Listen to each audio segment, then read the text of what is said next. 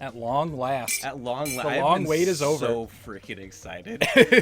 My body has just been aching to play this. To play Crash Bandicoot 3. All right. So, I mean, I figure we start at 1, right? We start at 1. Let's do it. Right. Yeah, welcome back to Games with Chums. Yeah, I'm welcome Val. back. I'm Robert. You can also call me Goblin. I mean, whatever works. Yeah. Yeah, we get a lot of confusion on that. People say, "Who's this Robert?" We Yeah. want more goblins. We want more Goblin. And of course, they're the people who are like, "I don't want to." Let's get Robert. they're not back. I'm done with faithful goblins. fans. They don't really know. No, they don't so, get it. If they knew, I mean, it's a split personality deal. It's not everybody likes goblins. It's just a standard thing. Whoa, I've never seen any of the cinemas from this, so this is actually I haven't seen a lot of this. Yeah, He looks so good. I miss Dr. Mutagen, whatever his name is. Tiger, koala, kangaroo, Bandicoot. You think those? It's foreshadowing is important. Wait, foreshadow? Is that kind of like before shadowing? Yes. It's. I don't like foreshadows. I'm more of a 3-shadow person. It's more like aftershadowing. Do you mean a story? Bandicoot rejected. Boy, he got away with that remarkably easy. They didn't even strap him to the chair. Wait a minute. Oh. Hang on. What? Hold up. Yes. This is actually. I'm thrown. So I had clearly thought they've added more story. Well, that's the story I remember, but just a little different. I had thought that Crash Bandicoot was a Bandicoot, and then Cortex made him into like a person Bandicoot. You know what I mean? Was he already a Mandicoot, but that like Cortex made him insane? Is that why he's just like lost in the universe and can't say his own name? Maybe he gave Crash what's it? Just like his Rubberman power, just like his cartoon physics. You think that's why no one else in the crew is useful? Yeah, maybe. Whew. Holy crap. Seeing this in like aggressive high definition, yeah, like my brain's angry. This is maybe angry's not the right word. This is like do you remember the first time you saw like an ultra high def TV and your eyes were like, I don't want this? The first time you see a show that is not intended for high def, def, and all of a sudden it looks like creepy camcorder footage. Exactly, because you can all of a sudden you can see the studio, right? Yeah. You can see the my god, that's a great way to describe it. Yeah, you can see the studio. You're like, yeah, I feel like I'm there. I feel like I'm there recording this show with like a camera crew. Yeah, that's very strange. I love it. Oh my god. Oh, it's a little trippy to get used to the controls again, but I mean we're getting there. I mean, how long's it been? I don't think I haven't played Crash Bandicoot in. It must be like 6 years. Yeah, I played it on a PS1 that didn't have analog sticks. Oh shit. Oh yeah. Obviously I played the pants out of it when I was a kid, but I think the last time I actually, played Crash Bandicoot, it must have been at least like 7 years ago, maybe 6. I don't know. It is not a short amount of time. We don't know. Well, what? We always know the rules. You always double back. Oh yeah, you gotta double check the side path. You're gonna have a hard time.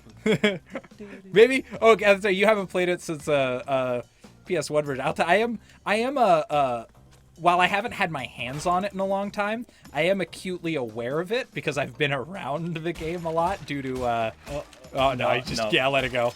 Due to roommate. Oh, how bad do you want it? Due to roommates and circumstances, I have a lot of I guess peripheral experience with this game. Okay. This first one especially, and some of the dirty tricks it plays, and the cruel objectives. Those 2 boxes I just missed are the 2 boxes. Yep. All right. Welcome to Turtle Beach. With that. That's all. We take those. 2 boxes for now. 2 boxes. Cute. You think we're only gonna miss 2 boxes? What an optimistic view of how this game's gonna go. Oh, whoa. What's this now? It went up. A bigger tower. Stormy Ascent is now congratulations. You beat Insanity Beach. Get out there to the hardest level in the game. Go on, champ. Stormy Ascent. Wait. Insanity Beach. Oh, okay. So I know what this is. So that is for this version of the game. They added in Stormy Ascent, which was like the level they cut out of the original because it was like 2 bananas or whatever. So that's if you wanted to just play Stormy Ascent, you could go and do it. It's like a level right at the end. You can also somehow switch to Crash's sister, but I don't know how to do it. Well, but on we go. My name is Crash Bandicoot. Is it called Coco Bandicoot? No, it's not the Coco Bandicoot Insane Trilogy. Who would buy that? I don't know why not. If they wouldn't that be weird if they did that and they just called it like the Coco Bandicoot? Like it was always high def through her eyes. When you were playing as Crash, it looked like a PS1 game because he's brain damaged from being in a machine. Like, yeah, it always looked like this. He just didn't know. Oh, they put little skulls on the skunk. Oh, that's cute. They were just skunks before. Skunks. Nope, that doesn't work. It seemed from a distance I was like S kunk. It'll all come together.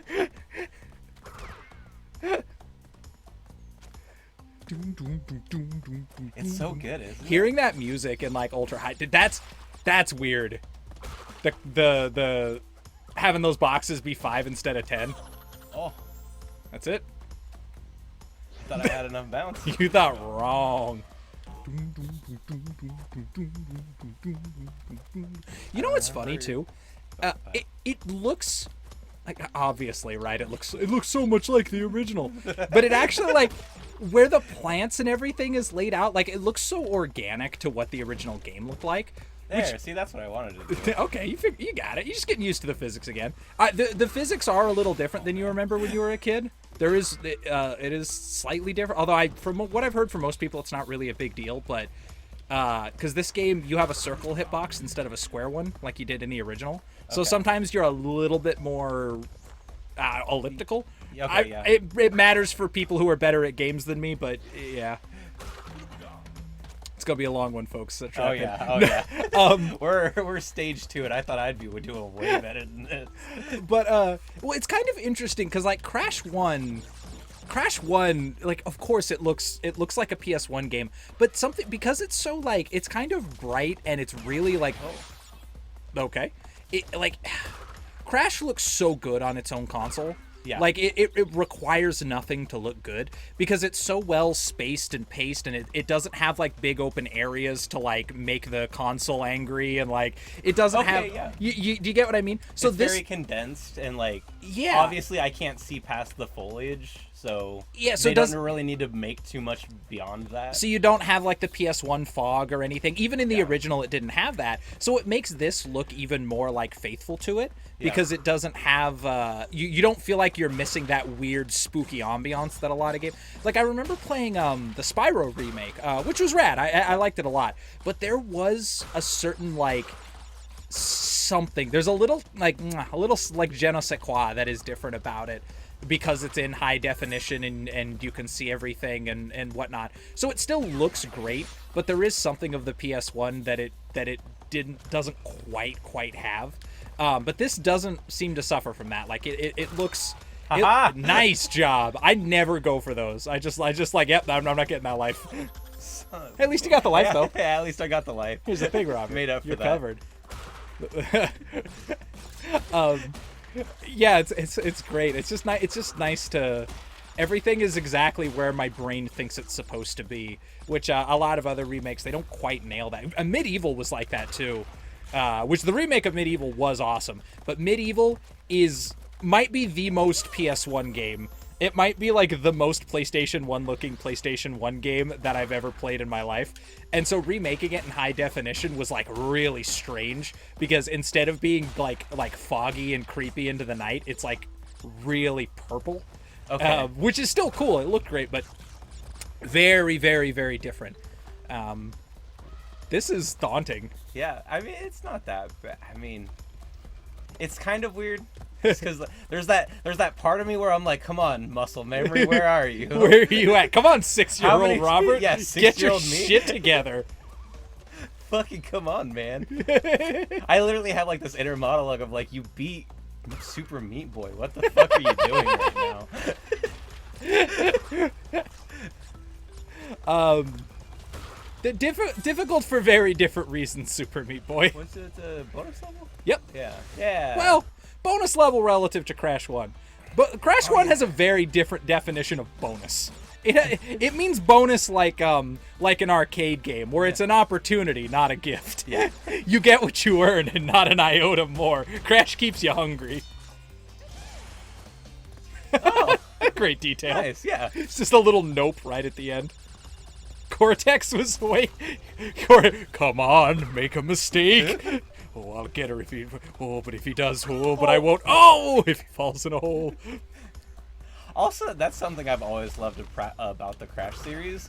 The deaths. I love how many death animations there are for Crash. It's a very it keeps it fresh. Yeah, it's a very old adventure game idea of just stuffing a million ways to die in instead of just one death, puff of smoke or whatever. I mean, it's no Bubsy Bobcat, but we're all right. I mean, how could anyone forget about Bubsy? Oh man, I mean that's. If we're comparing the PS1 classics, I mean you gotta stack up the big boys. You gotta always compare to Bubsy. That's can't no forget right there. Can't forget Bubsy. You know what though? I'm gonna say something about that because I get to say this. The audience has seen me. I beat Bubsy Bobcat front to back for the channel. Oh shit! I did, and truly, it's not as bad as people say, but it is bad. But here's my point. I have. Oh, I remember this. Oh yeah, welcome home. The climb. Oh yeah, well, this is getting over it with Crash Foddy. I played that game. And it is bad, but I have played games that handled worse, and it is now my gold standard because people trash Bubsy Bobcat constantly, which it deserves, but I've played games with shittier controls. So now I use that to kind of lampoon them now. If I play your game and I'm like, man, Bubsy Bobcat handled better than this, you gotta get your shit together. Because whatever there is to say about Bubsy the game doesn't do this. Yeah, Bubsy. You know what Bubsy didn't have? Contextual jumps, where I can only jump where the game wants me to jump. That shit can eat my ass forever. Yep. I played it's been around forever. It has always sucked in every game it's ever been in, but people keep putting it in video games. Nobody wants contextual buttons. They're the worst. You can climb where the climb button pops up. How about no? Yeah. Ditch that shit. Jump at the wall. Let me climb up the wall. Don't give me a moss-covered wall. Let me climb. Just let me enjoy it. Rutabaga. Is that the Rutabaga? Yeah, Rutabaga is mine. All right, that's a good one. Rutabaga. Well, what's yours? Oh, just Utabaga. Oh. That's when I was a kid. That's what we thought his name was. We just called him Utabaga. Yep. How do you know his name is Aku Aku? I fucking didn't. That's for sure. I don't know when I learned that information. To be perfectly honest with you, you had to. Well, see, must have been in a game manual, right? No. So it's exactly that. It's you. It was so long ago that you forget that games used to have manuals that came with them, and they would give you all sorts of little information about like what's really going on in the game. And that's how you found out him. When I was a kid, I loved Medieval so much that I used to carry the instruction booklet around so I could just pull it out and read it whenever I wanted to. I used to keep mine on me like a little library with me of like all the different games that I had. You know, in case I needed to learn about stuff. One of my favorites was the Final Fantasy Tactics one because the art and it was just so pretty. Oh yeah, for sure. Actually, no, now that you mentioned it, the Final Fantasy IX one, for the same reason, is gorgeous artwork. That's game manuals are an interesting kind of artifact. Because, like, they're gone, but they are something the world has no place for anymore. Yeah. Like, they are truly and honestly purposeless, even though it is still kind of sad that, like, so they're not cool. around. Well, did you ever, Are you familiar with Homeworld? I don't know why you would. It's not obscure, but it's definitely a game for people who grew up playing like it's a game that you would have played if you had like a dad who only played PC games. It's like right in that kind of sweaty category. Anyway, it's a neat game. Very recently, a company. I like to drink coffee right mid-sentence to build tension. There was said that joke in like. Oh shit! What's in like Brooklyn Nine-Nine? It's like you've really got their attention. They like picks up a cup and starts pouring water. It's like when you can pour a cup of water and never lose their attention. Takes a sip and that was smooth. But anyway, Homeworld is famously a game that has like a super dense manual. Like you don't need to read it to play the game, but it's just like 40 pages of lore if you want it. The most recent one that came out, the instruction manual was a separate purchase, and I just remember seeing that, just being like, "This is." I generally don't get as upset as other people who like seem to believe we live in a microtransaction dystopia, which it is pretty bad here and there, but it's usually only bad on games that already suck. I've never played a really good game with microtransactions, but anyway, I just remember that, and I was like, "Wow, this is." Ooh, that's rough. That is a jagged pill to swallow. Yeah. You could buy the instruction manual for $5. That would kind of upset me. I'd be bummed, yeah. I'd be bummed. Oh. It's so specific of all the things to charge for. It's really odd. Oh man, screw that company. Get the big jumps. The big jumps. This was my favorite level when I was a kid. I love the boulder levels. I know, right? It seems crazy. It just because like I could beat it. No. When you can do it, it's so satisfying. I wasn't you know? expecting the gem there. Oh, you didn't expect to succeed. What is this? You did it. I did what? You got the boxes. Got the what now? The boxes. The what? The who? The who now? Also, Aku just keeps like looming. Look at him. What was that face? Don't you love that they gave him like Wind Waker faces now, where he's just like making expressions? Oh, I love that. I wish he had more. Wouldn't that be great if he had the Lunk face? You know, that distant face that Link gets sometimes in Wind Waker, where he's got like his eyes narrowed and his mouth open. Oh, I love you, Wind Waker. I do too. Shame all Zelda games to follow. The sassiest of Links. It's the most personality he's ever had. It's so good that why did they stop doing it? Yeah. Isn't it weird when a game gets something right and then that's it? You're like, that wasn't a dead end. That was a great idea. What are they? Capcom with Monster Hunter. They love to introduce really good ideas and then take them away every other game. Or no, Pokemon. Pokemon's the best example. Oh yeah, Pokemon forever. They love to give you just like, oh hey, here's this really cool feature. Time now that you love it, we're gonna take it away. If you want it again, you can go back and buy that game. Yep. You can go play that one same game again. Dude, can you imagine? Somebody out there must be doing this. I hope this exists. If you're a modder and you're doing this, fucking tell me something so that I can praise you. I'm willing to bet that once upon a time at Game Freak there was a dream, and we know it because of Gold and Silver. Gold and Silver believed that you can have it all. You know what I mean? No, absolutely. And I want to believe that the next generation, somebody was like, why don't we put them all in? And somebody's like, no, we can't update all of those graphics and put it all, like, it's too much work. They're like, yeah, you're right. And like, just reason gave out, but it could have been. Could you imagine if by now, like the new Pokemon game's coming out, it's just like 80-hour game. Oh, it'd be amazing. Ever. It would be amazing because you'd always start on the new one, so everything else would be gravy. No, you just opened up a world map afterwards and you just go wherever you want to go. The real reason why we'll never get that is because this Game Freak knows that we'll pay for anything less. Yeah. That's true. Why would we put that effort in if we're not going to pay for it, or we're already paying full price for what they're doing? I was thinking about that recently. Okay, go ahead. We already paid for and bought Sword and Shield. I mean, After we're that, willing to pay for that. jeez. Hey, that's a lot. That's a lot of Venom. Hey, but Sword I and also Shield. played it to beat that No. game and Hey, stuff. Sword and Shield. Go fuck yourself. Look, that game had a lot of promise in it. Go on. Son of a bitch. Something like this, that situation. Yeah. It was all coming together, It was and all then it coming didn't. together, and then just at some point, I don't know.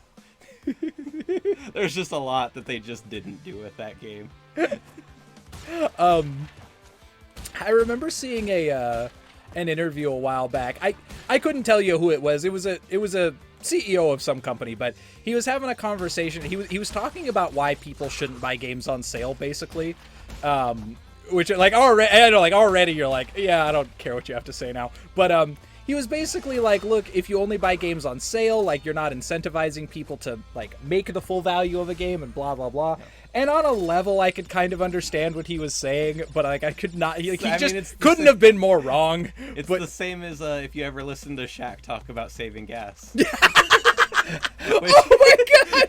Which is one of the most insane things to listen to. It's amazing. There's no point describing it. Just pause this video and go look up Shaq talks about saving gas. It's amazing. Just holding the sports network hostage to describe why 10 plus 10 is less than 20. It's so good. Unrelenting. He wouldn't let it go. He wouldn't let it go. He does not care. That was my I just remember the clip of him just going like, yeah, you know, it's just like gas. And the other guy on Sports Center going, don't start. Yeah, don't start. I've never seen someone on Sports Center say something like that before. Just don't start. Don't start. Oh shit, we're already at Papu Papu. We're at Papu Papu. It's boss time. You dropped TNT all over the track this time, you son of a bitch. Whoa. Was his theme song always this jammin'? I think it's just more jammed up. I love that, like, the eyes and the mask glow. Yeah, that's a great detail.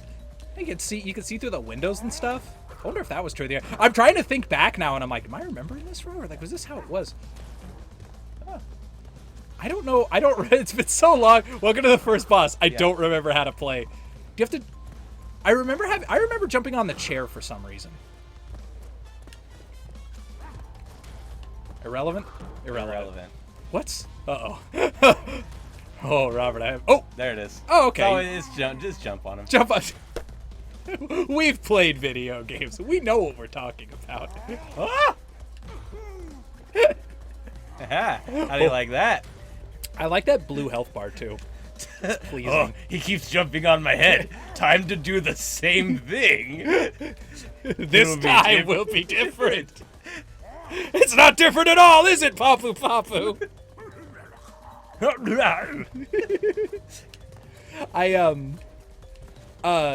It's great in all games, but Crash Bandicoot has very good what do you call, I don't know if there's an official word for this. What do you call it when people make like characters in a video game talk just with like video editing, when they just kind of like some games do? Just video game gibberish, or just it always makes me think of sim speak. That's yeah, because SimWise that's what they call it in The Sims. Yeah. There's like how to slap it about him and how slip a snip it snabna. Like I love it in The Sims because they managed to make the what's that now? Where's the Coco's machine? Oh, I think that's how you use if you want to switch. Because they managed to make The Sims like sound very empathetic in that, because they're just stabbity stabbity hibbity bibbity, and then one of them stuck in a wall and he's like slabbity and you're like, man, that guy's really dying in there. Phonetics. I'm not taking the wall down, but that's where he goes. I do feel bad about it. Again, we should pay him more, but you know the shoes.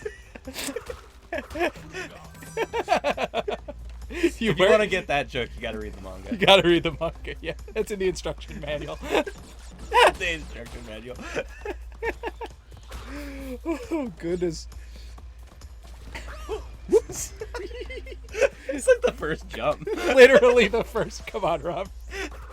Ladies and gentlemen, I just want you to know Robert is the one playing. I know it looks like it's me, but it is not. What's going on here, Robert? Have you just not played a 3D platformer in a long time? Yes. Okay. I am genuinely surprised. Like I'm saying it as a joke, but it's also kind of real. I'm just not used to Robert playing sloppy. I don't know. Just all the games we played, you're normally like pretty slick. Watching you come in and just die to like really simple jumps is it's surprising, which is both mean and a compliment. You know what I mean? Yeah. It's like I can't believe you did so bad because you normally kill it. You're like, well, kind of fork-tongued remark, but all right. Well, I mean, I remember. You're normally so good. It's amazing how bad you fuck this up. Oh fuck! Oh fuck!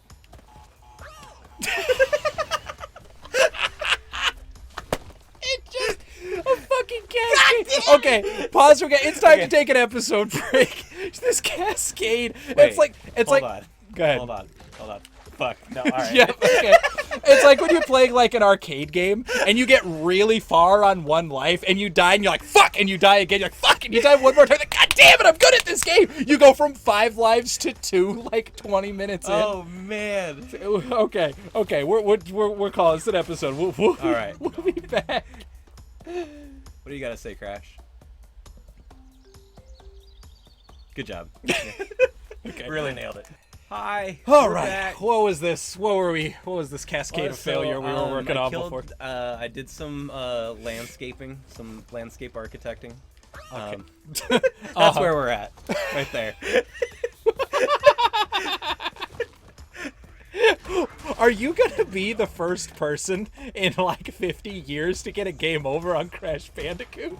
No. A game famous for giving you more lives than you could ever possibly spend. Oh, I hope not. But Because it was a hard run to this checkpoint. that was not. What the hell was that? it was a turtle. Oh, I like looked down at my paper for a second. It looked like you just lost your mask to Entropy. Not Dr. Entropy. I just, the concept. You get it. They get it. They know what I'm You talking get it. about. You You know get what it. I'm saying. You know what I'm saying. What is his name? Dr. I want to say it's like Dr. Muto, but I know that it's not that. It's like they're all name puns. What the hell is his name? I love seeing his grumpy face down there is the point of this. It's like pictures, because like you look down, it's like your menu, right? It's like Crash's menu, he looks down, he's got like a picture of his girlfriend and then a picture of that guy frowning at him. Oh man. To motivate him, you see. That for the longest time I did not understand that was supposed to be his girlfriend.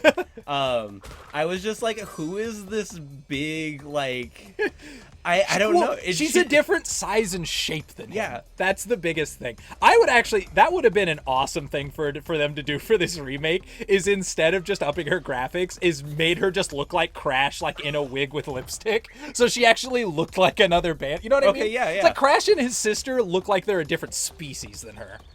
They don't look like anywhere near the same type of creature. That would have been a great update. Oh man. Yes. I'm just processing stuff, He's getting into the swing of it all. Listen to that understated. How many games do you play that's just got like steel drum and didgeridoo? Like that's exactly what makes it so good. there's nothing it's like like they it. People don't make music the same, like video game music the same way. Look at how lively this jungle beat is. Yeah. Okay, well, until the guitar comes in, but I love this bonus game music.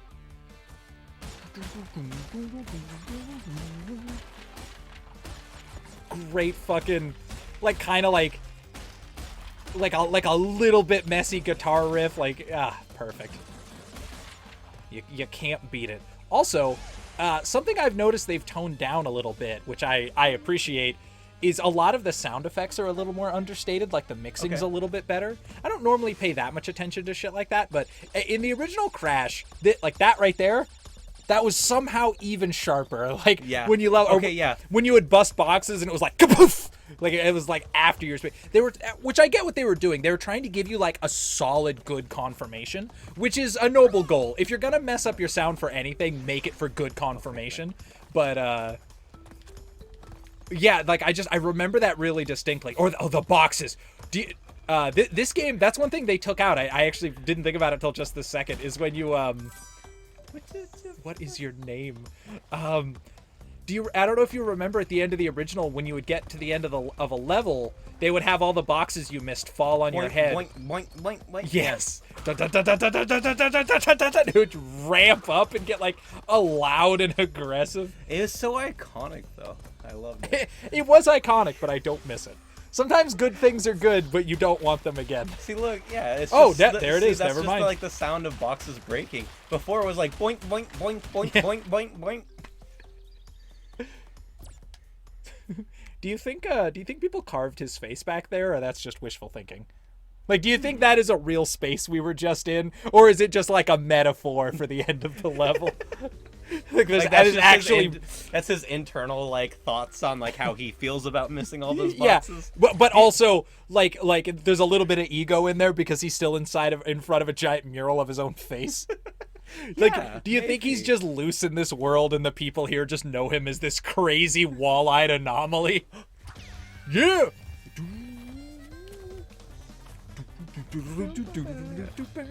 You're gonna hear a lot of this. We both grew up with this game. We're gonna be noodling to the music a lot. This pig has no equivalent.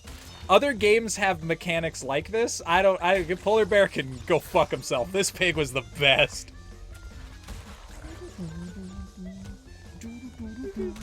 I like that. It's a totally... Oh, there it is.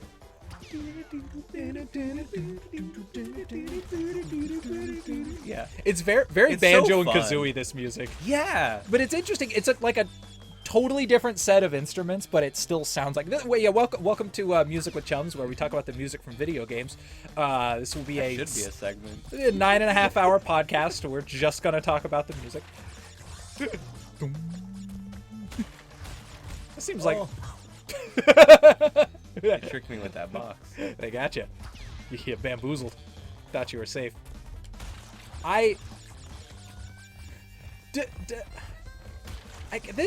This is kind of always true, I guess, but I don't know if it's more or less true now. But when I was a kid, like, I'm trying to find the right way to even like word this, because like you can't generally fathom graphics better than the ones you've seen, right? Like when you see like when I saw PS1 games, I wasn't like imagining what they could be. Yeah. This no, exactly. never existed. There was no part of me that imagined this.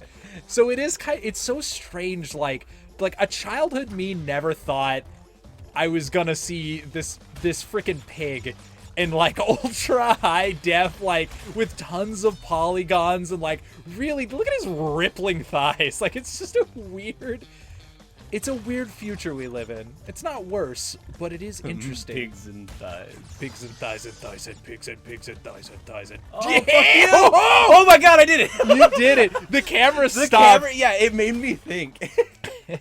Been had. Oh man. Yeah, I don't know. What is he looking at? Look at him. He's like trying to find his own nose. What? He's This just, like, poor in deep creature. thought, just, oh, I missed 2 old boxes. I feel like I died so many times, but I'm alive right here. I truly, in my heart of hearts, do not believe Crash Bandicoot has any idea About what's going on. No, I think literally whoever is the last person to tell him to do something, that's what he does. Yeah, oh yeah. And I believe that because of Crash Bandicoot 2. Okay, yeah. Well, we'll get there when we get there, but it's like, go find my laptop battery. And then you run into Cortex and he's like, go do my evil plan. And Crash is like, yeah, I ain't doing nothing. Yeah, I ain't doing nothing. I know where to be. Like, he just leans into anything. It's like the classic video game protagonist thing where you just, whoever talks to you the most recently, that is your fate. Your destiny lies in that. Come on, you gotta go big jumps. I forgot about big boy jumps. I haven't seen, do you remember sliding? I do. I Okay. haven't been able to do it. Wait, can you not slide in the first one? I don't think so. I thought you could. Maybe I'm crazy. Maybe it's like Mega Man 1. It just I just And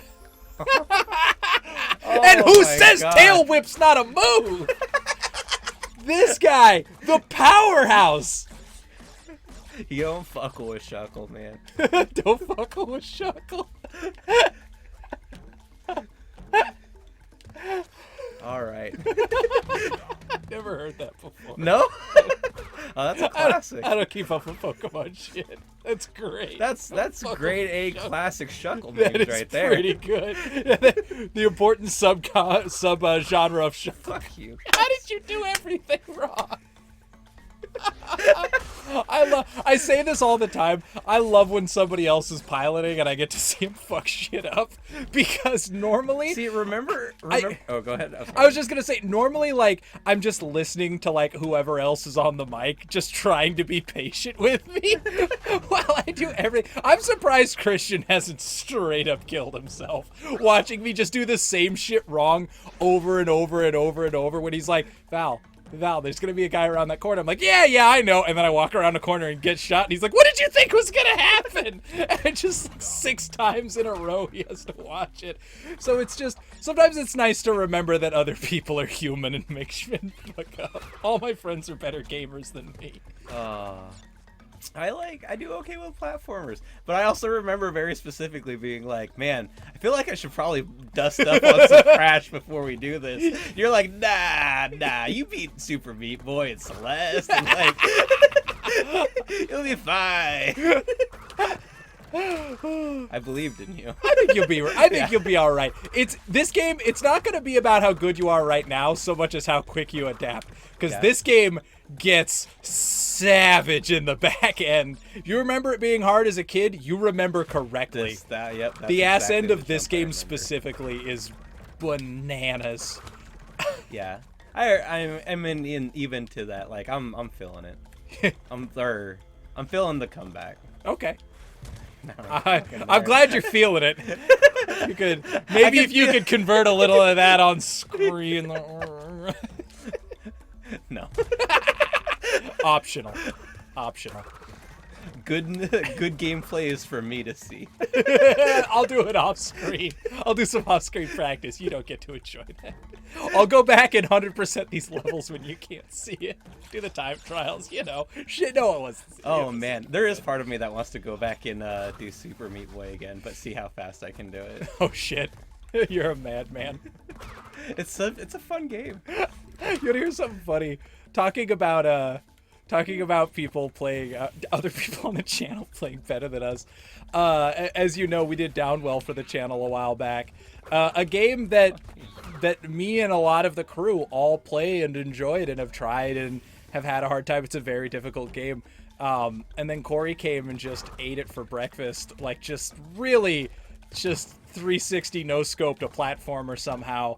But I was talking to Christian about it afterwards. He very recently, he was like, I finally watched Corey playing Downwell, and I was like, oh, how'd you like it? He was like, I just uninstalled the game. I knew I was never gonna beat it. Watching him do it, I just knew there's something wrong with me, and I was never gonna pull it off.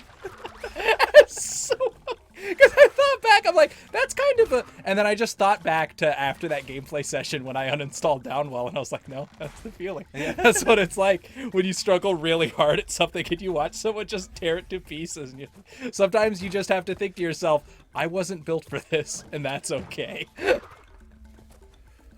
It takes a village, and that village needs someone who can play Downwell.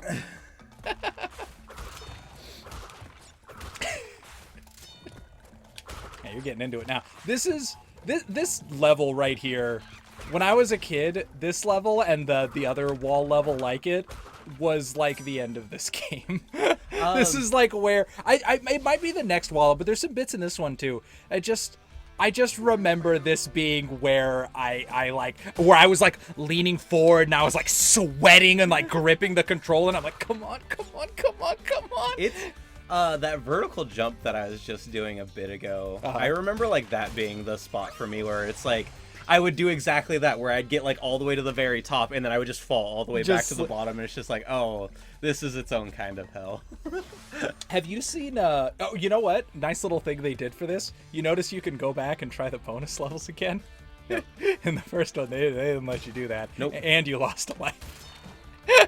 they had a very different definition of the word bonus. Have you ever seen Fuck you. have you ever seen Jump King?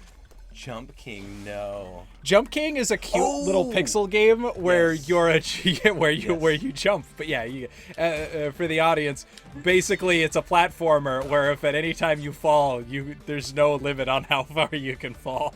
The game only goes upward, and when you fall as far as you go. God, there's a game I've been wanting to try out and play. It's another platformer.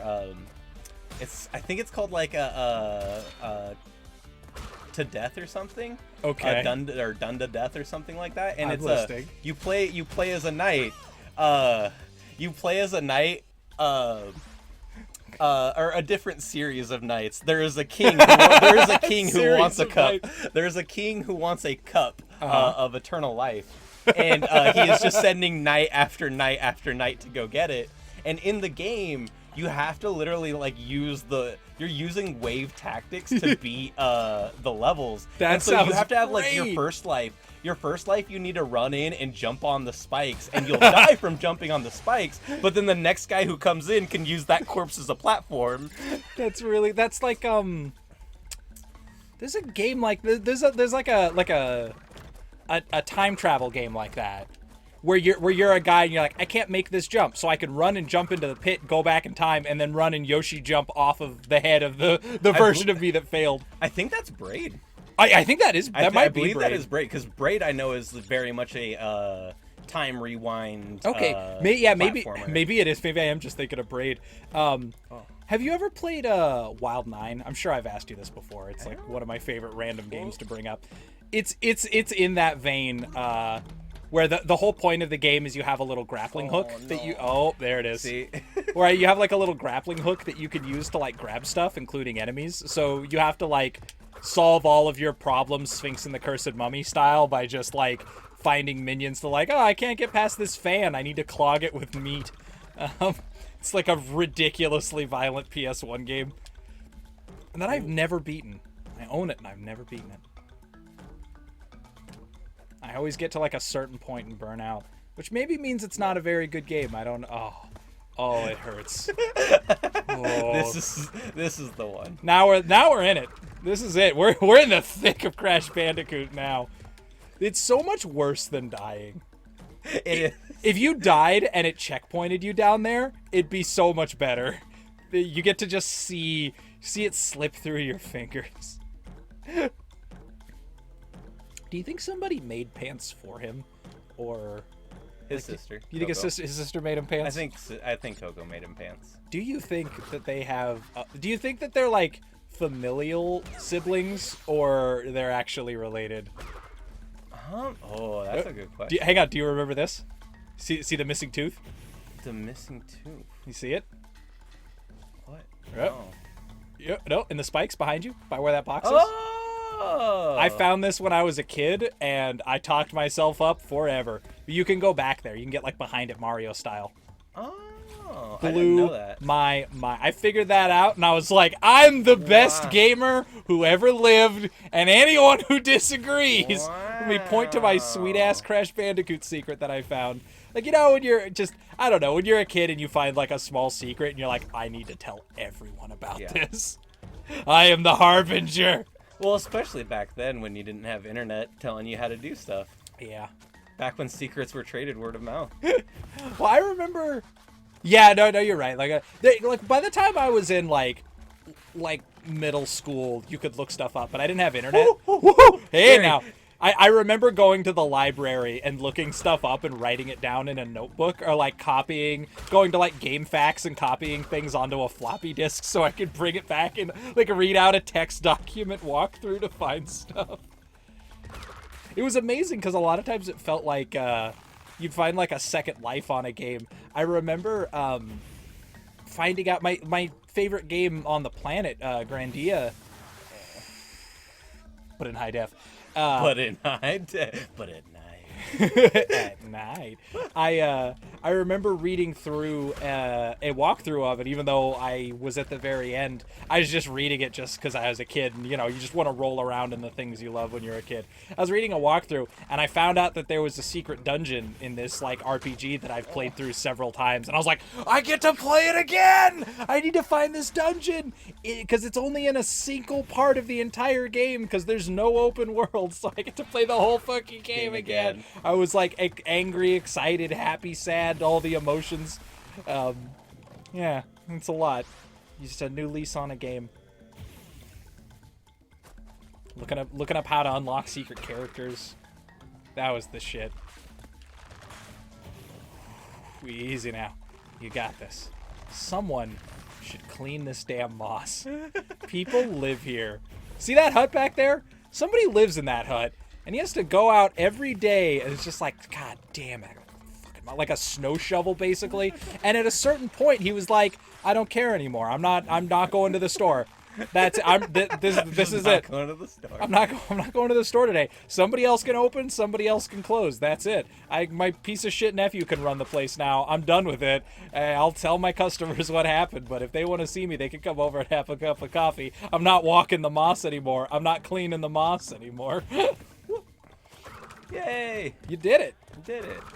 Round If I remember 3. correctly, we get to the top of this when we fight the Komodo brothers? No. I don't think the Komodo brothers show up. Wait. Yeah, I don't think the Komodo brothers show up till Crash 2. Nice. Who the hell are the boss? Because I remember the boss. I remember Pinstripe. There's the Koala. Doctor name I can't remember. I don't know. Maybe you do fight the Komodo brother. Anything could be true. Shang Tsung could be at the end of this game. That's how long it's been. No! Oh, easy now. Okay. We both just like started hearts pounding. You never felt adrenaline till that right there has happened to you. You want to feel alive. Oh, that's the feeling. When Crash goes, you feel it. You feel it in your soul. You're right there with him. Oh, man. You two trying to find your own nose. All right. Yeah, that's an episode, too. Oh, my God. It is. That's 2. That's 2 whole Crash episodes. 2 whole Crash episodes. We're on the next island. Listen to this man just go absolutely insane on this fucking xylophone. Killing it on the xylophone. Here it is. That guy has got like a headband on. He's dripping sweat. He's wearing like a ratty tank top. We are 1 hour deep in the concert and he is in the fucking zone. There's people moshing out there. It is crazy. He didn't have to bring it like that, but he did. Yeah. Okay, ready? His headband says Xylo Life. It's just Z's. It's the keys. It's the keys. People are like, what are you doing? He's like, clunk, clunk, clunk. And he like taps it against his head. If you get it, you get it. When he takes it off, it's tattooed.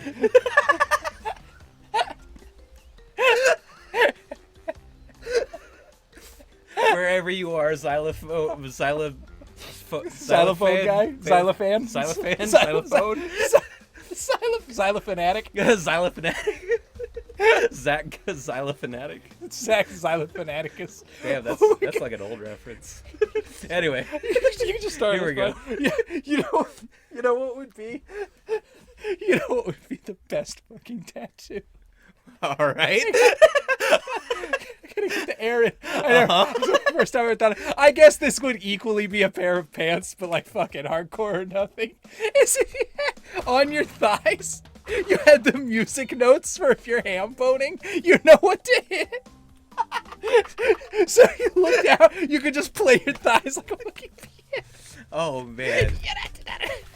There's a video, you've probably seen it, but there's a video online you can find of a man doing a ham bone solo, Yeah. and it is beautiful. I've seen it. He's just going crazy. It just looks like he's beating the crap out of his legs. You know what's funny? I don't think I've ever seen the original video, but what I have seen is people taking crazy ass drum solos of like a band playing, and then when the drums kick in, cutting to him doing that and just editing it to the beat, so he looks like he's ham boning out like a fucking metal drum solo. Oh man, that was Oh no! the hell was? Don't worry about it. Undistant today on I Shouldn't Be Alive. It's a 30-second episode. That was one thing. No spoilers, I promise. But I want to say that about my recent experience playing Death Stranding. Way more ham bone than I expected. That's a game that keeps you guessing, and I did not expect to be playing ham bone. Oh God. Good stuff. Yeah, that is good stuff. Ham bone. Yeah. Whoa. Oh, did you hear that? That little spike in. I had no control. He dies so instantaneously. Yeah. He hits that water, just gone. It's like the what are they called? The two frame? I can't remember the Seth MacFarlane animation trick where he just cuts the frames out to make something look really abrupt. Okay. It's like one of those. He's dead. Just gone in a heartbeat. That fish does not look threatening. I love the. They did not have that sound before. I swear it. I couldn't tell you. Yeah. Boy, how that river could not look less threatening. Doesn't that look like a wonderful place to swim? And not again. What is this? What is this monkey problem we're having? Okay, right so here? when he hits you, he bounces you in the other direction, and you have like no control. Oh, over that's what's happening. Yeah. I thought you were just freaking out. I thought you were just like No. going Joe Rogan on I'm me like- and just like, oh, an ape! Just drowning yourself in a river. it. No. Oh man, We should be so lucky. I love drowning in a river. I mean, That's my favorite. Is there a better way to go? Pastime. There we go. Monkey man, mini boss. That's something I think about all the time. From like I hear like speedrunners say it, but like, you know, like you just the bosses or whatever you say they are. So you have moments where you're like, hang it up, this jump coming up here is a boss. You just have to like just one difficult thing like, ooh. It's instant. You said it. His toes touch the water and just death takes him. You can't see behind Crash Bandicoot all the time. The Grim Reaper has his scythe cocked. The fraction of a second he fucks up, his soul is in the afterlife every time. All right. Oh my god. Holy crap. Yeah, he's not playing Maximo, so he has no coin with which to spare his life. Oh, did you see it? Yeah, Yep. that's fine. Fuck you, Crash Bandicoot. Oh, do you think that's like compulsion? What? That plant. Do you think it has no control and it's just like gotta, or is it just real trigger happy and it's just like, oh no, right now. Good metronome Yeah, I don't though. You know. could time your watch to that Yeah. thing. You wake up in the morning for your, it's another beautiful day on the Amazon. You hear the ambient sounds of nature. Beautiful day. I love living in the jungles of Crash Banistan, or wherever the hell this is. Banistan. Beautiful island. I love how big the mushroom are here. Yeah, right? Oh man, They look like cool, like, savanna trees. I must be thinking of Crash 2 because Go on. Because I just realized I haven't seen the mole pits yet. I love going into the pits. The pits. Yeah. Mole pits. You'll see. Sweet we'll see 'em. combo. Yeah, we'll get there. We'll remember You'll see together. it. You'll see it. When we get to the pit, I'll make a comment about. No, it is in the next one because there's a purple crystal in one of them. I remember now. Okay. Oh, that's right. There's no crystals in this game. Yep. I should have noticed on level 1, but didn't. We hadn't. Well, I mean, I got that first crystal, so that's what threw you off. I got that diamond. Oh yeah, see. And we were set from then on out. Uh-oh, that's dangerous. Why? Look at this happy guy over here on the pillar. Oh yeah, look at it. Yeah, how's it going? I was Wow, I like triggered that plant one time and then it just stopped. just gave up. Yeah. He's done. He's I put my time in. All right, we got through it. First level of Island 2, only 5 boxes missed, which I mean, some of them I just gave up, but you know, that's the way it goes. Why do you think Crash counts the boxes so much? Why does he care? Why so is it deeply? so? I'm telling you, he is unwell. Oh, Rip-a-roo. Oh, right. I think it's important to him, and it's just not for us to know why. Man, Like, it is just whatever it is that makes him cross-eyed all the time. Also, gives him a compulsive need to collect boxes, and he ain't hurting nobody, so we just don't worry about it. The real question is, what factory is just non-stop out? There's a farm somewhere creating 10,000 Wumpa fruit a day to keep the world populated, and either is just handing them out to make sure that everyone everywhere has an ample supply, or has like a plane that is constantly losing them. I don't know which, but I know the Wumpa fruit situation. Whatever's happening, somebody's getting screwed. I thought I needed to jump on the TNT. I mean, I do think so. I feel like this fight is, maybe not. You're picturing the fight from 2, I bet. I am. Where he bounces on the buttons. 1000%. Yeah. Man, what game was it? I'm very distinctly remembering right now that there was a game. Ooh. Ooh. Ooh. Ooh. Hang on. I don't know how to do this fight. I think you know how. I think it just hasn't happened yet. You got it figured out pretty much.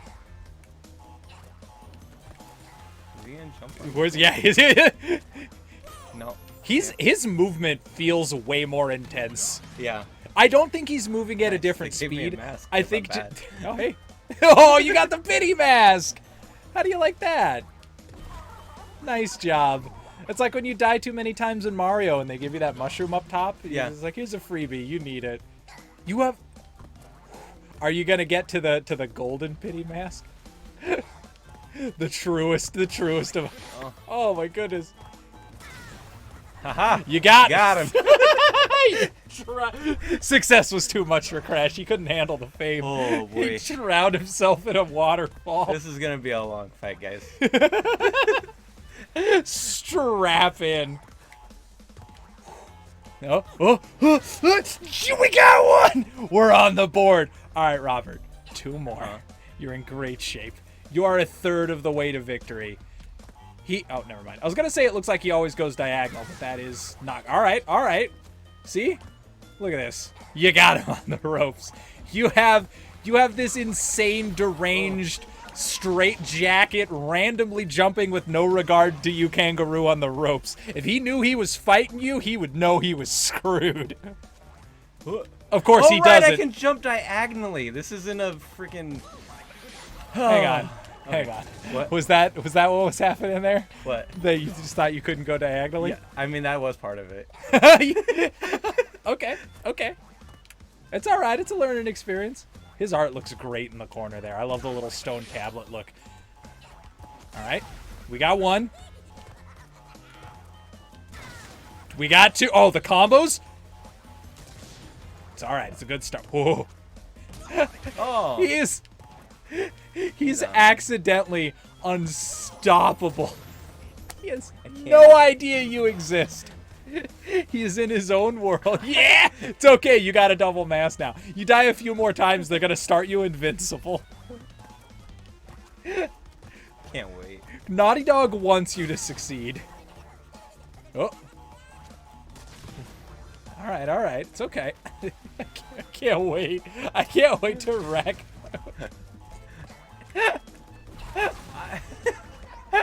I also just noted he will not go to those back row. Not off. At least not yet. Maybe his pattern has to do with how much damage he's taken. I don't know. If we could get him to take some damage, we might have some better science. All right.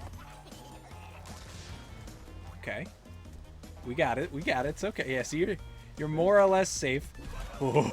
He psyched you out. He punked you out. Oh, man. Holy crap. Me and 3D platformers. It's been a while. It's been... If you had one less dimension, you rabbit-eared son of a bitch. It's amazing. What is happening? I'm bad at video games. I've never seen you on your back foot like this. This is so bizarre. Fucking hell, He's man. tearing you apart. These are the hottest combo. My man Ripperoo is representing. Holy crap, dude. This is the worst Evo. Hey, look, you did it on the box. Yeah. Are you gonna... Is it gonna... Oh, wait. Hang on. Hang on, though. Dude. We don't know yet. Yeah! Oh my god, you're kidding me! Holy crap! That's That's right. The definition of being cheated. We are going into reset. That was loser's bracket, Robert. They did it to me. They didn't have to do me like that. I want to talk more, but I can't stop laughing. I had 20 lives going into this. Sorry. You might be the first person to ever get a game over. Like, nah. If this happens, one of the developers might call you. I hope so. That'd be pretty cool. This is amazing. The back half of this game is gonna be a treat. Holy crap. Oh, okay. Okay, let me catch my breath. Let me get some coffee. See, you got him. You got him. Got him. You're psyching yourself out. You're well capable of this. You're getting in your own head about it. Oh. Come on, man. Do you think this is his TNT? Probably. This is a cool place to live. Like, I do wonder. I didn't even see you just walked off the back. Drown in the corner. Crawled off into the garage to die like a cat. See, the whole reason why I stick to 2D platformers is they keep me restrained. I hit way too many buttons. I have a passion. I have a passion that is too powerful for the third dimension. Oh, that was cool. You got him on the jump. I like to it's think too much. I'm using a D-pad, and I'm still fucking it up. You're Cardinal. I like to think that he likes to add he just likes to live dangerously, so he puts those in to like tempt you. And god damn it, it's working. Okay, there you go. Just ride the rails. You got this. You got this. Ooh, I don't like it. Okay. There it is. I saw you spin, and I was like... that was him spinning. Okay, I was like 90% sure you walked into the water again. See, it was free. We're fine. We're fine. Easy. Everything's fine. How many lives we got? Over. We got it with like 25% of our lives remaining. You could have screwed up 15% more and still had 2 extra lives. Don't check that math. Nobody check that math. We're past it. We passed it. Yeah. That was Ripperoo. We beat Ripperoo. Easily. Now we're on to the loss. It's only easier from here. Exactly. It's all warm up. It's all warm up. All warm up. What game was it? I was playing a game and they used Ripperoo's voice. And like the moment I heard it, my whole like body. You get that like, shiver. You're like, I know that. Yeah, I was like, that's Ripperoo. And I remember playing it with some people, and I'm like, they're like, what? I'm like, that is Ripperoo's voice file. 1000% that is Ripperoo's voice file. They stole that? Are you able to duck? Circle? No, that's... No, nothing? No button duck? I got jump and spin. Okay. Jump and shoot. Okay. I think you have to jump off the little half platform. Oh, you're right. Oh, or just around it. Yeah, 3D jump. I didn't think about that. Yep, that's what I meant, which is why I said it, naturally. I forgot Crash has 3D jumps. It's the thing that's fucking me. I guess you're right, huh? I guess that is the problem, isn't it? I'm not used to it. Whoa. They muted the colors a lot for this, which is surprising, because I remember this being like really vibrant orange, but it does look so nice. Look at these monkeys showing you how to lift back there. What's that? I said this is fine. I can just farm all these lives if I really need to. See? We're fine. Free, too easy. Oh yeah, yeah. There's all sorts of different monkeys going on. Yeah, look at them. Look, we got the happy face again. We got showing the guns. Yeah, we got a guy showing the guns. That sun looks prayer like above. Doesn't that look like if like Hannibal Lecter was a sun god? He's got like the little mask lines, you know. Oh man. Oh. Yep. Oh, hey. And the bats. Bat. He's the bat shepherd. Oh, he is the bat shepherd. Shows you where they begin and end. The bat stops here.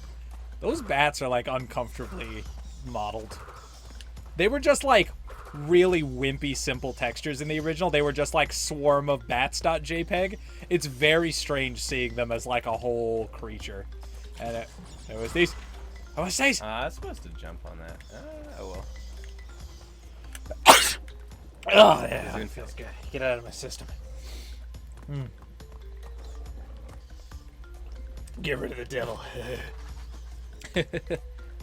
No matter how gently. He has like Midas touch for boxes. Huh. No matter how gently he touches a box, it's destroyed. It's the shoes. Oh, it's very look, my hand touches it. He doesn't grab with his hands. He grabs with his chest. Oh, you're right. He just. Have you ever seen Crash Bandicoot do anything with his hands in his entire life? Drive. Oh yeah, you got me there. Okay, up till Crash 3. Okay. I think that's the cutoff. That's really was why it was the death of the franchise. Once Crash started using his hands, you know, you lost the character. Wait, what's up there? Do you see that shadow? Oh yeah. Is it a mask? I felt it. I felt that there was something going on. I see the trap too. Get you to Yeah. jump into the big hand that just shoves you into the water. I don't need No the shove hand. necessary. I'm getting ahead of it. You don't tell me how to live. It's like force it to go off. Don't tell me how to die. If you think you're gonna fall into a bear trap, just put your foot in early. At least you get to choose the angle. Instant. Telling you, Grim Reaper all the time. Vaporized. Those bats. I like to imagine that Crash is just really at peace. He's just ready to accept it. He's at ready any to moment. go anywhere, any day, anytime. Death is coming, and he's fine with it. I guess if I had, like, lives, if I knew I had extra lives, you know what I mean, and I saw a bus coming, I'd be like, yeah, that's what... like the ambulance, you know what I mean? Yeah, that's what happens. Honest, maybe this is grisly, but I feel it. If I had extra lives, like if I died, it just sent me to an earlier part in the day. I might carry a gun with me, just in case I got hit by a. Like, can you imagine, if you knew you had an extra life, but like other people don't know that, right? So if you get injured, you're gonna go through like surgery and shit that you don't need because you have a reset point. Like, oh my god, no, that's even worse. Man. Because like, what if you like get crippled or something and survive, and you're like, now my reset point, I'm already crippled. If I got hit by, like, if I saw like a car speeding towards me, the only thing that driver would see was me fumbling to get a gun into my mouth in time to get back to my checkpoint. See, but at some point you just get way too loosey-goosey with it, right? You get complacent. Yeah, you get way too complacent. And you're sitting there, you're ordering food, and the waiter's like, all right, enjoy your food. And you're like, oh, you too. And you're like, oh, fuck it. And one of those, and that newspaper man shoots himself, and no one knows why. It can't be explained, because I just used my last life because I wasn't paying attention, and that's how I fucking wasted it. I'm at a YouTube. Look at him. Oh, he's a jumper. Hey, look, that little toothy guy is like cross-eyed. Oh my god, he psyched you out! No, he bounced me. Oh, did he? I tried to spin into him to get rid of it, and it bounced me away. Oh, okay. Thought you got punked. No. Look at all that treasure up there. Nice job. I didn't think he was going to jump that short. Good thing you had that checkpoint. Yeah. This guy's put me right here. cleaning you up. Oh, wait, now. Back of your shoes burned off, just like your heels in the wind. If I'm not just barely succeeding, then I'm not succeeding at all. It's either by the brim of my pants or not at all. Yeah. We don't take guarantees. What do we say? I like to live dangerously. Whoa, that was a great clap. Yeah. Clap. It's like a gunshot. I like these monkeys like lift no evil, peace out no evil, pray no evil, Lift no evil. Yeah, they got it.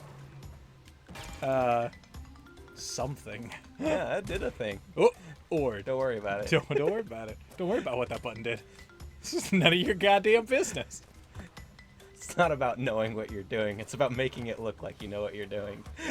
I don't need to know what I'm gonna do. What I'm gonna do, what I know. You just flip shit around. It always sounds like a good political speech. I don't. Oh, I gotta jump over you. You're a low jumper. That's why you're dark red. Is that what that means? Yeah.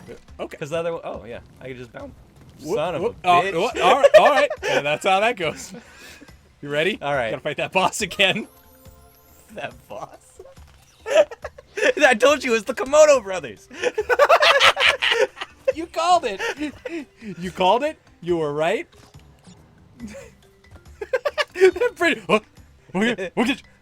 Oh, look This at is rude. Look at this motherfucker. That's just rude. King of the castle. Come get me.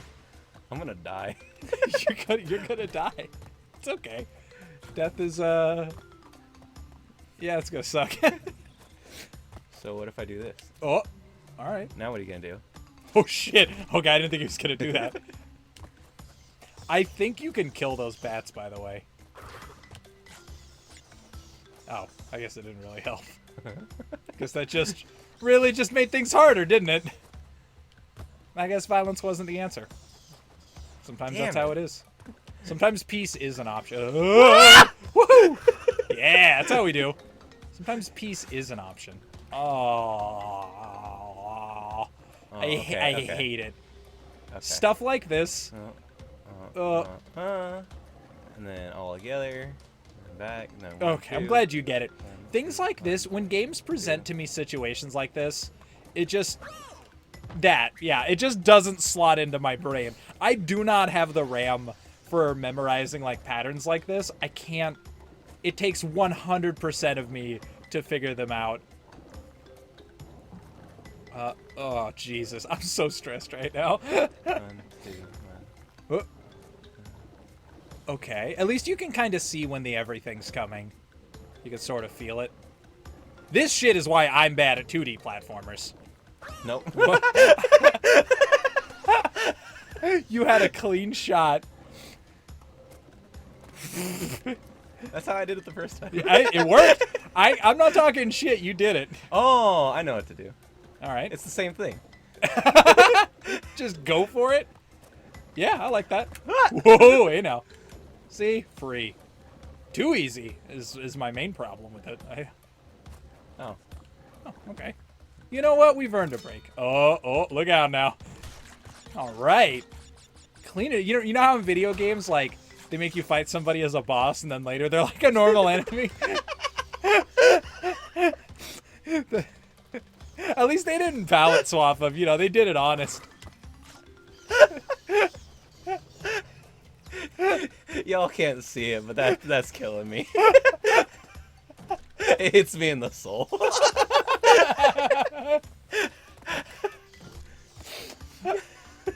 You know what's genuinely keeping me ridiculously tense? Oh wait, shit, is it time to end the episode? Oh, it super is. Oh. Okay, we'll do this bonus level and I'll finish that thought on the next one. It's a cliffhanger. It's called The Art of Storytelling, Rob.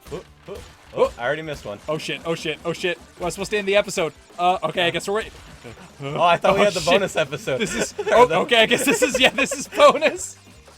Oh god, I'm so stressed. I hate these. I hated these when I was a kid. I hated them as an adult. I hate them now. I don't keep a good track of the number in my head. Okay, we're gone. We're out of here. Goodbye, everybody. I lost all Makes me my Wumpa fruit. So much fruit. Wumpa fruit's actually the whole reason why Fiji apples are my favorite apples. They look the most like Wumpa fruit. Yeah, they kind of do, don't they? Yeah. They kind of taste the way. I always imagine Wumpa that's how fruits tasting a little bit more like peaches, but yeah, pretty close to that, huh? Yeah. I always imagine Wumpa fruit tastes like peaches, personally. Like peaches? But but like crisp like an apple, but with the flavor of a peach. Okay. That fruit doesn't exist, yeah. but neither does Wumpa fruit, so I can dream. I mean, yeah. It's kind of like a mango. Like, it looks like a cross between a mango and an apple. That's a pretty good description of it, yeah. Oh, no. Oh, yeah. Oh, right out the gate. So I was going to say, you know what's really stressing me out watching this? What's that? I don't know what it is. I can't explain it. I just remember you having, like, a much bigger jump arc than, like, what I'm seeing. And I'm seeing you land on every platform with just your big toe each, and I'm always like, it's like it's very like cup halfway off a table nervous. Jeez. This genuine tension, jokes aside, I genuinely super fucking hate these because it just feels like everything. It's like in a horror game when I know a jump scare's coming and it's like just like stop dicking with me, just blow the box up so I can move on. We were just talking about it. It's the damn it. Ugh, I hate it. It's the bomb thing. You know the problem. Like you know it's right there. Yeah. It's right there in front of you, but you have no control. Can I say something? Hot take. I want to throw this out there. Looking at the Wumpa fruit, like look at it down there in the corner. Yeah. Doesn't look as tasty as the original.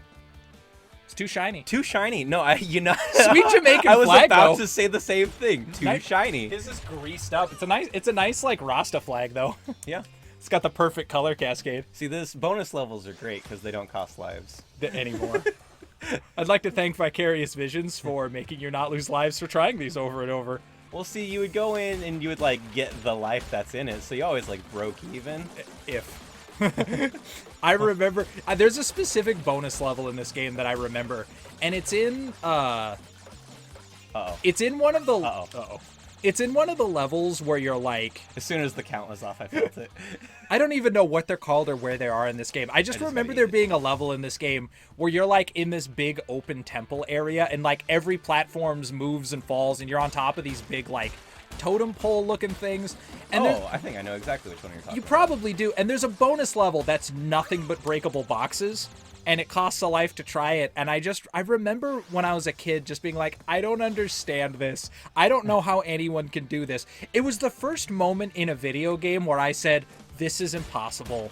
How is anyone supposed to pull this off? And then, of course, my sister came and did it. But so I then knew it was possible. But it was also that knowledge of like, oh, I'm bad at this. Like, it's just a lot of dark thoughts I had to learn in like a very short period of time. I feel like there's also that set-in thing where like if you are struggling with a level, it's easy to get mind gamed by the level. That's so true. When you have someone who like doesn't care about the win or the loss, right? Like Yeah. No, I get you. They come in at it's the Warner Bros. Frog. Like as soon as you're trying to prove it to someone, like they can nail it because they're not tense. Oh, I know you can sing, you son of a bitch. Yeah. The classic of like, oh man, this level's so hard. I've been having so much trouble. Watch how hard this is, and then you nail it immediately, and you're like, it's the word. This right here is fucked up. I feel like that bonus level is there to make you forget that thing can't be trusted. Like, you tried that bonus level a couple of times. I'm like, oh, that's an easy jump. Oh, all right. Why'd you get it? Did you figure it out? Whoop, and then I whoop, and then I whoop. Okay. I hope I make everyone stressed out. I you know? That's what I was afraid of. I was afraid you were going to jump into the background, and I was like, if I say it, I might make it true. Just need to, like, hold my breath and... Shh. Yes. Back to 5. That's you got this. That's my key number. See? Now you gotta... It's okay. This one will come and go, but 5's the one that matters. As long as we can keep that 5. Oh, my God. Can you just for a second? Look at that background. Oh, wow, yeah. Look at that nice 2D background. Yeah. Man... It's true what they say. 2D graphics age like wine. Good 2D graphics live forever. Like a wistful, like a Crash, like with his hand on like the matte painting background, like someday. Oh no, that's way too far. Okay, never mind. Oh. I saw that pillar in the back and I was like, Maybe. it's kind of like right there, isn't it? Well, it's tempting, isn't it? Well, you're right to feel that way, because that's some shit this game would do. It loves crap like that, and there's like a gem that you can only get by doing that and spinning in circles and then going backwards through the level for a while. This game has the worst bonus content. Oh, boy. Oh, yeah! Oh, hey, there's guys back there. How bad do you want that fruit? Okay, there, you got it. You good. I need it. Touche. Yeah, you I'm gotta dying. do. This is, you know what's weird? I'm a This fuck up reminds this me jump. of what it's like to play. I know this is stay with me because this is gonna sound dumb, but I'm gonna come full circle in it. This reminds me a lot of playing Mario. Not playing Mario as a kid, but playing the original Mario now. Because something that is kind of lost on you. I don't know if you've ever earnestly tried to play the first Mario game to just like. Yeah. It's fucking hard. It is. But It is brutally difficult. the thing that struck me trying to play, because I wanted to do it for the channel, I still can't. 40 I can get far, but something that struck me as interesting, playing that game now, how much I want every coin. When every time I find like a coin block that I can hit, I'm like, oh, I gotta note that I need that, because every life is precious because the game is long and difficult, and 100 coins is not. It's so long. And those coins are Pyrrhic. Like, you need them. Oh, this might be the level. And you need them very badly. So it's really interesting how that game, as dead simple as its mechanics are, the thing that is in every other Mario game, I don't pay attention to coins for anything. They're pointless. In Mario 64, you need them for air sometimes. Like, I can't think of a single time I've ever played a different Mario game, excuse me, where I was hungry for a coin, except for a Yoshi coin here and there in Super Mario World. They made them precious, and it's so I'm seeing that with Wampa Fruit now. I've felt that same way about Wampa Fruit, generally speaking, because I haven't played Crash 1 in a long time and felt the brutality. But it is kind of fun that we're playing in a place where that fruit matters. It genuinely makes this more enjoyable to play or to watch. Because I've seen Chum Ben is a big fan of this game, and I've seen him blaze through it a couple of times, and it's always neat to watch somebody who really knows a game. But this is actually far more thrilling, because it's more true to what it would be if I was playing it. So seeing that fruit is precious, it makes me feel like we're playing a much more pure version of this game. Okay, yeah. You're kind of playing as intended, I suppose, is the point I'm making. And much in the same way the first Mario game had no gimmicks, this game also, there's no slide jumping, there's no big jump, there's no belly flop, there's no special boxes or power-ups, but it doesn't need it because this is the first game. This is You just make it the way kind that of it a is. mind trip. What? Just Oh, like that the it- direction of... Oh, having it make that L turn? Yeah. Oh, yeah. So I remember this level. It's coming together. I don't remember it for this part. I remember it for the next part. Wait, or maybe not. Maybe I am thinking of a different level. People who know this game are like way ahead of me, and they're like, no, it's totally the wrong level. Spider. I'm gonna be honest. It was a haunted house trick, but it actually kind of got me. Not because it's not a jump scare. It's just I was afraid you were gonna die. Oh. It just dropped really suddenly, and I was like, oh, that's a life. It's effective. It's effective horror. I'll get the swing back. Don't worry. You haven't died yet in this level. I shouldn't have pointed out. As soon as I started talking, I realized I shouldn't have said it. The jinx is real. It's like something I've come to really love doing this. when I'm playing like tabletop games and Oh stuff. wait, can I? Oh, go back. Yeah. Whoa! Look at that guy with his big underbite. Yeah, that's kind of what I was checking For you. out. He's like a dopey dragon. That other guy looks Yeah. awesome. That other guy looks like mumbo jumbo. I don't know what's after this jump. Commit. Keep Death, going. death, life. Shit, I was gonna say that. I forgot what it was. Oh, it doesn't matter. If it was important, I would have remembered it as the thing. Oh, I was gonna say, I've come to love doing when I play like tabletop games and stuff. When somebody goes to roll a die, I just like to go, yeah, get that one, because it just makes people uncomfortable. It's so funny. One of my favorite just anomalies, just in life, I think, is that you talk to people. You talk to people who, in all other aspects of their life, don't think this way, but once they start rolling dice, like, everybody gets real superstitious. Oh yeah. And everyone. It's also interesting because you don't. There's some things that people come by that there's some of it's like kind of like game culture that slides around, but for the most part, people just all have their insane rituals and things they think and the way they believe that. Oh and, yeah, I mean, even I got it. Where I like when we're playing like war games, like I have a pile of d6s. And you do the rotation, right? So I actually don't do a rotation. I just like I roll those dice, and in the moment I'm done rolling those dice, I mix them back into the pile. Okay. But for mine, it's whenever I don't want to roll a 1, I never say I don't want to roll a 1, because that immediately screws it up. Yeah, that's what the luck exactly on it, what yeah. you just said. And so that's why when we're playing Song of Ice and Fire, that's when I go I just need to roll good numbers. Just give you some good numbers. I do think that's a very interesting like kind of phenomenon that everybody gets superstitious. That everybody gets superstitious when the chips are down and they're rolling dice and stuff. Something I think like in a lot of things, people sort of make their own luck. You know, like you'll confirmation bias does a lot of the work for you. You sort of find what you're looking for. So I find a lot of people roll medium no matter what their expectations are. But I do think it's something I think is like just interesting. I think about this all the time. This is like I hate this. Everything about that. Yeah.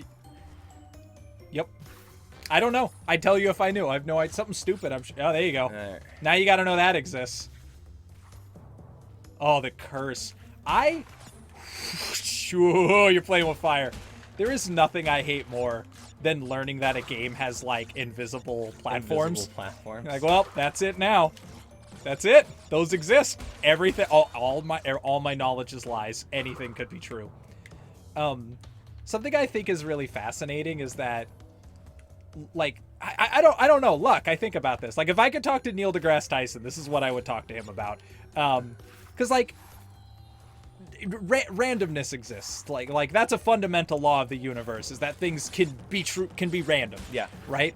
So while like luck as a concept is sort of bananas, a person can have bad luck.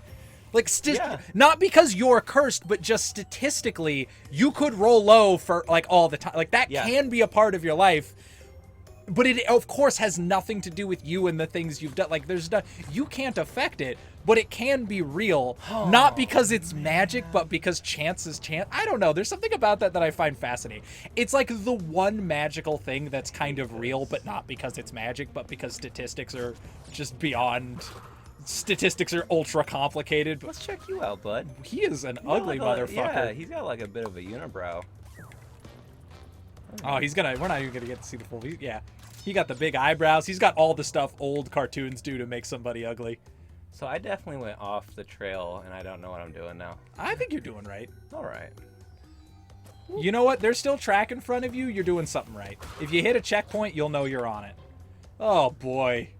No, this is easy peasy. Lemon squeezy. I didn't say anything. I kept my mouth shut.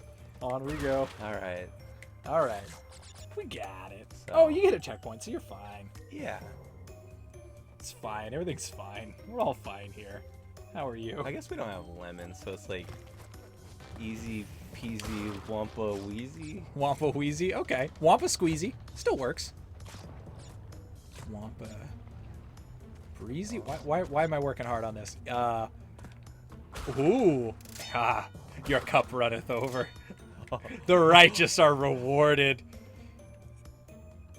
Oh, yeah, this see, is hard. That's what I was talking about. Like the depth perception of this level is kind of rough. Oh, cool. But you nailed it. Oh, never mind. Oh, no, yeah, okay. This is the end of the level. I was like, oh, it's the end of the. Oh, to win, you have to go through another crusher. Oh yeah, no, that's exactly. You're never done. It's like Bam. Bam, Separate, bam, and bam. separate. Yeah, and then there's still one more jump. I like it. I was gonna make Like I said, Like I said, I was there's like, still one more jump. I was gonna say, I like how you measured the jump out as if something was gonna happen, and then I was a fucking idiot. See, right? I felt it. I knew. You knew it. Your instinct was taken over. I couldn't finish my dumb joke before I was wrong. Oh my goodness, Crash Bandicoot. We hardly knew ye. It's gonna be a fun adventure. Oh yeah, no, I'm excited. I'm having fun, especially because like this is the game. Like this is the first one, but I mean the second one, man.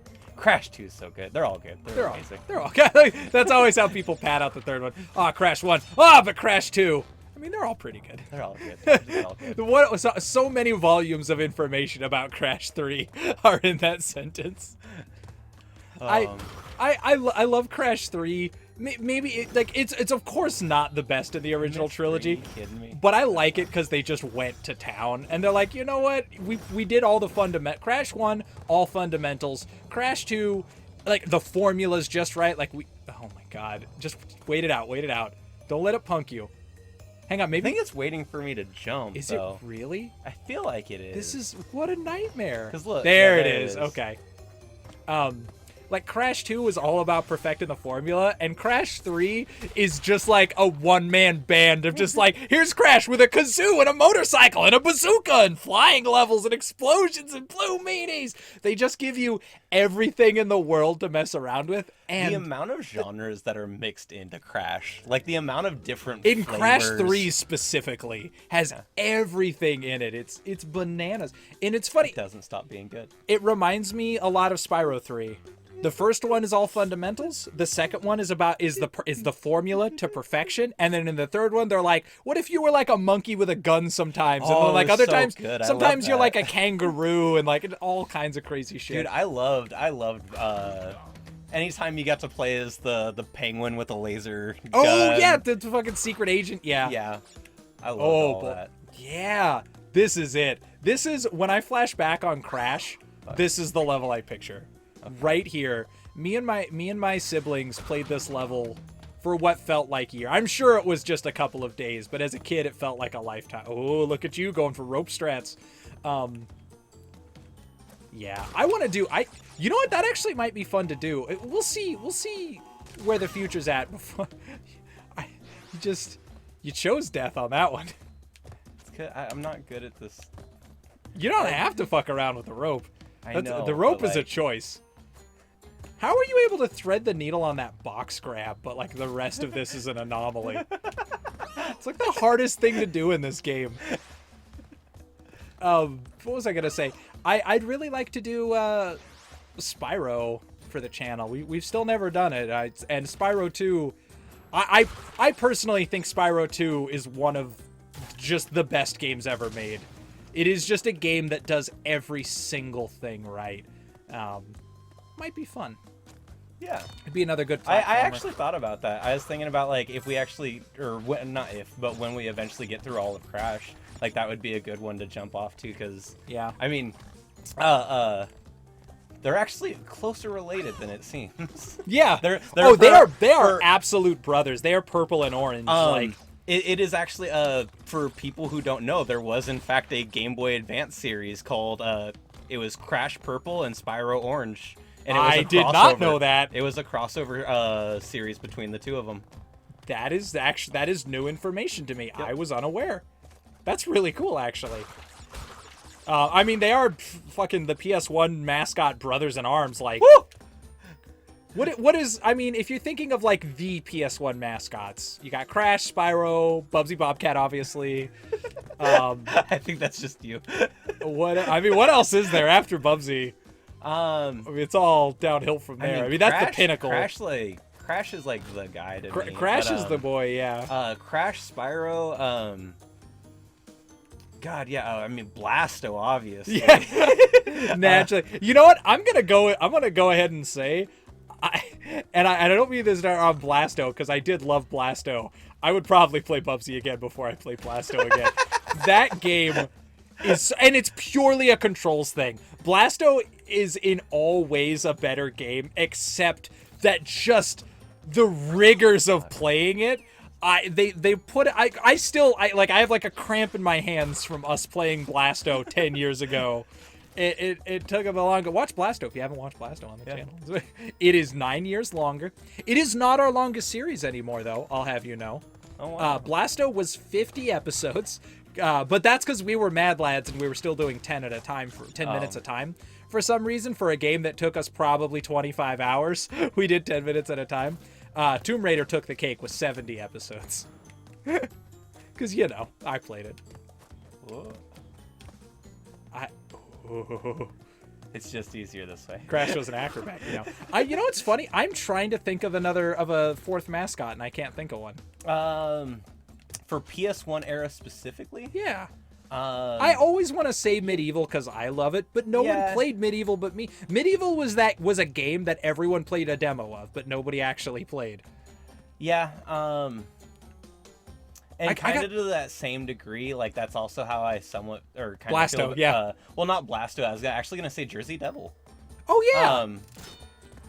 That game. For anyone who knows that game. That game, very different than the way I remembered it. I ran into a problem. There was like an old demo disc that I used to love, and I've been slowly collecting all the games like physically from that demo disc. Oh, that's cool. One of them is Blasto. It had Jersey Devil. It had Tomba on it. It's just everything. What a lineup! Everything that you've ever heard me talk about loving. Tomba. In my heart of hearts, Tomba's a mascot. Tomba, yeah, the Games with Chums classic Tomba. We never got there. Nope. We had. It's like, we'll never play Tomba. There is more footage of me saying we'll never play Tomba than there is footage of Tomba. That makes me so sad.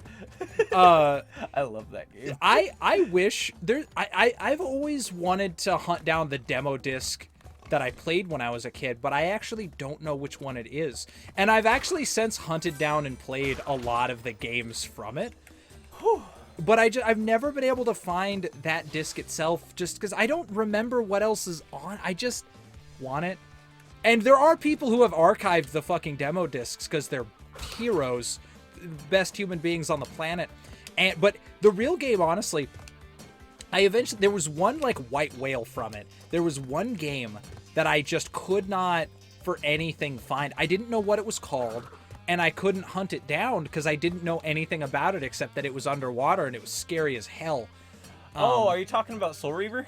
Not Soul Reaver. Oh. That is what most people. You're right. Those are the keywords for Soul Reaver. But no, I know Soul Reaver because I actually played the shit out of Soul Reaver. But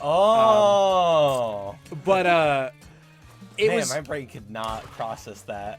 There was a game where you were just a scuba diver, and that was the whole game. And it was this really scary PS1 rendering distance but underwater game where there was just sharks and shit. And it was called Treasures of the Deep. I eventually found it. And it was exactly as terrifying as I remember, but it's been nice. A lot of the games from it have had like a huge presence in my life. That was where I first played Armored Core, one of my favorite game series. The Treasures of the Deep, naturally. It had Parappa the Rappa on it. It had Tomb Raider, it's one of my forever favorite. Fighting Force, just Killer's Row, just an excellent lineup of games. But I still have never found the disc, and I just wonder if there was any gems from it that I've never been able to go and like find. There is one. We never played it. There is one that I found. It was like a triumphant moment. I found it on accident. I had been looking my whole life, and it's an interesting story because Christian as well had been looking for the game. He had never found it. We both just remembered this PS1 game where you play a weird purple ninja, and there's no other descriptive qualities to it except for that it's kind of a top-down, not even top-down, it's like kind of an over-the-shoulder game, and you're a purple ninja, and it's not Tenchu. And I knew it from a demo, and I thought it was on that demo disc, and I just couldn't anything ever find it. And we both discovered it when I was setting up to play Tomb Raider 1. I found out that it was a demo on the Tomb Raider 1 disc. One of the options when you started it up was this alternate game where you would play, and it's called like Shadow of Ninja or something. I don't remember. I have it now. I've got it somewhere. But yeah, it's so interesting how games like demo discs have like this mythology because you would find these secret games that you wouldn't run into in real life. Sometimes they'd have games that never got published, or you'd play a demo and remember it being like an awesome game, and then when you play it as an adult, it's like kind of shit, so you don't think it's the same game. That happened with Skate. I had a demo for Skate when I was a kid that I played. If it could be worn out, I would have worn it out. I played it so much. Skate, if you don't know, is the Rock Band to Tony Hawk's Pro Skater's Guitar Hero, except if Rock Band was shit.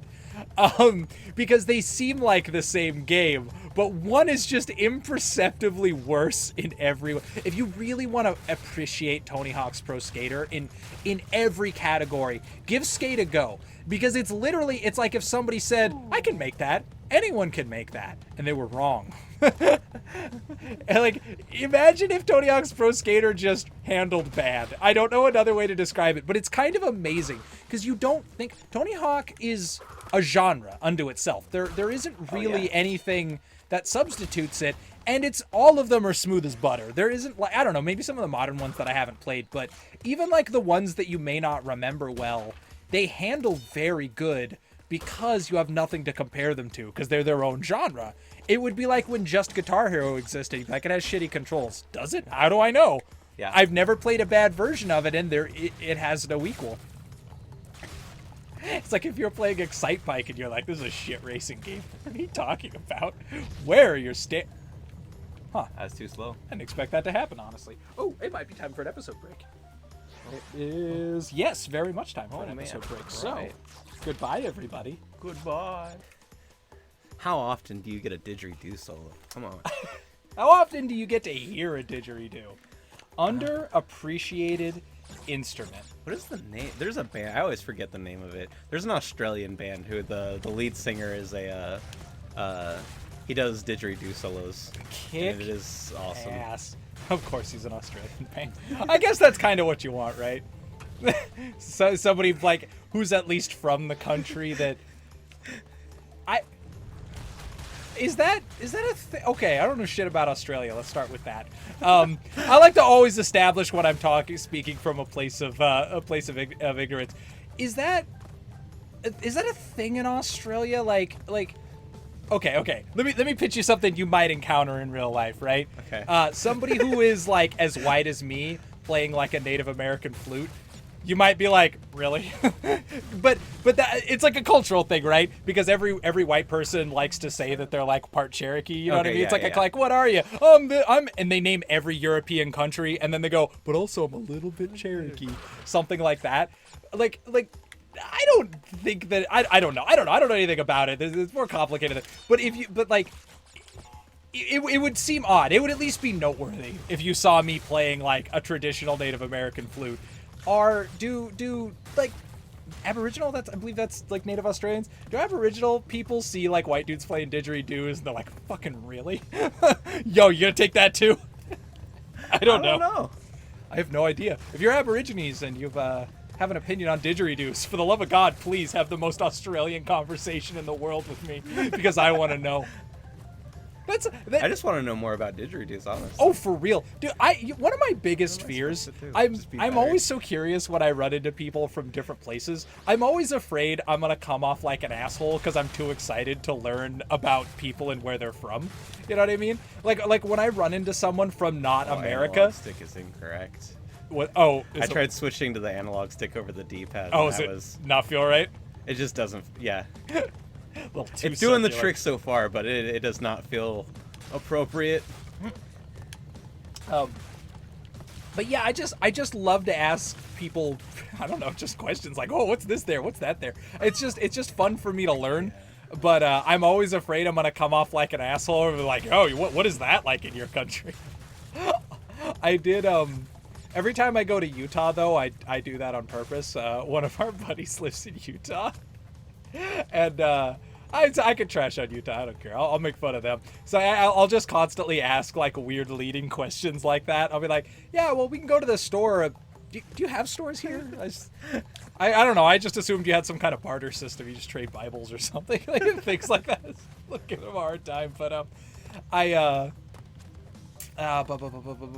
Where's my brain? I was having a really fun conversation. I don't know if I've talked about this on the show before, but one of our friends who we hang out with in Discord is from New Zealand. And I love asking New Zealand questions just because it's a whole... I know zero about New Zealand. Oh, yeah. You don't even see it like... You know what I mean? Like, you see at least jokes of Australia. I know like at least the gimmicky things. I know zero about New Zealand except that it's beautiful. Whoa. I've watched Flight of the Conchords. Yeah. I know they produce, based on the famous New Zealand people I've ever heard of, I know that New Zealand people on average are super funny. If I'm grading on the scale of of people from New Zealand I know about, they're all great. But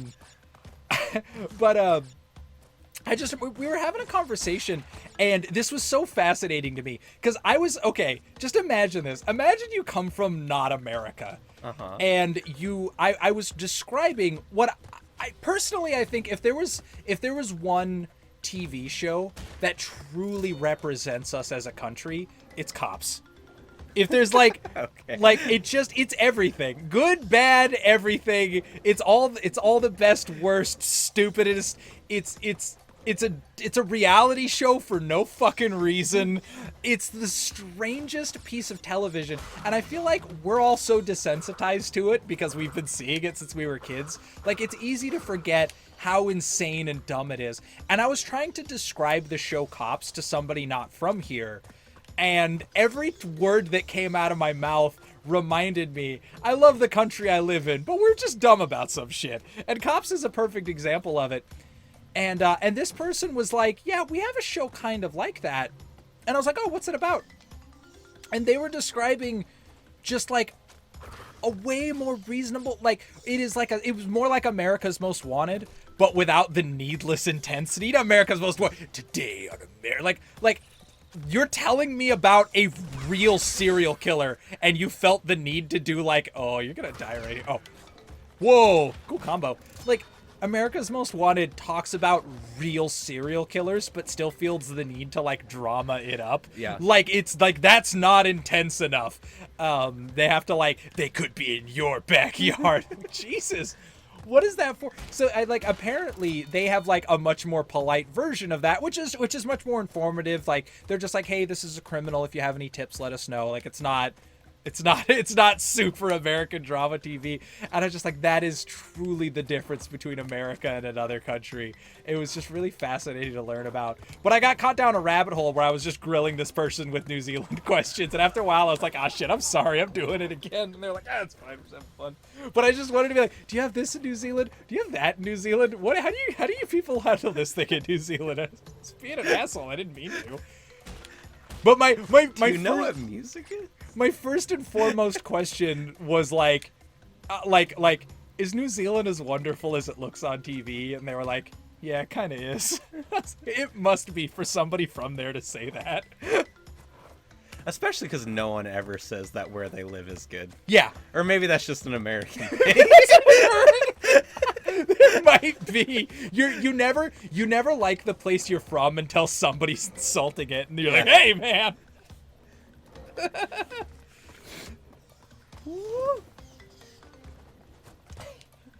I get to trash it. I'm from here. What's that? I like that the bat's like a little maestro. Yeah. Does a tiny little bat dance.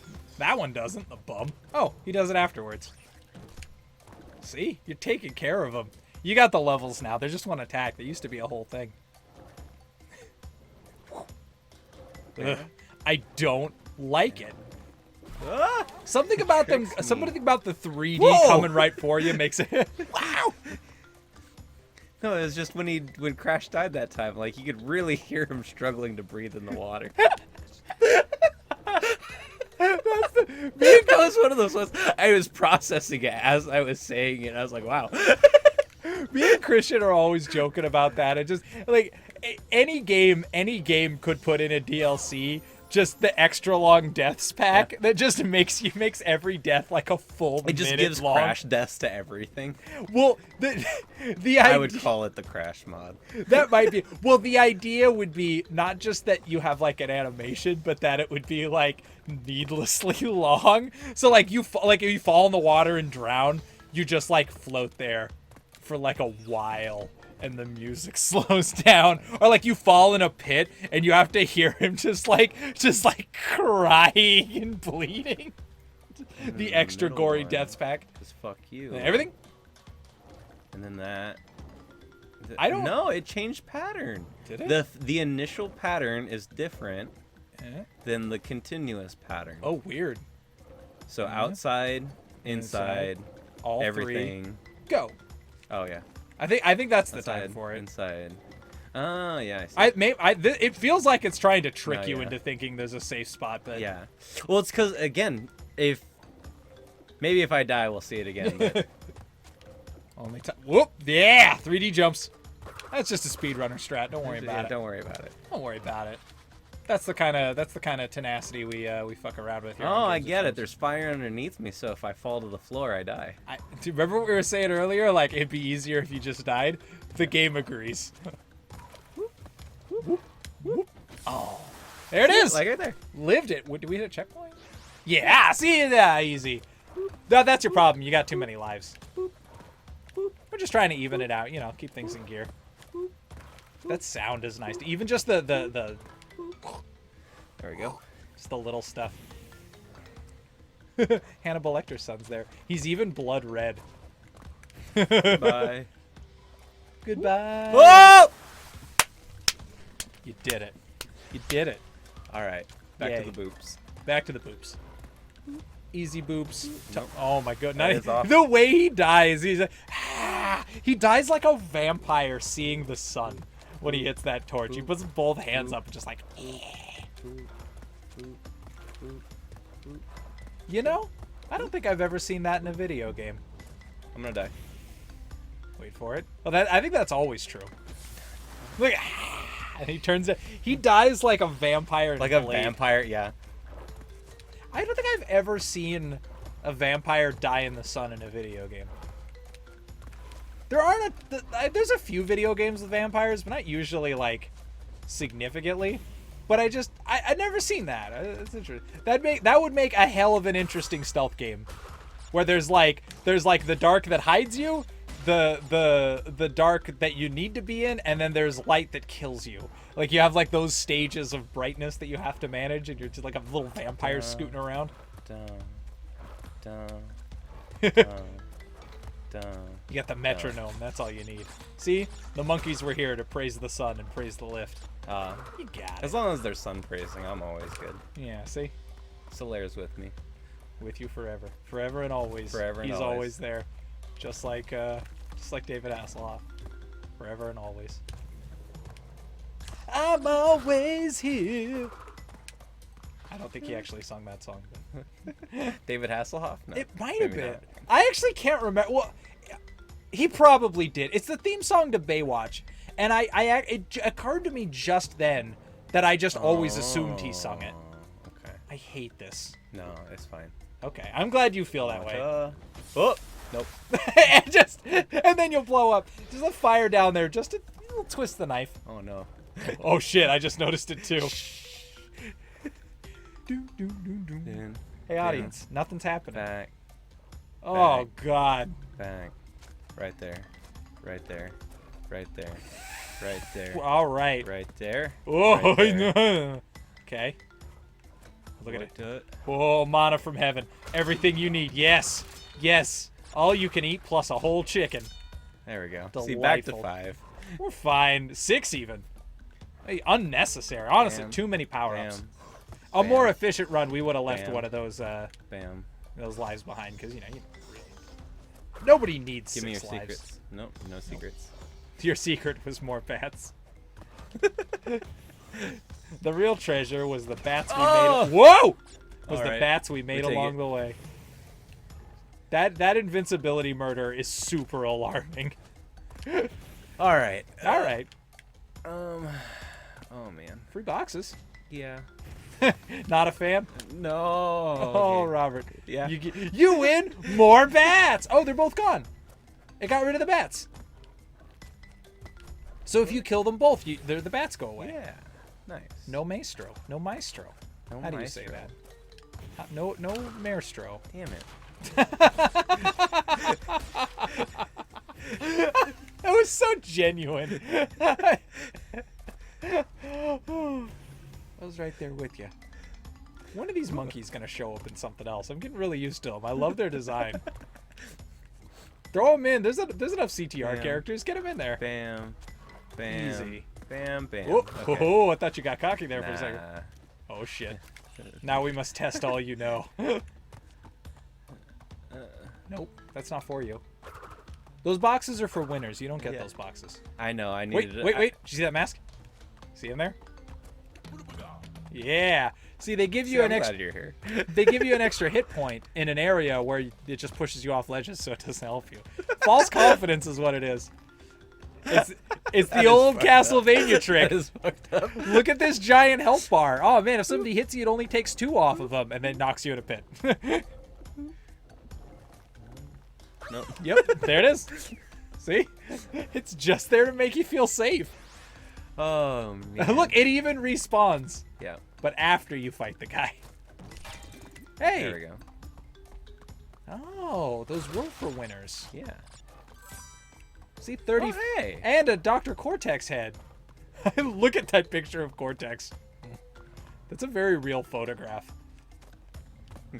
Very canon. Very canon. Yeah, I believe it. Everything? 1 Okay. and 2 and 3. then 3. And it all goes back. Okay. Okay, and I just need to Wait for it all. Wait for it all. Don't jump into the bats. I saw you dancing up there, you son of a bit. Yeah. Can't fool us. Pull the bat over our eyes. I'm glad that touching the maestro doesn't kill me. Oh yeah. He has a very very fair hitbox. Ooh. Oh, that's what was taking so long. He's calling them. It just takes so long for them to get there. Yeah. Question. Huh. Do you think there's an endless waterfall of bats? Or do you think they're going in a giant In circle? a big circle? I think they're going in a big circle. You think of the big circle? It is possible. Do you think there are different bats on each circuit? Or do you think the same bats are just pulling double duty? Like, once you get past it, they go to the next set of maestro bats? Okay. I know what to do. Uh-huh. See, the monkeys are the key. They will teach you. Oh. Oh, hey, look at this. Yeah. All right. Nice. And a second Dr. Cortex head. Where do you think the one you missed earlier in the level was? Why do you do this to me? I thought we were on the same side. Look into that little idol's eyes. You can see right into that face's soul. I just ruined It could all not have gone worse. Holy, All right. There were 1,000 decisions and you chose the worst one. They're ranked. You nailed it. Nah, you could have fallen off too, I guess. No, because then you would have got a reset. Nope. Yeah, no. Oh my god, I hate this. I'm so stressed. You might have. You might. The shoes. Somebody's throwing him up, trying to get him over an electrical pole. Gotta get these Wampa fruit.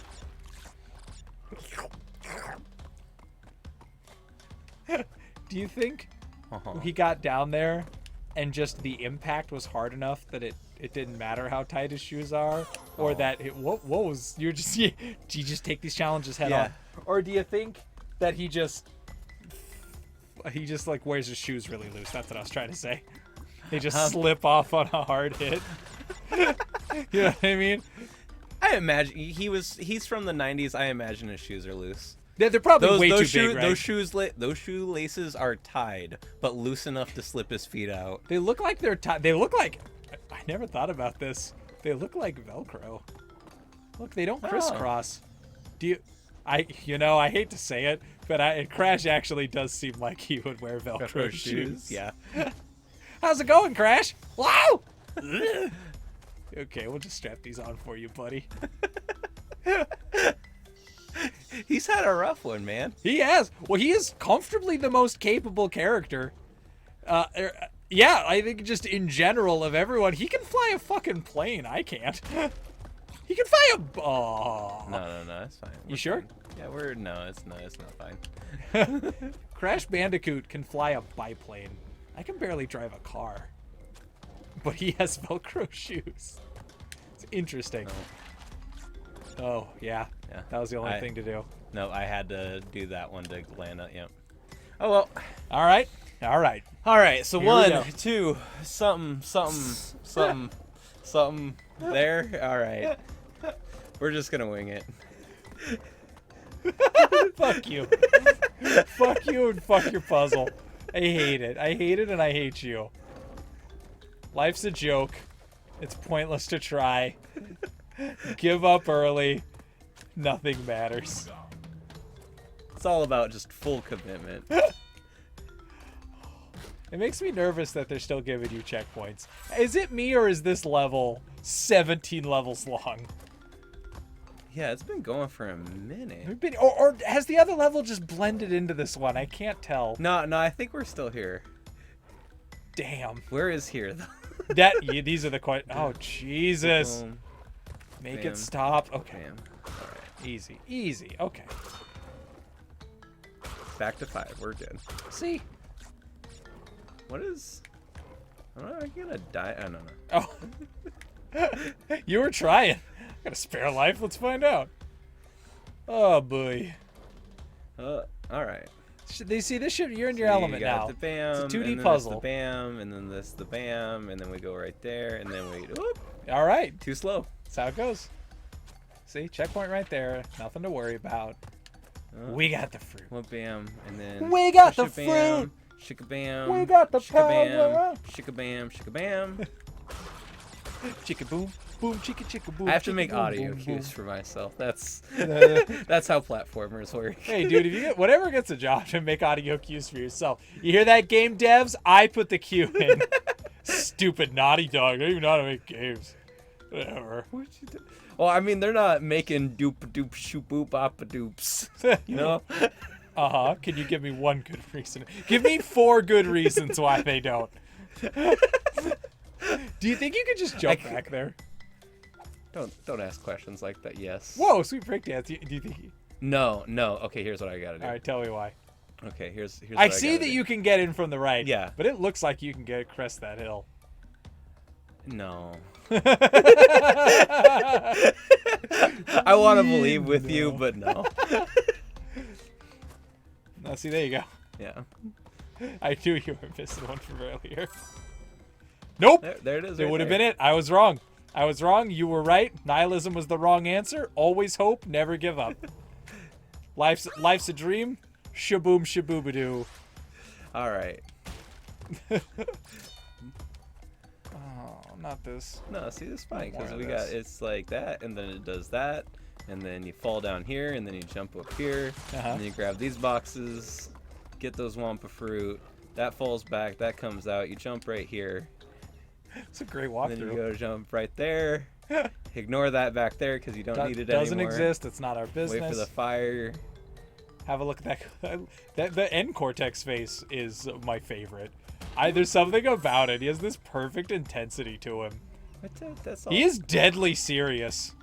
Yeah, he is. I love it. I'm not gonna lie.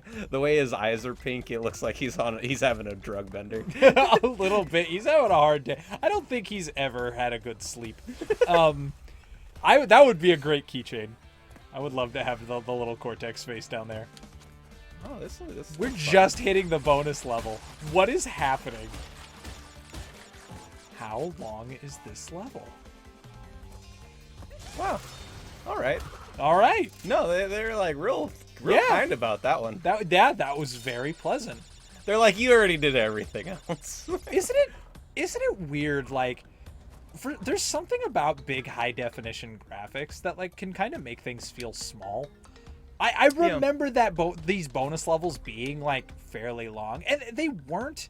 I believe they are the same number of boxes, but like they seemed like larger and longer. These feel very like kind of short and squat, but they're also right to the point because they're obviously each one of them is just a simple puzzle. I feel like you're also maybe remembering the Crash 2 bonus levels. That might to a be the degree, case. They 'cause are those fairly ones were, I long, feel like yeah. those ones were a lot longer. That Because you're- those ones had like different enemies going around. Like you had like the birds that would fly down at you. You're right. That's actually probably a factor. They were a lot more. Well, I feel like the ones in this game are gonna get longer you. too. Oh, Yeah, I felt it in my bones. As soon as you landed, like it's like, all right, fine. You get this one, you stupid lizard. Joke's on you. There are 6 more Bandicoots to come.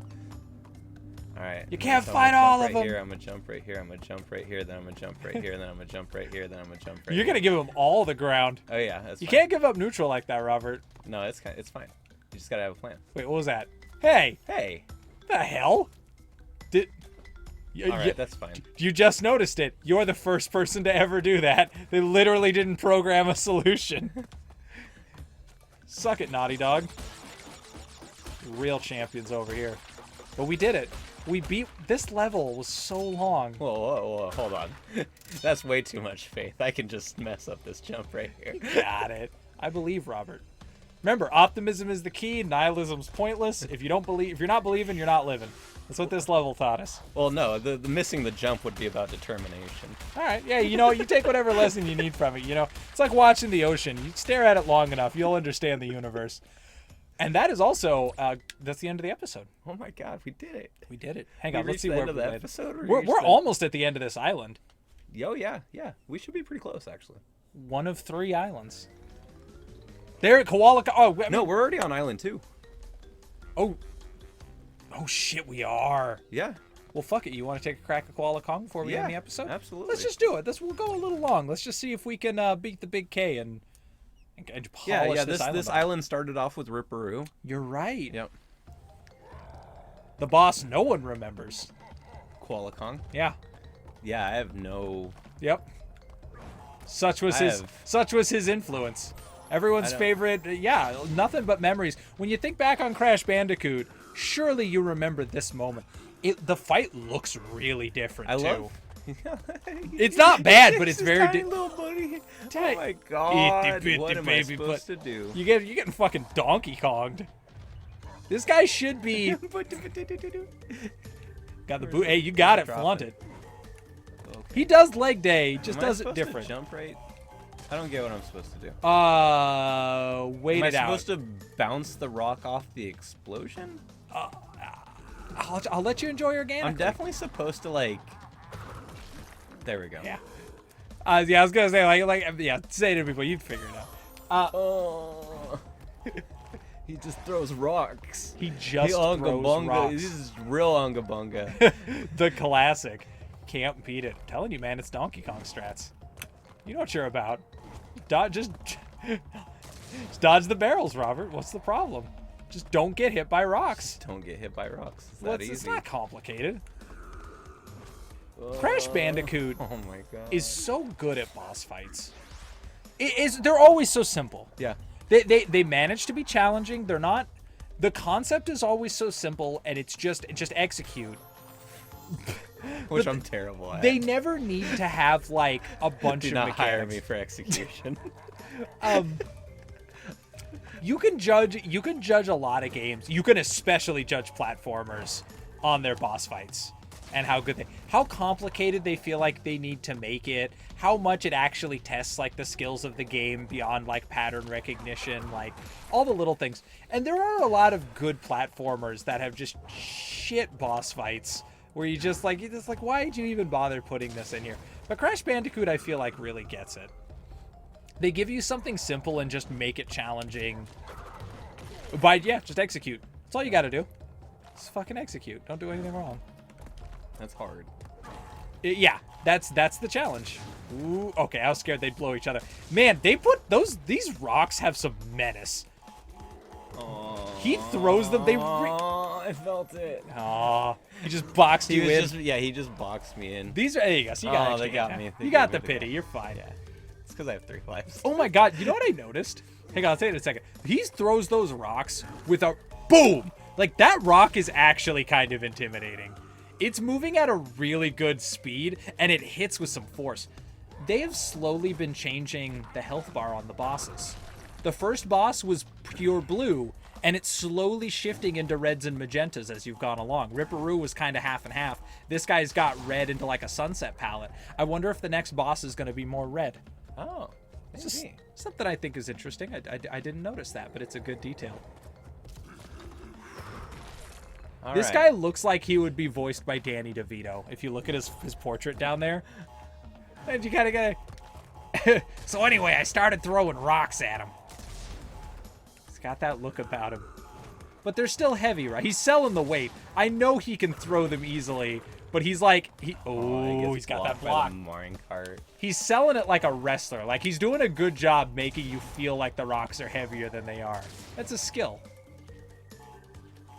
See, simple mechanics. It's what a cool idea, too, of just giving you... Hit the rock back at him, but then they're just built... You just keep adding little additions. Like, now there's minecart. TNT, a little faster. But he doesn't change the fundamental, like...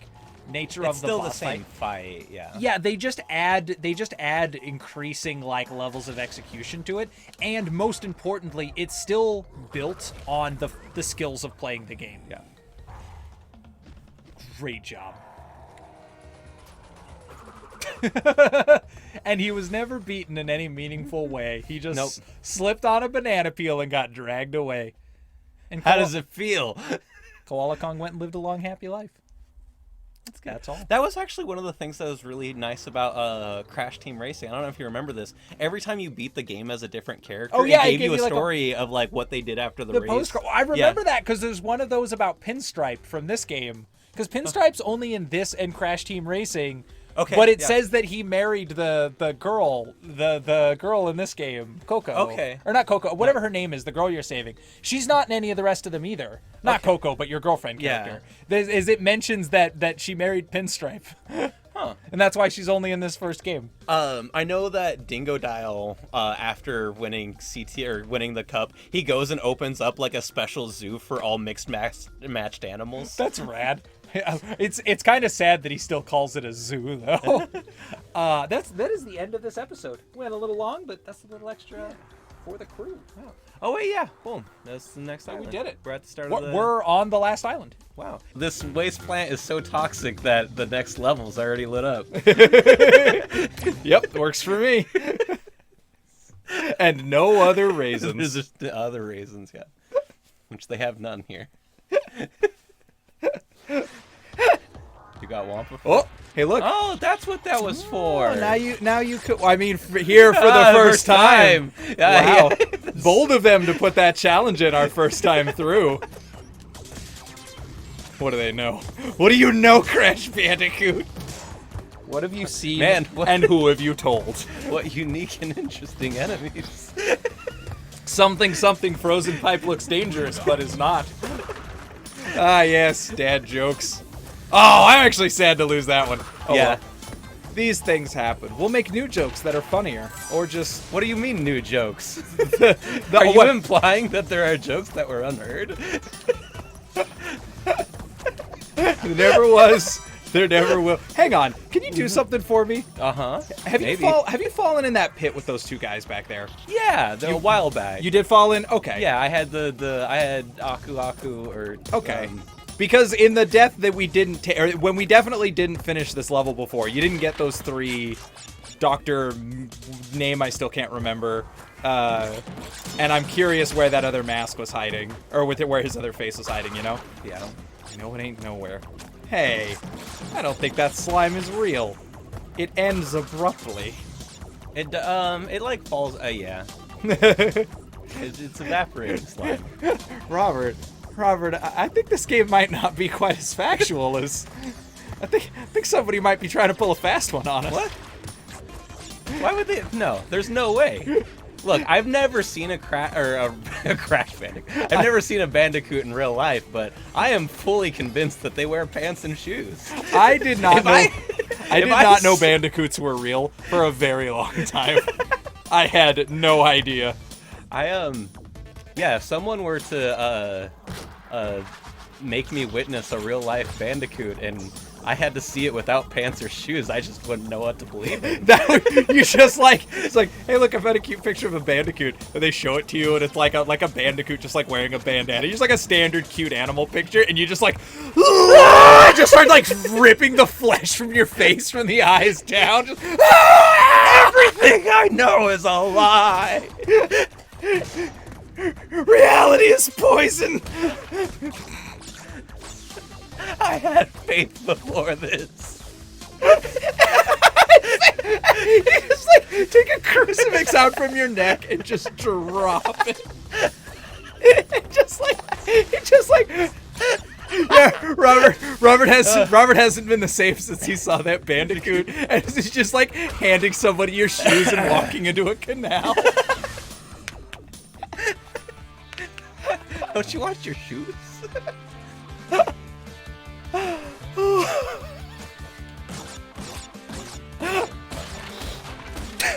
3, 4, 5, jump. 1, 2, 3, 4, 5, bam, bam. 1, Got 2, it. 3, 4. Whoop, whoop, Whoop, whoop, whoop! Ah, you almost had it. Yeah. We had I don't know. I don't know why I want to share this because it's great. Last night, I was watching Christian play some of the last parts of Death Stranding. No spoilers, I promise. There was just a moment towards the end where we were going toward like one of the final objectives, and one of the things you can get in that game is like a little like hover platform that you could use as like a really shitty skateboard. Like when you see somebody like trying to skate like just to get somewhere, but they're not good at it. Like it looks like that. But we were talking about it, and I was like, have we ever used this to slide down a mountain? We're like, oh my god, we could have snowboarded the whole time. So he went and got it out, and on my end, I quickly turned my microphone around and jumped onto YouTube, and he's like, okay, let's do it. And I played Superman by Goldfinger while he was rolling down the mountain for that sweet Tony Hawk Pro Skater vibe. Oh, we laughed it up. It was great. We had it. Oh, I won't say. Never mind. There's another good moment. It's a spoiler, so I don't want to ruin it for anybody. But very incidentally funny back end of that game. Eddie, you could. That's still stressful. Yeah. I mean, yes, you had to learn it just now on the fly. I got it so quickly. Only my second try. That was something. It truly never stopped being funny. But that is that when we were playing video games, so just anytime we were recording stuff for the channel, we were playing stuff. If we had a particular like really like actiony or platformy segment we were working on, sometimes Ben would just pull out his phone and play fucking Goldfinger Superman while we were doing it. It's just funny every time. Never gets a laugh. If you want to know if a game truly has that Tony Hawk's Pro Skater vibe.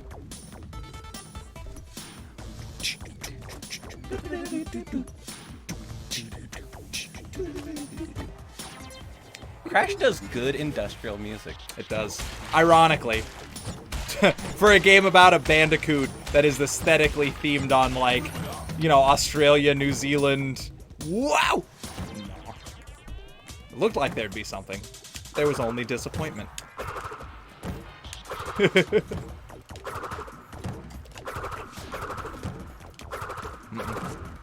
Nope, just heartbreak. I can hope. You can. Bandicoot can hope. You know, Crash doesn't usually do like destructible walls and stuff. No, it doesn't. That's not. It'll do visual puzzles, but it doesn't usually try to mess with you with stuff like that. A Crash is a pretty honest game. Look at how textured that what's it called is that thing. Oh, the conveyor belt. Yeah, look at it. Yeah. It looks so There's good. Even some wear on some of the caution strips. Yeah. The caution strip looks like tape. It visibly looks like somebody put caution tape on it. That's a detail right there. Go get him, Vicarious Visions. Your name's weird, but it's easy to remember. I appreciate that. I guess that's the game plan, right? Oh, yep. People should have weirder names, just because the point is to be memorable. You're like, you want to represent our company, but be memorable. I no idea. Yeah. What did I not do? Where did I go wrong? Crash! How did I displease you? Flashback to you dropping the crucifix.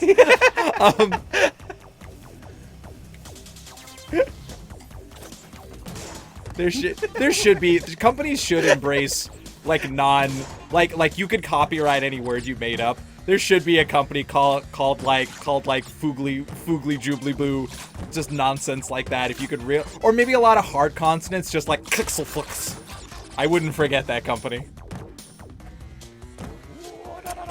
There's a name that I I am furious that I didn't come up with first, because I think it's so funny. And for a long time, I was like right on the edge of it, but I never quite hit it. I had this like, there's an actual company with this name. I believe it's a visual effects company.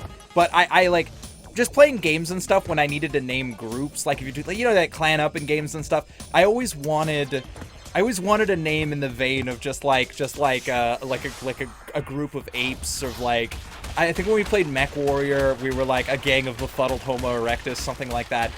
But I saw, just at the end of a movie, I saw Visual Effects Studio, Crafty Apes, and I was like, that's it, that's the fucking one. It's crisp, it's perfect, it hits all the jokes.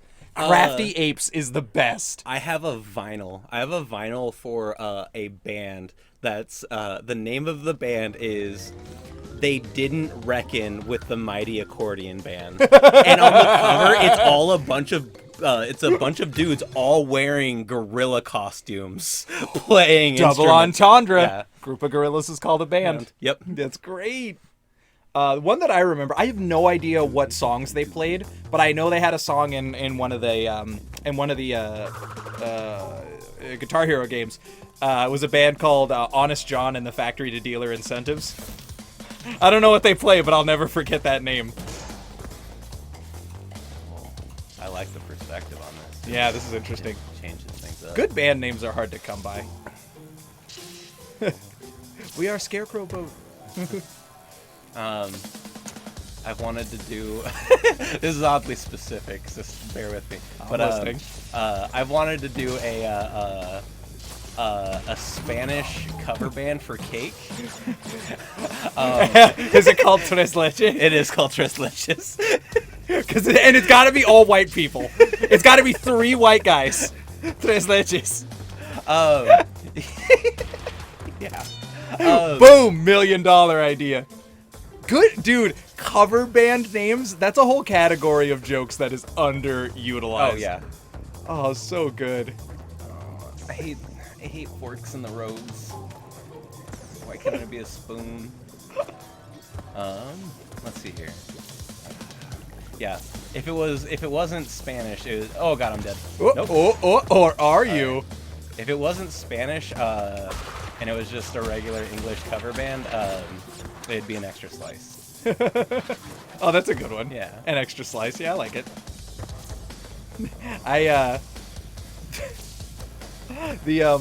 There was I used to have a whole fucking lineup, but there was a joke I used to make about there's a game. There's a game you can play, and it's called That's Definitely a Rapper. And if you can hear it, if you can come up with a name that sounds even relatively clever and like a rap name, there is a rapper with it. And it started with somebody saying Gang Starr, and I was like, that's a rapper. I don't know who they are. I'm 100% sure if I Google Gang Starr right now, I'm gonna get a rap song. And I did it, and it was true. But it became this like game we would play is like, I bet that's a rapper. And you just put their name in and see what their music sounds like, because there's just the density of like rapper names is off the charts. The one I used to was a rapper who only raps about painting, and his name is D's Easels. And his first album, Guess-O Who. Second album, Guess-O Who 2, Get on the Canvas. Shit, I wish I could write all these different. I used to have a big fucking lineup of them. Oh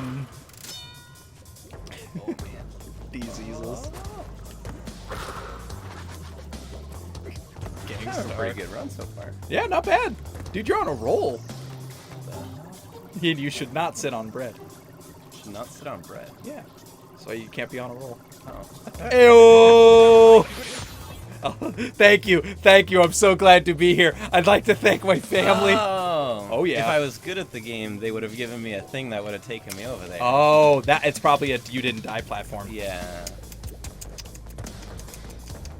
Too bad I'm trash at this game. Trash Bandicoot. Trash Bandicoot. That's right. First one to come up with it. Patent pending. Patent pending. That's Trash Bandicoot. That should be the name of the band that plays music for this game. They should be called Trash Bandicoot. Oh, especially if they do industrial covers of all the songs. Shit. You do an industrial cover of everything. That would be rad. Industrial xylophone. Actually played on phones.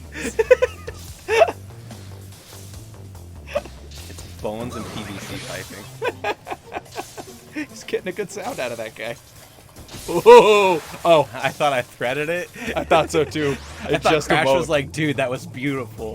Oh. That was the problem. It was too good of a jump. That's why I died. Too perfect. Had to go. Had to go.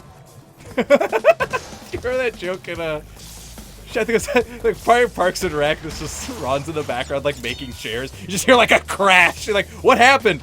That one was too perfect. It looked machine made. Yes. I actually loved that. Was one of my favorite jokes back. It was too perfect. Machine made. That was, yeah. Ooh, all right. Look at the amount of threat that this stupid robot puts out. What is its purpose? What is it for? To put out a threat. Cortex power! I love you, Clancy Brown. He's the best. I would say he's not in enough, but that's not remotely true. He is in 10 million things. Oh, that question mark I hit earlier. Oh, okay, that was necessary. Okay. That's good to know. God, it makes me so uncomfortable. The jump height in this game is so low. Well, and especially at the angle of this. Like, yeah. This angle is also bad. It's very... But it's actually kind of helpful. My brain's processing this angle a lot better. You are having such a hard time with the sideways 3D. Yeah. That level with the push walls was like half of our play so far. See, I just need muscle memory to come in. That's so yeah. See, I played, and so my body was like, oh yeah, we remember how to do You this. played and you slept and it sunk into your bones. It'll never get old. Yeah, truly. Some games just have a timeless soundtrack. The worst part is I'll think about it outside of listening to it, and so my brain just takes it in completely different directions. This morning, it turned into the George Lopez theme. Interesting. That's quite a journey to go down. Oh man, look at him. There he is. There he is. That's a weird... I almost feel like that would have looked better if they had just left that TV with, like, the old graphics. It would have been a nice reference, but also it would have been just fun for it to look like a crappy... Yeah. That right there is one of my favorite things that old video games used to do, is have, like, the villain's face on a screen somewhere. The original Duke Nukem did that, the 2D one. That was, like, their favorite thing, is there'd be TVs with the guy on it all over the place. System Shock does that as well, I'm learning. As we are recording this at the same time I'm playing that. There's nothing in front of me. That's just throwing me off. Oh, yeah. It's just, I don't like it. Oh, 3 dimensions, right. 3 dimensions. 3 dimensions. Well. Welcome to the danger trampoline. Nope. Double bounce you with a bowling ball. What could go wrong? The part of my brain where like everything's a secret was like, oh, if I can jump on top of that, that'll gotcha. You'll take me up to something cool. Yeah. That recording is definitely Cortex trying to turn his webcam off. Turn off webcam. Deactivate voice command. Damn it, how do you turn this thing off? How does it work? No, you made a JPEG. What? What is that? What does that mean? What does it do? Yo, what does it do? Did I pay for that?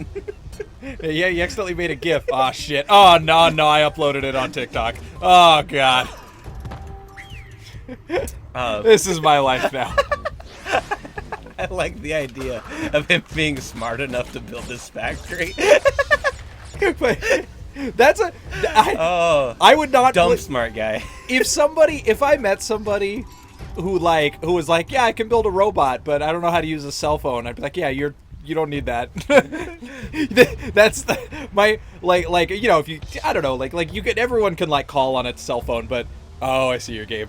But like you know, sometimes specific like cell phones still fucking confuse me sometimes. I don't use them that often to know how to fix certain problems that might go wrong with them if they're acting funky the way I can with a computer. There's leaps of logic I can take because I've used computers all my life. Cell phones not so much. So there's things I miss out on. But like for a lot of shit like that, like yeah, I feel like at a certain point in your life, you're better than Twitter. You don't need to know how to use it. This like pitch blackness reminds me of Jersey Devil. A little bit, yeah. That kind of PS1. Yeah. Horrible. Oh yeah, that kind of indoor level in the towards the very beginning, where you're jumping on all the box cars and stuff. Yeah. Yeah. Yeah. Oh. And then you don't beat it, and you have to return the rental because it's fucking hard. I did not see that. Tricky. That rug would have pulled right out from under me. Is it? Was I just slow? I'm just too slow. I think you probably had to like bounce on the boxes to like not touch the platform for as long as possible. Okay, yeah, probably. That's life. That's what all the people say. All right.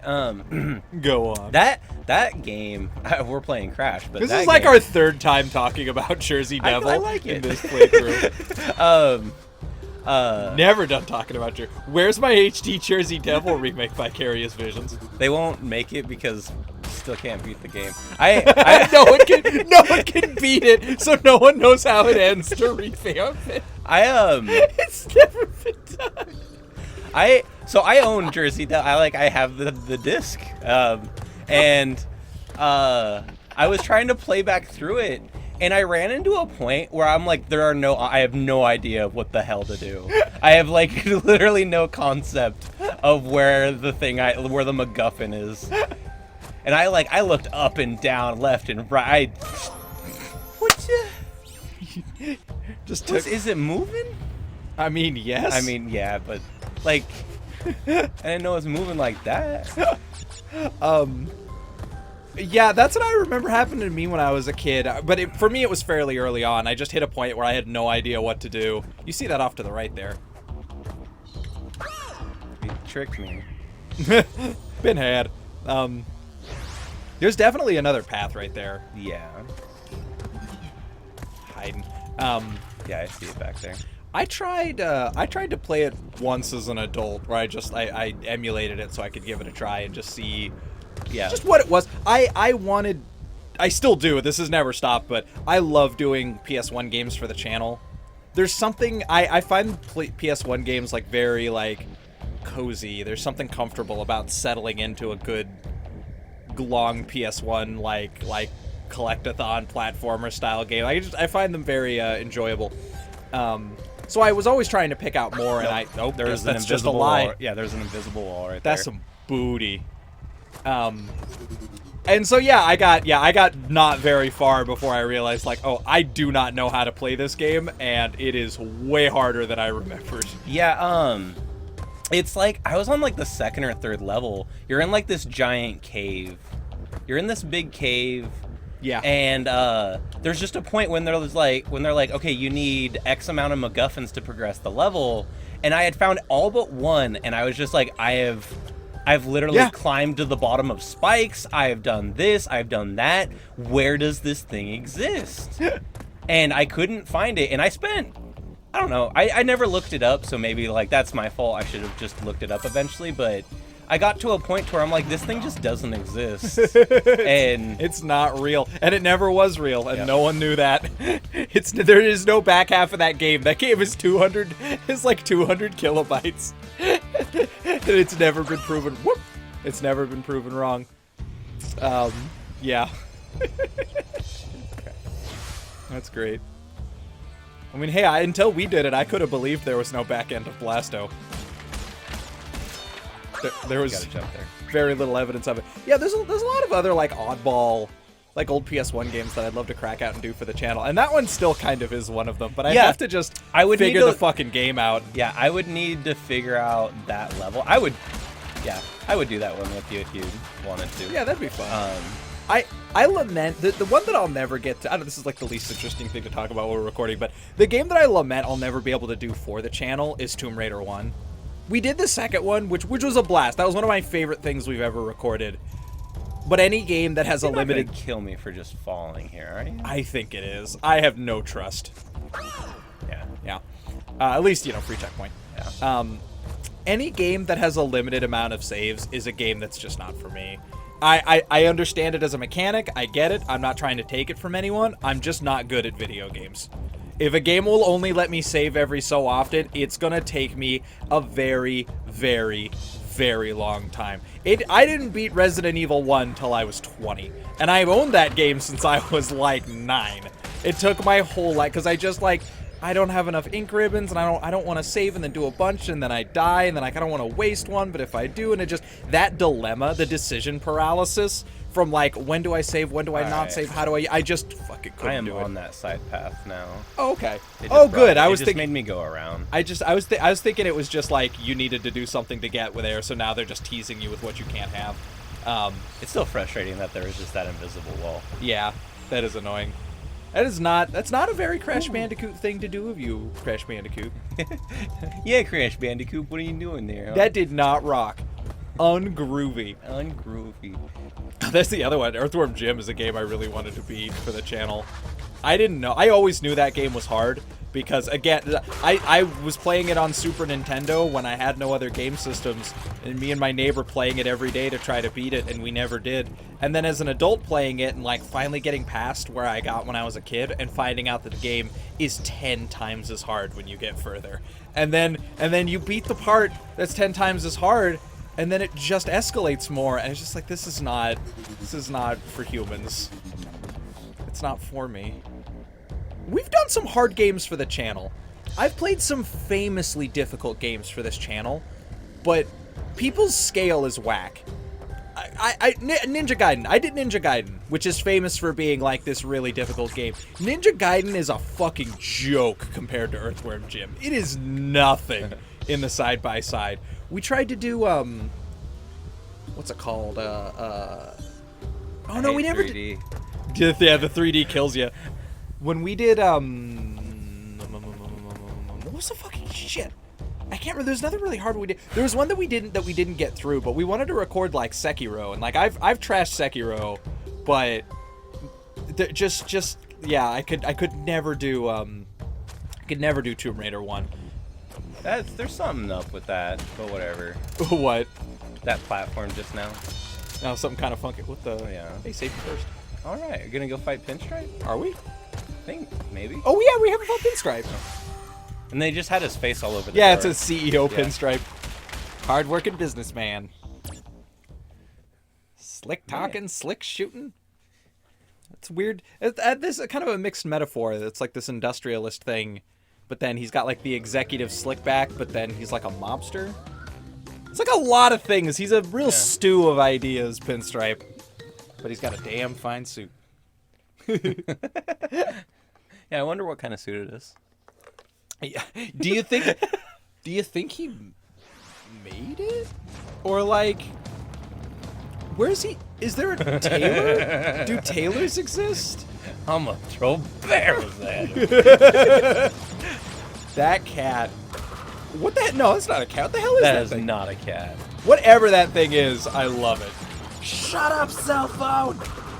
Whatever it is, I fucking love it. Alright then. The barrel just broke. He had that was a machine to infinitely supply that man with barrels to throw. That is amazing. That is what like a bionic Donkey Kong would look like. Can you imagine? Can you imagine? Like stay with me. Like a mech, right? And I'm trying to find the right way to describe this.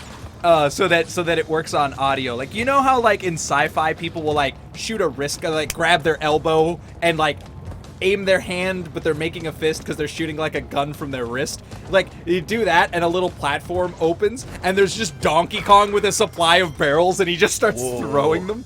What? The graphic on that. I killed him as he picked up the barrel, and the barrel was sideways, but then it tried to slide back onto the rail. and then it shattered. I was busy. I was distracted by my stupid Donkey Kong joke. These are the acid pipes. Yeah. It's just non-stop pumping out acid. Maybe they produce suits here.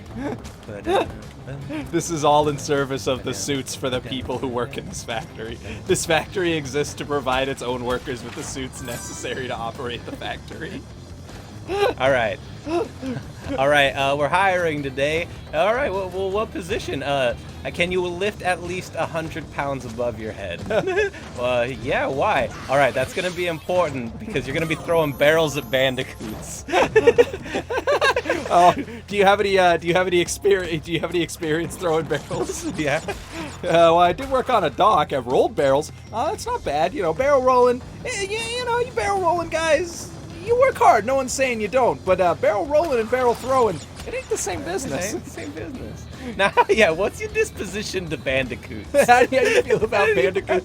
Hey, I ain't got nothing against him. Oh, that's not what we're looking for. He holds a piece of paper like, how do you feel about bandicoots? Like, bandicoots are fine. And he just quietly writes something down. Oh, I saw that again. Yeah.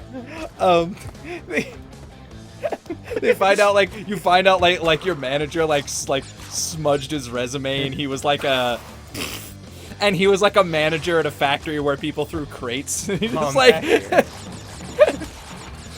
it's not quite the same, is it? We gotta ask some questions about your quality. Can we call your previous boss at Big Crate Industries? Yeah. Go ahead. Ask for James. It's like his mom.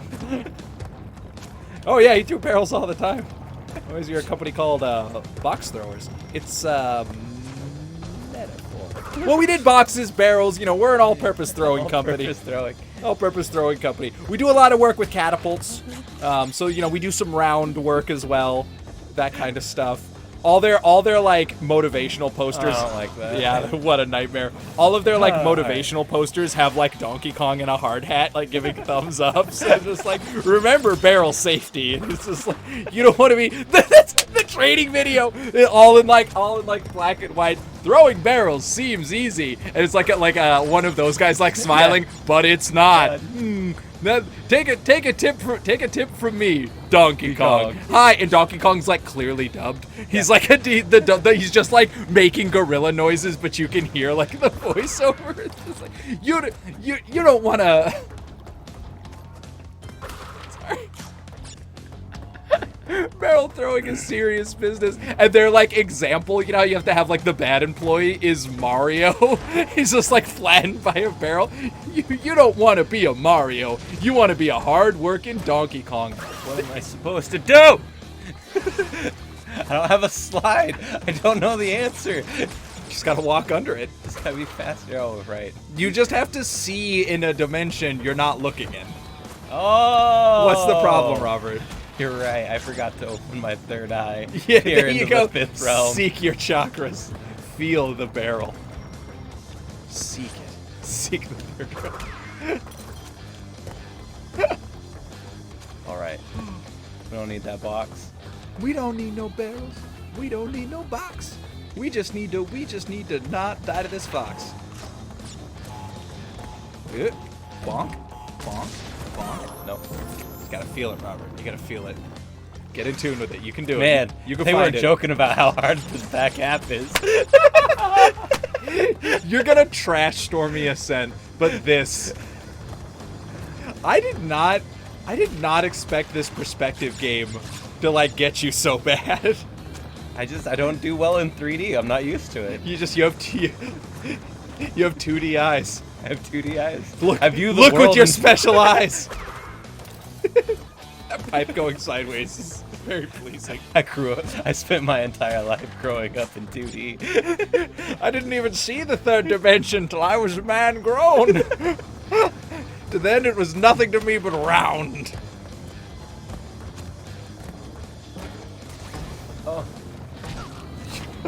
Oh, I just didn't expect it to just go over the gap.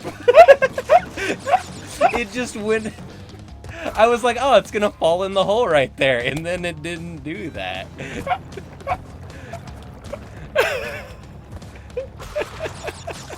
It's okay, you got a pity mask. You'll be God. fine. This game, like, Wear your shame. You'll nail so it now. unrealistic sometimes. In true Crash Bandicoot tradition, now that you have that mask, you're gonna do it without getting hit. You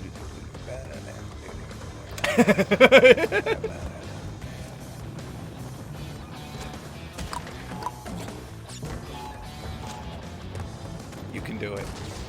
There you go.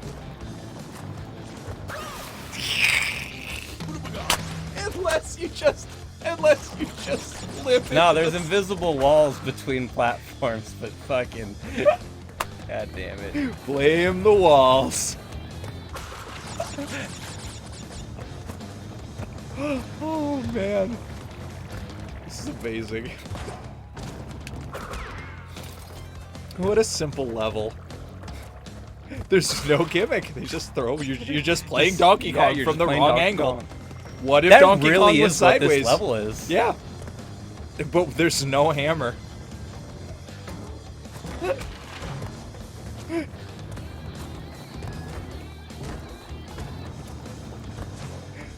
You did it, Robert.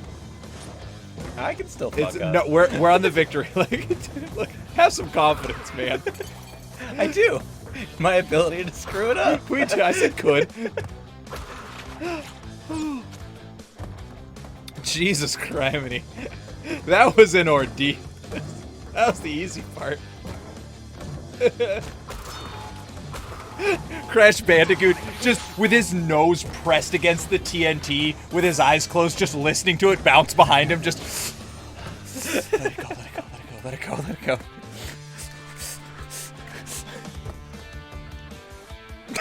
How bad do you want it? Oh, I remember things now.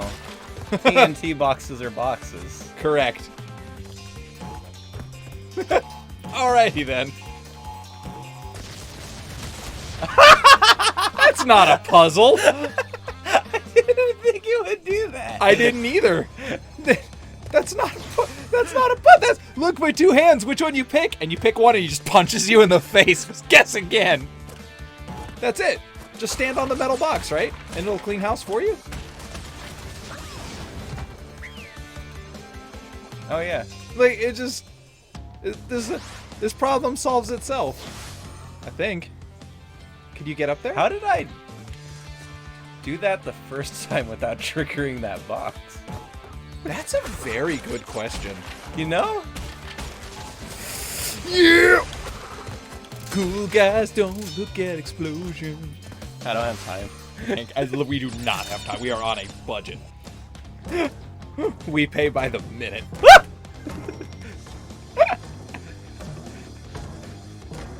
Boing, boing, boing, boing, boing. Crash Bandicoot's in like a supermarket, and he just like there's like a kid playing with a bouncy ball, and he just starts shivering and looking around real frantically. Sir, you okay? Sir. Damn it, I have to be fat. It's so. It's right. These there, bouncing barrels are so right intimidating. there. They're asking you to go such a short distance. You missed one box. You left a TNT behind. Oh yeah, probably. Oh, all right then. The important thing, loading the Wumpa Islands. Loading the Wumpa Islands. Hey, you know what? Potoro. What the actual fuck is a Potoro? Potoroo? Holy crap! What a mullet! What a fucking sweet ass 90s mullet in a suit. What is... Baby, show me that supposed Kentucky to do waterfall. here? Don't get shot. I'll tell you what you're not supposed to do. Run into oncoming fire? That's the one. Oh. Do not get shot by a Tommy gun. I don't know much about Bandicoots, but they sure as shit ain't bulletproof. I thought they were. I think you're supposed... Yeah, I think hitting while he's reloading, right? Oh. Yeah. Good call. Ooh. Yeah. Even in slow-mo, bullets are bullets. Do you think bullets that move that slow also hit you that slow? Like you're getting shot and the bullet's going through you, but like for a while? It's like if you turn too fast, you take more bullet damage. That would change how physics work, but, you know? Hey, video games are video games. All right. Again, my entire... Ah! Nice job. I wasn't expecting to change it. Man, more of these guys should use guns. Yeah. It's crazy how much it works. There's been 2 enemies with guns, and they have both clipped the shit out of you. I didn't have to move from behind this chair. Yeah, I think you can just stay on the... What a knife. He's got a picture of himself on one wall and an oil painting of Cortex on the other. You just walk up and just put a hand on it solemnly. Or do you think this is Cortex's office and Cortex just has like an employee of the month thing over there? Good old Pinstripe Potoro. Too far away. Yeah, don't even take those chances. He has got 6 hits and you have 1. There is this interesting thing where I have not had to move from behind this chair. It's very straight. Is he just staying on that side now? Because I think so. Ooh. No. Also, gotta give him classic rich get richer. Those guys throwing barrels of acid at you had neither gloves nor any kind of like protective equipment. Pinstripe's got bulletproof chairs. Yeah. Way to fucking look out for number 1. Also, is his suit fabulous red or hot pink? He's got some watermelon colors. Hard to tell, yeah. It looks like he's got like watermelon green and pink, and I'm not gonna lie, it's a good look. I'm not saying I'd wear it, but I am saying he's pulling it off. He's a jolly fellow, isn't he? I guess if I got to just go ham with a Tommy gun, I'd be psyched. That'd be very fun to do. Oh, that was wrong Son time. of a I was bitch. too eager. Oh, alright, sure. There you go. Yeah, alright. Alright. Those chairs look very comfortable. They do. They look incredibly comfortable. Sweet, sweet video game plastic. Do you think he enjoys the view of toxic waste? I like to think so. I like to think he's one of those guys like he's got a skylight on the roof, right? Yeah. So he can see the stars and stuff, but like you know how some people live in the city and they look out and it's just like the industrial waste and like the clouds and like the lights and they're just like, beautiful city life. I like to think he's like that, but he sees them, he's like, the heart of the machine. He's just pleased at what he's produced. This crate that whatever, this spinning centrifuge that just endlessly pumps out like green goo. Oh, I'm stuck. Oh. Woo! Dicey. His chairs are bulletproof, but not the legs. See that one back there? Broken legs. It's bad craftsmanship. Yeah!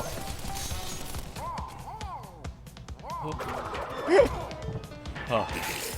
I'm still so terrified. I wish when he died, like, part of the cinema was a different, like, a group of rival gangsters, like, sliding by in a car, just, like, Tommy gunning him, and he's just, like, getting riddled with bullets, and it just fades to black, and you move on. Do you think his getaway car is his car from CTR? I hope so. I'd like to think so. What world? This is not a world where there is any... Have you seen a moment in this place where a car would be valuable? No. Not a single one. It's just not when you don't have industry. Oh baby, this is the big boy. Oh yeah. Yes or no? Why did that? Oh, I hate that. Yup.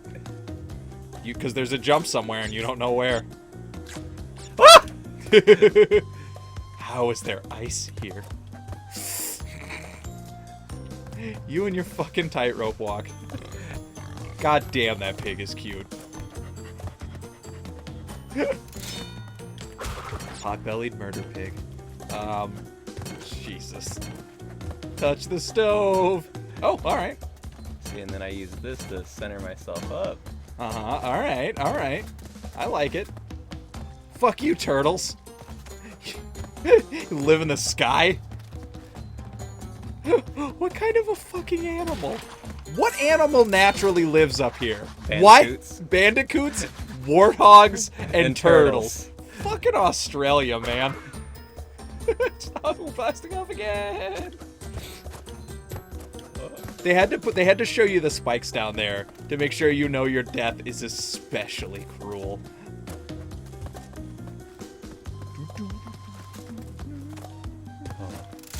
This song, understated, but quite nice. Yeah. Again, the music in this game is great. I honestly think the music in this game is underrated. I can't say underrated because I do feel that it is well appreciated. It just should be more appreciated. I agree. Well, it's funny because even games that people like know that the music is really good will sometimes get over. You know what I mean? Like, yeah. Like people get caught up with like a song from a game. Like people love like that song from the DuckTales game, which is a jam. But I'd rather have the Crash Bandicoot soundtrack, you know? Or like Unreal. Bound to happen. Unreal has one of the best soundtracks in video game history. Nobody fucking talks about it because no one's played it, but it is not only great, it's all made using you get what you deserve on that one. Some of this rope karma had to come back on you. No, absolutely. I believe. I agree. If you've never heard the Unreal soundtrack, give that shit a listen. It's also made using a method of making music that is completely extinct now. There is nothing left of it. Yeah, old tracker music is the best. Whoop. Fucked up. Did I? I don't know. I just wanted to put some pressure in. Oh yeah, the rope! The rope! Oh, I think you could have made it anyway. Probably. It's just gravy. This is way more fun though. Whoop! All right. Just gotta keep him guessing. Never let him know your next move.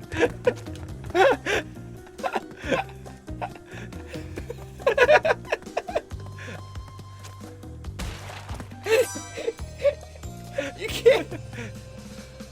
Your enemy can't get a step ahead if you're always a step behind. There's gonna be a gap no matter what. I don't think I can get on the rope on this one. I don't know. A free bonus level though. You can't. You can't get ahead of my plan if I never make one.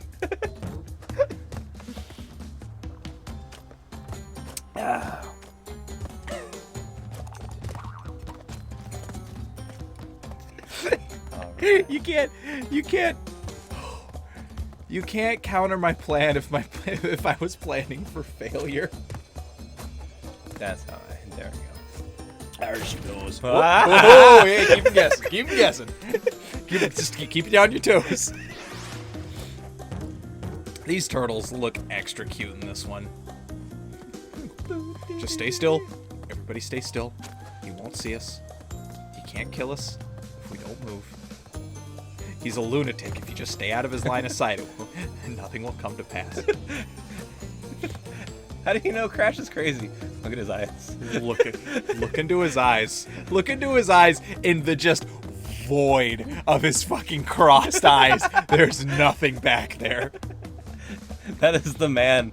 That is the look of a man who you have no idea what he's gonna do ever. No idea what. Oh man, there was a really funny. I heard a really. I wish I could remember who it was. Because this joke is funnier if I could remember it. But I was listening to Danny Trejo. Danny Trejo was talking. Who, if you never heard Danny Trejo Unscripted, he's so fun to listen. He's just like the sweetest, like nicest guy. But he was talking about.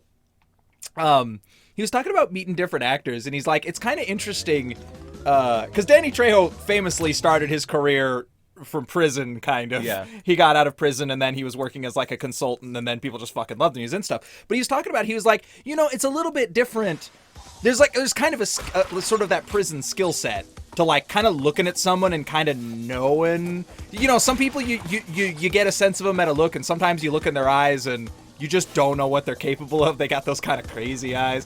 And I wish he named off somebody, and I wish I could remember where he's like, I know you wouldn't think so. He named somebody very innocuous, and he's like, no, he's a nice guy. I'm not saying nothing about him, but just you look at his eyes, and that guy could do it. You don't know what he's capable of. It's just so funny to listen to. He's like, most of the time, you know, movie tough guys are movie tough guys, and they're supposed to be. They're not, you know, they're playing pretend. They're not trying to fake anybody out. They're nice guys. Whatever. All happens to be like he's so positive about it. But I wish I could remember who he said it. He's just like, just look in his eyes, and there's something there. You don't know. We're truly in the end game. This right here is the back end of Crash Bandicoot as I remember it. Is this shit, and there's one more science level that is just absolutely fucking batshit bananas. What are these spikes for? What? Just... Ooh. Oh. Uncle Touchy.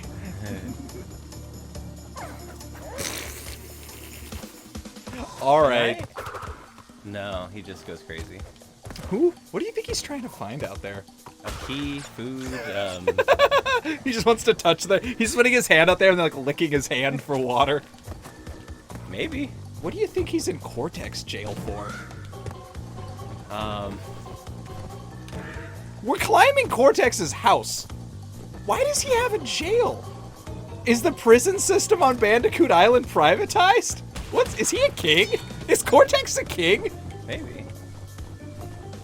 That would be a weird... Could anyone contest his ruler? Or like his... I guess if Cortex not. declared himself king, who is there to stop him from being a king? I guess you're right. If he hadn't dicked with Crash to begin with, we would not be stopping him. He'd be making Bandicoot monsters as we speak. Oh, spooky. No? Wait, no. I think you're safe. Yeah. Okay. Oh. Oh, you can. Okay. You gotta step on their hands. I thought. Oh, whatever. I thought you did too. Yeah, no clue. Look at these dumpy birds. Whoa. Up and down, down and up. That's where we go. Are we a threat? A sunset back there? Or is that like a death lava? I think it's supposed to be the inside of the castle. It does look like a beautiful sunset, doesn't it? Yeah. It looks like you're on one side of a wall, but it's like a video game thing where like if you go to the other side, it's always sunrise, but over here it's always raining. You take like 2 steps and the weather changes. Oh. 2. Whoop. Who? I always think about this in like the late games of games like this. You're like, Cortex's castle. Here's like the hard part. Did Cortex like build this to give you hope? yeah. Like, why is this set up in such this way? Yeah, like my guess. There's only one strain of logic that I feel like could make it good. And I don't know. This is the best I can do. Is like if he put up a wall, right? Pretend you live in a video game. Let's start with this. Right? You're a video game bad guy, right? So on a certain level, it has to be possible for the good guy to win. That is an immutable law of your universe. So, do you A, give him a path that's ridiculously dangerous, or do like a tower defense thing where you try to wall it off? Because if you wall it off, he's gonna come up with there's gonna be a story solution, right? Yeah. He's gonna have to go get pieces to a bomb or something. So do you make him have to actually do the work, or do you let his friends save him? Yeah. Do you like give him a path, but make it so bananas that you can try to make him give up? Because that is truly your tool as the video game antagonist, you know? Let's try to grind him down. Do you know? I wonder how many video game villains know that they're the villain. Maybe that's too broad a question. I think Cortex knows what's up. Do you mean they know, just like in universe, know that they're a bad person, or do you mean understand that they are in a video game? I think like there's a few examples for both, but they're like, does he thin on know the ground. for a fact that like he is the video game villain, and that he needed to do all of this? That is a very good question. There aren't a whole lot of games that dig into that, but there aren't none. No. Not to once again bring up yet a different video game that we talk about. Tomba acknowledges that. Tomba actually acknowledges that, surprisingly. This is the 4th episode of our Tomba podcast. Can you just keep doing that? I mean, famously, people like to forget that it was ever part of the story, but that's true in Elder Scrolls. in Morrowind, it is known that they don't specify video games specifically, but it is known that you operate outside the laws of normal people, and it is a factor that's worked into the story. Your ability to save and load the game specifically is like worked into the narrative. Oh, Ooh. that scared the crap out of me. Yeah. That is interesting. Yeah, there isn't a big list of them, but it is interesting when games kind of play on stuff like that. What's it called? The Bungie classic, Anthem. Anthem kind of plays into those themes a lot too. Although it doesn't really. It does. It doesn't specify video game so much, but it does acknowledge that this is a game for your character. That like they are largely unaffected by the events of this, and part of the end game of that is your character coming to understand that they don't lose. That like when things go wrong, that it never happened. It is undone. And I don't know, that Anthem's bananas, but it definitely plays into those like really bizarre themes of just kind of ascending beyond the game that the character is a part of. It's so hard to do correctly and interestingly and not just be unknown. Oh my god, I did it! You did it! Yes! Gather the gems, not the crystals. I didn't. Yeah, when that guy spoke in the second game, it blew my brain out of my asshole because I just knew him as this fucking bonus level I never got to do, and the boss fight I couldn't beat. It's immediately so much harder than any other bonus. But look how cool the area is. Fuck. I'm such a sucker for big glowing gems in video games. Crash Bandicoot is eye candy for me all the time, but anytime we get to do like an underground, something just like this I love it. You just went for it, you just like, let's see what's happening. Just understand the puzzle, then you can solve it. Yeah. I just needed to see what the next part was, that's all. Yeah. At least, yeah, so you can kind of get ahead of it. I'm trying to think, like of another... Like, we know this is a video, like a game that acknowledges its video gameness. It's hard to think of one. They're thin on the ground. I'm supposed to... Ah! Oh, Undertale's like the famous one these days. Yeah. Undertale's I was like trying the big not to boy. bring that one up just because it is like... that is what it does. Yeah, it makes a big deal out of it. Yeah. It makes a point of it, like, right in the very beginning of the game. Yeah. Yeah. Interesting. Yeah, very difficult concept to do correctly. I'm sure there's like 1,000 of them that I don't know the name. You gotta go for it. Oh my god, do you have to be on the down bounce? Or do you have to get to that one and then bounce back? I need to do the super jump, but I need to not hit that box. I need to super jump past it. Like that. Oh, and then maybe land and then... Like that. Shit, never mind. There you go. Yeah. Oh god, it's so stressful. You know Okay. what's comforting though? I can see that minecart back there, and it's not a factor, and there's no minecart level, and I'm pleased. They put that back there. It's a firm reminder that they could have put a minecart level in this game, and they didn't, and we could all be grateful for that. Do you have a bad history with minecart levels? I don't like minecart levels. Oh. Donkey Kong touched me, and I can't show you where. I did mess up. Minecart levels and underwater levels are my two least favorite things in video games.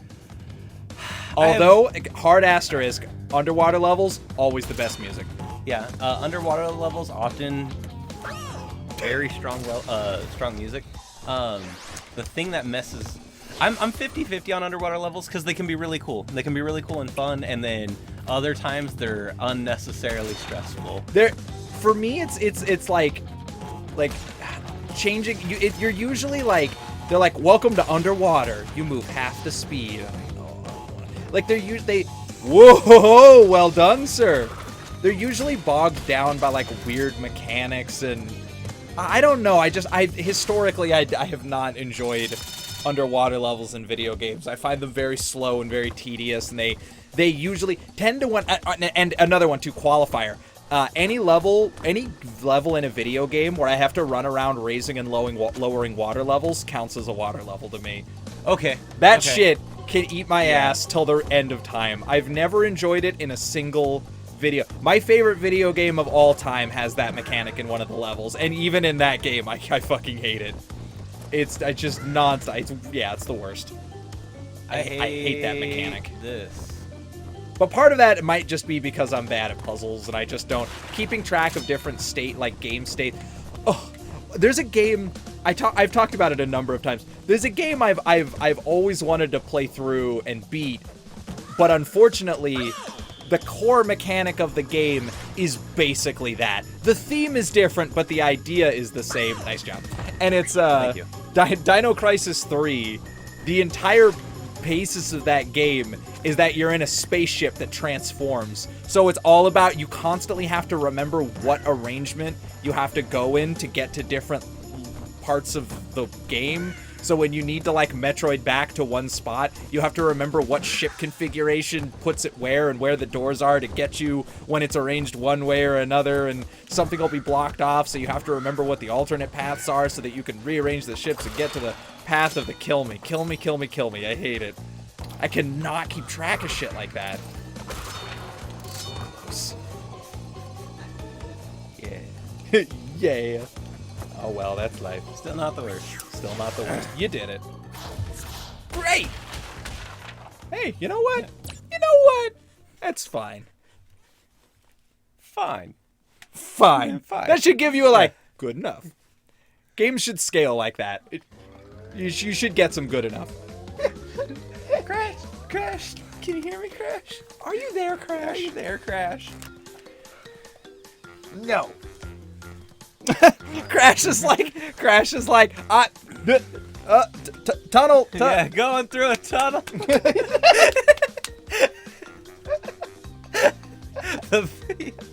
That's the best. Always, just never. Anytime you say you're going through a tunnel, you have to make arbitrary sounds that have nothing to do with the tunnel. Gonna. Fucking Gary. Oh yeah. You're in the real shit now. Oh, this level's garbage. Yep. Looks great though. Alright. I know what's gonna happen. The audience knows. The audience knows? We all know together. I don't. Man, this level looks really good with dynamic lighting. Yeah, it does. That is wonderful. There's such a good choice to keep this like kind of clay aesthetic to the game where there it is. I saw you running left and right and I was like, oh, that mask is about to go out. This is one of those levels. That exists to remind you that this game is not meant to be 100%ed. I believe this is the level. The way you have to... There's a point in this level, in order to get the special gem, you can't die, of course, and you have to get on, like, the side scenery and go around the entire level to the end of it, like, loop around the back, and then run all the way back along the other side, on the, like, scenery on the side of the level. Wow! Fuck! This guy, right this way, sir. Sorry to keep you waiting. Holy shit! Every once in a while, I remember that I'm decent at video games. That was spicy. Jesus, those rats are creepy. Yeah, they are. They're kind of dead-eyed though. Like they don't even seem they're just. Right. Don't have time. Don't have time. Don't have time. Now don't you have time. Because it's still a mask. All right. Whoa, hey now. Whoop. Don't have time. I just don't have the fucking time. Can someone tell me the time? I bet. I can't read time. I bet. I have a learning disability. I function fine, but I can't tell time. Daylight savings is very stressful. I was making wine, but I can't remember to check on it. I like to cook, but never with time. Parsley, sage, rosemary, and something. For the audience, Robert just got up and walked up to the screen. Good strat, though. It's what you got. You work with what you have. Beats the hell out of guessing. Yeah, I was. Do you think this is the old part of the guy? Like, do you think Cortex uses this, or is this like his shed? Or like, like the part of the, some people are like, oh, that's like we don't really use that part of the house. Like, wait, what do you mean you don't use that part? That's just kind of gathering dust. We just keep boxes and swinging pendulum blades and stuff in there. You gotta have a space for your swinging pendulum blades. What, are we just gonna leave them around the yard? These fucking kids come around here. Come on, put them in the shed. I have a wonderful collection of swinging pendulum blades. You know what oh boy. At least you still have the yeah, watch the rats maybe? Because that'll tell you where they fall off. Whoa! Alright. Alright, tough guy. Robert's walked up to the screen again. Can he do it? Whew! Oh, no! Oh my goodness. You got very close. I know, I saw the end. I think when you get up to this second mask, wait for the platform. Instead of grabbing it right off. Because there's one up here. Woo! Let's see, where to go. No, not this one necessarily. The one that's just laying there? Yeah, the one that's just laying there. It just a couple of seconds could make all the difference, Yeah. That's a no-death platform. That's for winners. That's for winners. Yeah, okay, this I one, see what you're saying. So cruel. So cruel. It is a nice way. I will say this about that. As just uncool as Crash is with its extra collectibles and stuff, at least for the most, other than, I guess, time trial. Oh, shit. Okay, focus mode. Robert's in. Look with your special eyes. He's in the zone. He's jumping. He's moving. There's no pit. Oh! Easy now. There it is. Done. Clear. Beat. Okay. Got it. You understand what I was doing when I stood up like that? You were looking for the angles, right? Where there was the sharp angle where it fell off from where the blade sweep passed? Well, it's also it's a trick with the screen. Because it's still rendering those shapes in the dark. And so you're looking at it from a different angle. And then, so there's the lighting kind of changes. Okay. Pretty snooky. Pretty snooky. It's effectively like when you turn the brightness all the way up on something that you're not supposed to. Gotcha. Okay, I kind of see the trick then. What was I going to say? There's a... Oh, here we fucking go. Jaws of Darkness. Here we fucking go. I like that most of the... Not most, all of the challenges in Crash, other than the time trials, are They're all skill-based. Some of them are walled behind ridiculous, knowledge. You have to fucking... there's some stuff that just no human should ever have guessed, and that level was a perfect example. But you never... I hate this specific moment in video games where I'm doing a level and I see a thing and I'm like, how do I solve that? And I look and I jump, I try everything. I'm like, is this a puzzle?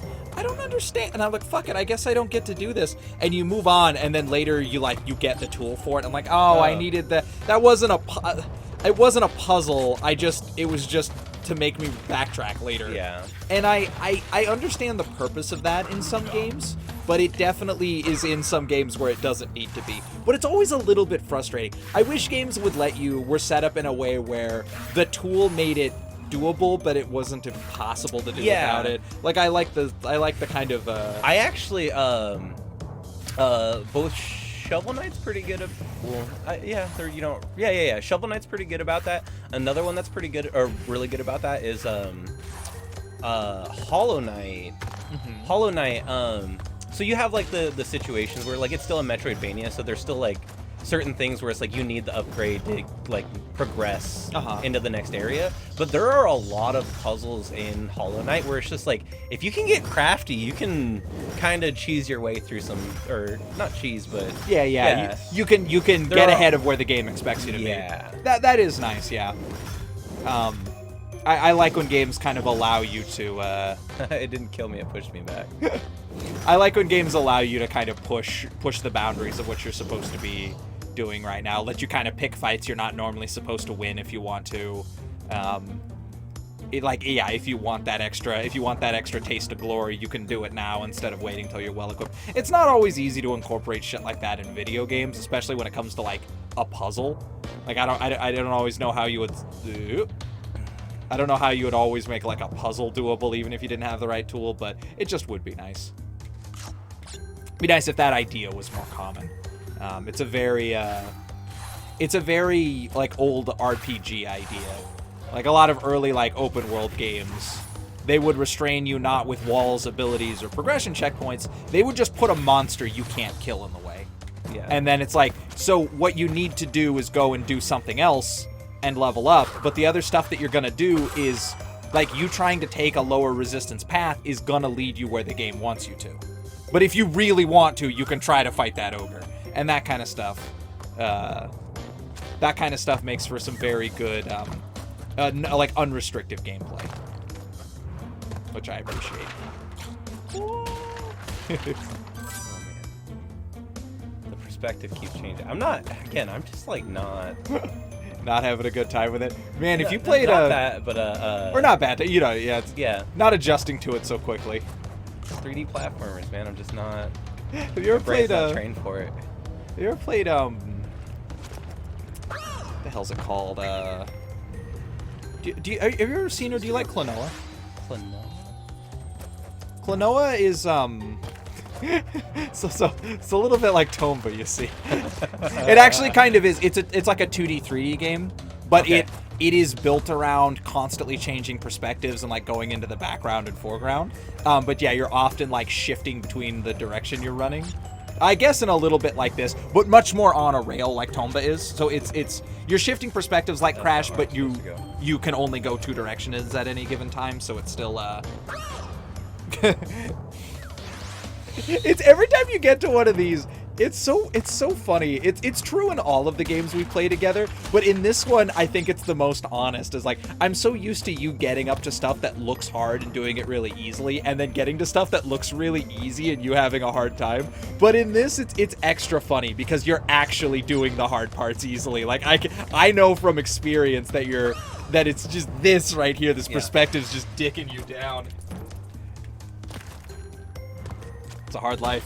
It is a hard life. On the upshot, it's gotten good and generous with lives here, so we're not quite in the tank where we were. We came into this with 2 lives. It was me, you, and that's it. If Robert had died one more time, I'd have to go. Till he got another life, at least. Oh. Then a different host would walk in. Yeah, man, it's just that perspective that it screws me up. I'm not used to it. Maybe that's why Crash is cross-eyed. Because this is his life. Because this is his life. Yeah, that fucked me up too. I think I'd have a very hard time. Imagine if you had to view the world in third person. It'd be rough. Oh, what? Oh my God! Christian was showing me a game recently. He loves to find real. Oh fuck! He's a big fan of finding real oddball games. He was showing me this game. Okay. You know, like Resident Evil fixed camera, right? Yeah. Okay. So this is a Resident Evil style game where you have like tank controls. Your vision is always from the point of view of a zombie chasing you. So you're seeing like the zombie's hands as it chases you, and you're controlling the guy, and then you turn a corner and it turns to a different zombie. It's sort of like have you ever seen Nobody Lives Under the Lighthouse? No.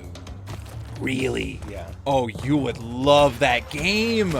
Okay, I won't spoil anything for it, but it is a super interesting it's a super interesting like eldritch horror game where you play it is a horror game based on you doing the regular job of a lighthouse keeper.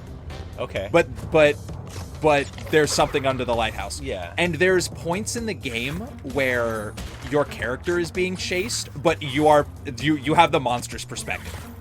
So it's a way for you as a player to have to run from something, but the game to not show you what it is. Okay. And so it makes a really interesting visual. And then so that is the game, is you like trying to do your job and like the horrible things happen at night, but then it's daytime. You can fix that shit. Come on, there's a hole in the roof. There's this happened. You gotta rake some shit and like play.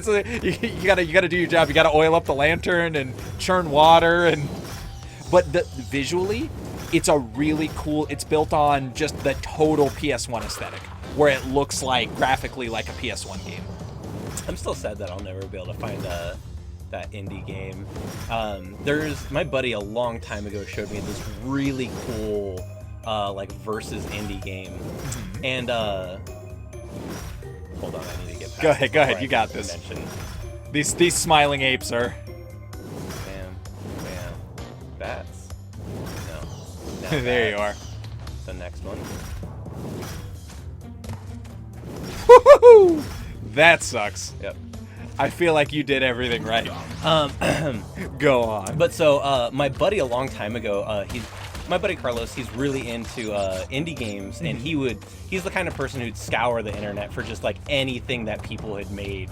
And one of the coolest ones he found was this game where it's a versus game where you play at one person is a killer, and then the other person is someone who's trying to get out of the house. Okay. It's a turn-based. It is an action turn-based game. All right. And the way how it works is the farther you are away from each other, the longer your turns are. But the closer you are together, the shorter your turns are. Interesting. And so when the killer is on you, it's literally going like, all right, 1 second turn, like 2 second turn, 2 second turn, 2 second turn, 2 second turn, and you're trying to like get away and like throw boxes in his way, and it's one so player. Stressful. It's incredible. It is one of the best horror games I've ever seen because it actually was stressful and horrifying. And like as the killer, you feel like a killer, and as the victim being chased, like you. Fucking someone's on you. And so like the game is you both start in opposite ends of the house. One person, there's a key to the front door that's in a box randomly. You have to go around the house finding the key. Yeah, dig out the key to get out. Okay, it's kind of like Secret Neighbor, but horrifying. Yeah. That's really interesting. I've never heard of that. I was like, oh, maybe I'll have heard of it. Nope, you're right. I have no concept of what that is. I've gone back and asked him for it, and all I've gotten is that was on one of his really old computers, and he just hasn't. It was such a like random indie game that he's like, I don't even remember the name for it. I have no way to look that up. It sucks. And it does suck because I think about that game. Lost to time, yeah. Somebody made that game and doesn't know how much you appreciate it. Exactly. Yeah, if you're that guy, let's live in a fantasy world where this video does very well. If you know what that game is, please fucking tell us. Yeah. Just even if you got a hint, send it to us. Or if you know a game like that, also tell us, because I want to know. That is a completely, in my opinion, underutilized game design concept.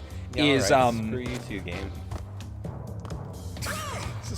Fuck you, Why Crash did I even try Bandicoot. for? I shouldn't. I don't know. It just leads to that secret over there. Fuck you. Just because it's there and saying no, but you have to, but you can't, but you wanna. But I wanna. Yeah, no, I totally understand. I was with you. The audience was with you. If you're in the audience and you weren't with them, just stop watching. We don't want you here. If you were against that decision, if you were like against and me in that subscribe. moment, well, definitely like and subscribe. But you're gonna have to pay double for my CD when your album comes out. Yeah, from the joke that wasn't in this audio track. Damn it! Don't you worry about it. The people who are gonna buy it at full price know what it is. Yeah. If you heard it and you didn't get that joke, that's because you didn't agree with our decisions. There's a fucking cool concept of blind turns that is. It's not a dead end. It was really used as like this evolutionary dead end. I didn't even know that was there. In game design for a while. The end's like right there, but here's the bonus level. Let me pitch you an interesting game. This game exists. I don't remember the name of it, but you could look it up easily. But you can't play it anymore because there's no servers left. But it was designed to be like a play-by-mail game, but you can play it kind of live too. But here's the idea: it's an RTS game, but it is a know what you call this type of game. You don't build units, you just build a squad, right? So you build and deck out a squad like you're about to play XCOM, okay? You're going up against a human opponent who has the same building rules as you, and here's how the game works. Line of sight is never free. Like, you can look around the map, but you can only see what your people see. You can only detect what they've detected. You have to use, like, tools if you want to find people, or, like, scanners, or if somebody makes noise, it'll mark where the noise was, but not where the guy is, that kind of stuff. And you both put in your turns blindly. So you're like, I want this guy to move over here, and I want him to be ready to shoot. I want this guy to run this way. I want this guy to hunker down. You both put your turns in, and then they happen simultaneously. And all of your guys just have to act based on the orders you gave them. So you have to just try to give them efficient orders, and you're just fighting for objectives and trying to beat the other player. But That sounds really cool. Doesn't that sound fun? Yeah, it is a really cool idea. That sounds like the best way to make a tabletop game video game. Yeah, I agree completely. And you know, there's a reason for that. I can't remember the name of the guy. I can't remember the name of the guy that did it. He is a relatively unknown name, but he is famous, but people don't know his name because he doesn't sign his name on shit. That is from the guy who made the original XCOM. That guy is known as the godfather of turn-based games, because he invented all of his like first games have insane, like, literally when we're looking at just like a shitty like ASCII like Dwarf Fortress text screen, and it just keeps going. Like a Dwarf Fortress like ASCII text screen, and you have like complicated loadouts and noise mechanics and characters and like grenades and takedowns and range and line of sight and pings, and like he was so far ahead of the game. But he did it because he wanted to design like a Warhammer style game, like a tabletop style war game that he could play on his computer. And he did the shit out of it, and then he did it again and again, and then somebody gave him money, and he made XCOM one of the most famous computer games of all fucking time, and invented a genre. And that guy still exists and is still making games, but he made that game I was just describing as well. And if you ever want, and if you're a fan of that and that guy, because he's the fucking coolest, he made Phoenix Point is his most recent game, which is like XCOM, except you're dealing with the dark denizens of Dagon instead of aliens. So imagine if instead of Dagon, you're fighting a cult of people who worshipped the Eldritch powers. It's also interesting. Yeah. That guy deserves more. I wish I could. He has a goofy name. I wish I could remember his name. But yeah, absolutely underappreciated genius in the industry. But yeah, that play-by-mail idea I just think is really cool. I would love to play a more modern game that works that way. Yeah. I'd be very excited. I love games, strategy style games that are static. That like not base building like RTS. Oop. He dies to that like a vampire in the sun. Yeah, I like RTS games that do not have base building mechanics. I mean, I like ones that have them too, but it's very interesting when you play ones that don't. And it seems like games that try to do it, they usually get halfway and wuss out. So you get games kind of like Dawn of War 2, which is like almost not, but it is like. Which already Dawn of War 2, like it had some base building, but like going back and playing it, there is very little base building in that There game. is very little, yeah. Which Dawn of War 2 is unappreciated. Or Dawn of War 1, I mean. Even in like Dawn of War 1. I mean, both of them very. Yeah, you do not do a lot of base building in Dawn of War 1. Yeah, there was not a lot of. It is like, all about moving units. Yeah, but then Dawn of War 2 even more so. They like double down on not fucking. I mean, around you literally just you have a base. Yeah, you have a base. And you have like maybe one thing that you build. Yeah, like mid game you do an upgrade, but yeah, it's a neat idea. But it can feel kind of chunky and static. I don't know. It's all over the place. But yeah, I love games where you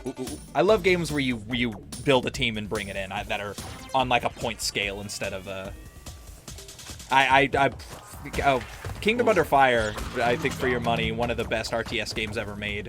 And it's you equip and you go in and you just have the army you brought in with you. That's fun. Very, very cool.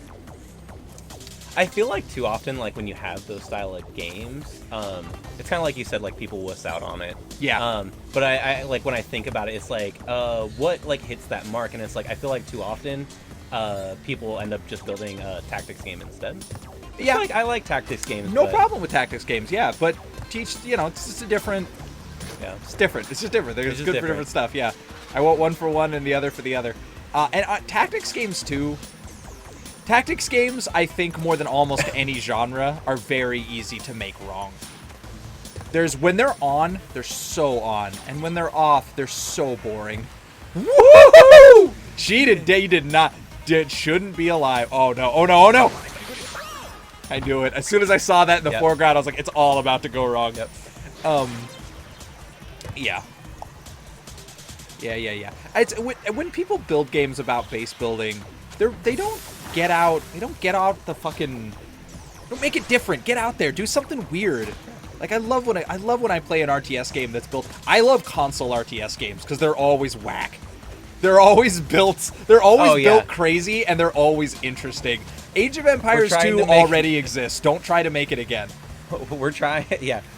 Well, not only are we trying to make an RTS, we have to make it function on a controller. Yes. Many have tried. The amount of corpses around that altar. What do you know about console RTSs? Only that the area around them is called the Garden of Bones. Yeah. Ridiculous. That can't. No, it won't. It wouldn't. They couldn't. Yeah, okay. No, Dude, that one I made me wasn't even nervous, thinking. though. I'm just thinking about the fact that goo was pouring directly into that vent. Oh, yeah. Yeah, wait a minute. Hang on a second. That's not very realistic at all. Robert, I got a feeling that this game may not be true to life. Not like good old realistic Spyro. It looks like you picked the wrong mascot game. Look, again, I'm just saying for the record, if I ever find out that Bandicoots don't actually wear pants and shoes, it's all over for me. That'll be if you just stop seeing channel updates, then you'll know what happened. Something that bad would have to happen to us. I've been at this for 10 fucking years. God knows failure hasn't stopped me. I was scrolling recently. I almost made a short out of it. I was just... Yeah, that was dirty. Oh, wait. Is there something up there? Yeah, No. probably. No, it's... And I was just... It looks... Because of the way I do the thumbnails on my channel, just scrolling up and down on it is really mesmerizing. Because you just see it, like, slowly shifting. I did this intentionally, so it's cool that it came together. It's a very long-term thing. But the colors shift very gently as you go up. Okay. And then it's monocolor in the beginning, and it all starts in cool tones. It slowly gets to warm, and then I switch to two-tone ones, and it's two tones up to a certain point, and then I go to 3, and now they're in full color. So if you go up them, the thumbnails get brighter and brighter, but there's a lot of them because we have over 1,000 videos. Oh shit. So you can... Oh, hang on a sec. Sorry about the noise. There's a fucking fighter plane just spinning in circles outside our house. Hopefully the voice chat didn't pick that up. It's fine. I'm just gonna let you figure that out. Oh no, it's getting louder. That's the end of the world. Is this it? Is this how we go? I don't fucking know, man. I literally do not know how you're supposed to solve that. Oh, I get it. Oh yeah? Yeah. Do you just get all the lives and die and just net gain? Yeah. Yeah, net profit. I like the way you think. Now that's economy. That's why you're good at RTS games. You just get ahead of the... You just net profit. That's all you need. I don't know. I always said that is the hardest thing for me with like strategy games like that. Is I just... It's the thing. I remember hearing a joke. This stuck with me because it resonates. I remember hearing a joke on... I think it was Talking Video Games. It was like an old Flash animation from a million years ago. And it would be this gag where you'd have a... It was like an old Flash... It was like an old Flash thing, and it was like a talk show talking to gamers of different genres. So it was like kind of aping different people. But they had the joke with the RTS guy that he looks like Mastermind, and he's got like a goatee, and he's like, yeah. But his essential joke was like, see the thing is, people want to play strategy games, and they think they're playing Sim City, and they're like, ooh, I'm gonna build a pretty little base, and then bam, thunder tanks. And I think about that, and I'm like, that is exactly what it feels like to play against Corey. But that's exactly the feeling. Is I'm like, I want to arrange, like I want to put this here, and I'm trying to lay things out and come up with nice play, and my opponent's just already setting up to fucking Archer Rush me or some nonsense that I have no concept of how to deal with because I'm still at the spot where I'm still trying to make everything square in my pace, and it's just like this world is delightful, but it is not one that I'll ever master. Yeah, I have fun with RTSs. Yeah, me too. I always have a blast. I'm just not good at them. Yeah, that's how I feel. Like, you just gotta be bad at some games. Yeah. You don't appreciate being good at stuff unless you're bad at some shit. Yeah, and that's the other thing is, like, I don't have anything that I feel like I need to prove in an RTS. Absolutely not. Especially because our friend group, like, we grew up playing Dawn of War against, like, an army of us versus the computers, and so, like, that is fun. Like, Hey, look, another fighter jet, just in time. Ladies and gentlemen, World War III, guys, gals, and pals. Yeah, no, absolutely. It's a bummer too. There is a part of me that wants to be good at them because I really feel like RTS games are like they are like what helped me fall in love with video games. Like playing. Oh my God, is there a rocket blasting off? Why is this always happening? So there's gonna be one more because they always shuttle off in threes. Yeah. Well, I'm just gonna keep talking. Nope, there it is. Never mind. What was I gonna say? Like, Red Alert, Command and Conquer Red Alert is, I think, the moment where I like loved video game. I played some before, and I mean, as a kid, I loved everything. You know what I mean? You get anything that is entertainment is fun, and I played some NES games with my dad, and I played a little bit of PlayStation games, but I wasn't very good at them, and it was kind of fun.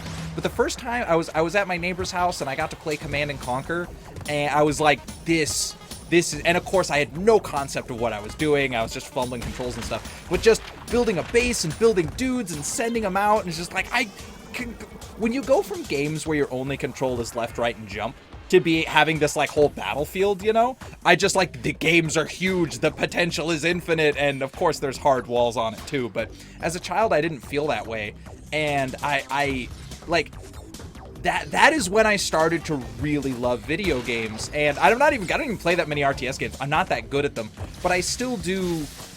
My favorite thing in games is when I can't see the walls. Like, that's when games are at their best.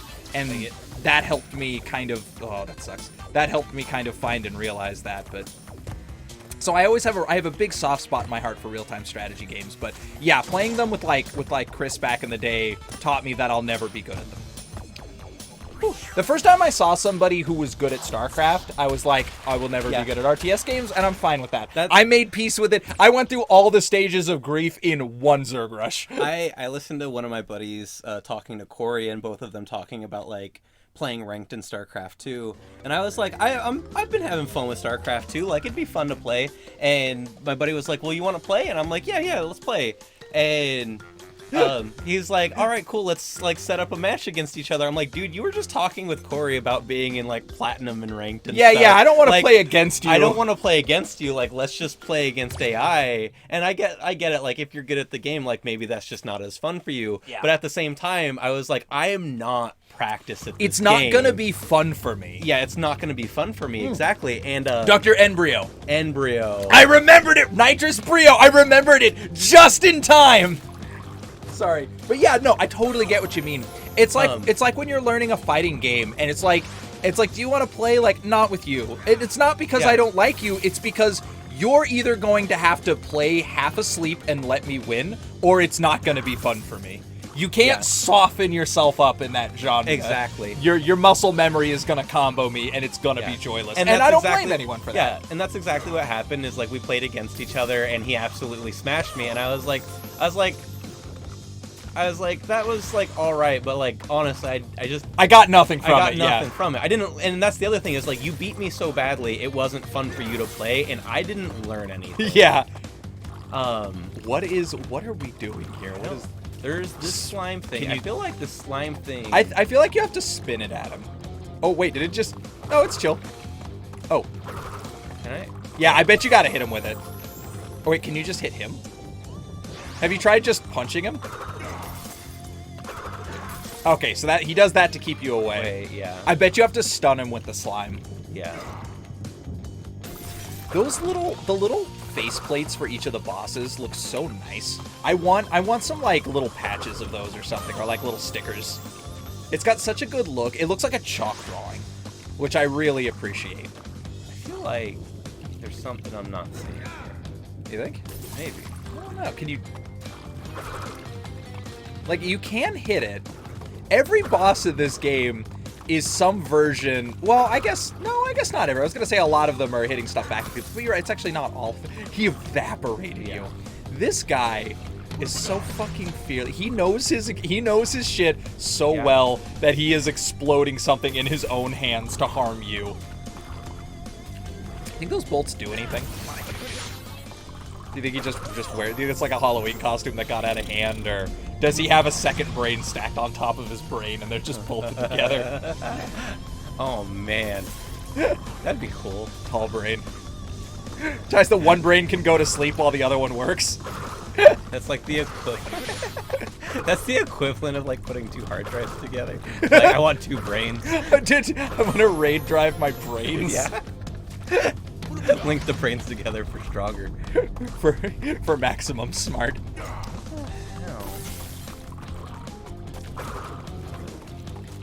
That got a good hit. Yeah. Sometimes he goes really... What? I don't Okay, yeah, I know. I think I was wrong.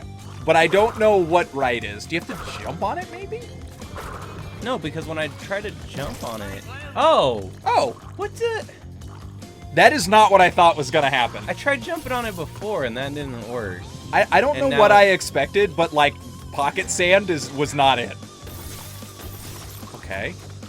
Maybe you have to get it while it's not jumping. Maybe Yeah, that's it exactly shoots, what it is. It specifically shoots directly in his Yeah. left eye every time. That sucks. My one good eye. Why? Why does he keep kicking me in the nuts? Why does he keep kicking me in the dick? I can't believe all 300 of those guys kicked Vegeta in the dick. Oh man, that's a...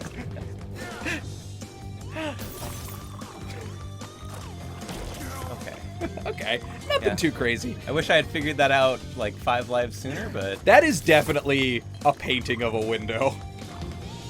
That is not an island back there. I can see the matte painting. It's actually kind of charming. Makes me think of like 80s like fantasy movies, you know? Yeah. Like the big matte painting out the window. Which is weird because the water kind of looks... It doesn't look real, but it does look 3D. So it looks like a plastic model, kind of. Interesting. Slime City. We have no will. We have no life. Oh, and if they can't see you, they don't jump at you. Oh, I did not expect that. 1, 2, 3, 4, 5. Oh my god. Oh yeah. Way more. Oh, we're going. And then this is gonna be 100 million. This boss fight. This boss fight put me in my place. This guy was the last boss for me. Don't. Yeah, Max Power Roshi. Come on. What am I supposed to do? He's got the power of the Makio Star. What am I supposed to do? You wait for him to open the dead zone and kick him into it. We had so You many face lives the going into Makio Star. this. We had so many lives going into this. We were doing so well. It's a learning experience. That's how we do. This boss fight has been a wall. It was like months before I knew what the last boss of this game looked like. Because as a child, this whole situation was just incomprehensible to me. I'm gonna die to the next. I think you might have to start close and run backwards And run when away. he's doing Yeah, that. I did that before. Okay. All right. All wrong. All wrong. Yep. All All rigged. left. All right.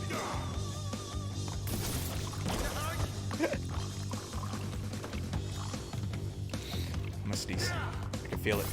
It's coming. You gonna sneeze? I know it. Don't do feel it. I'm gonna do it. Don't do it. No, it's coming. Oh, Jesus! Oh, I got it. Okay, I'm good. Oh, not today, devil. Not today. Stay out of my nose, Satan. Can't sneak it. Man. There's a lot of old time religion has some practical day-to-day life lessons. That is not one of them. Somebody that started, some fucking grandpa said that as a joke, and it became culture. I guarantee you, some old man's like, hey, don't sneeze, the devil will get in there. And then that person told their child, and here we are. I don't know what to do here. You got it. You got it.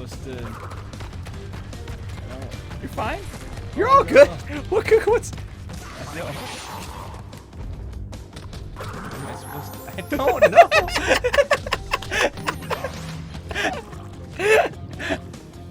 I don't know. Use your protective Saiyan bubble.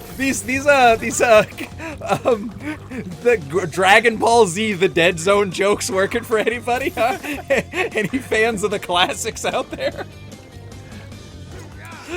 Oh. I have no fucking clue what you're supposed to do. I don't remember. It's gotta be violence. If you know what to do, tell me in the He comments. texted, put it in the comments. Type it right now and believe in Robert. Send him your energy. Bam, got 3. Send him your energy. See, I got this part again. It's the Okay. the whole Here's what you boss gotta fight. do. You gotta waste a life.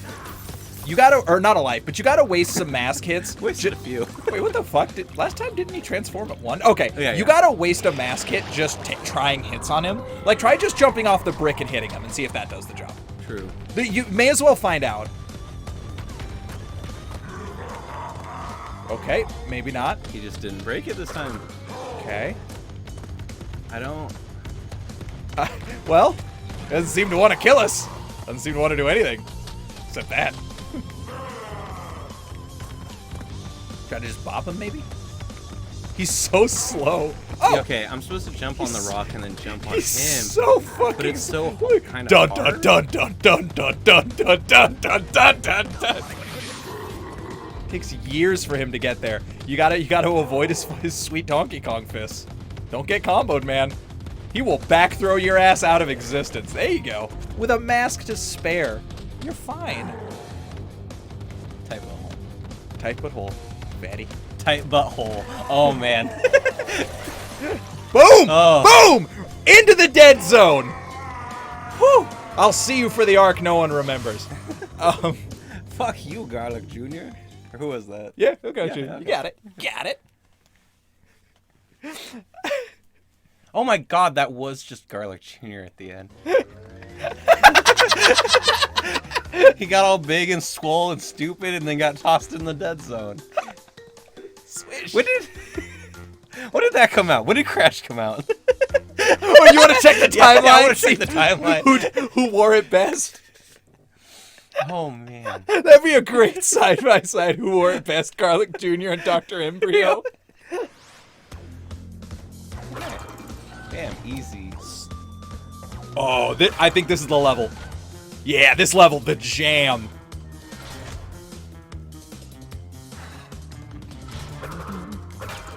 Yep. This is the start of it right here. Yeah. This is absolutely the start of the Crash 2 music. Oh, yeah, like the Yeah. primordial. It's where they're starting to figure it out. Choo, choo, choo. Okay. It's a very nice sound it makes. Other than this fucking rocket ship launching.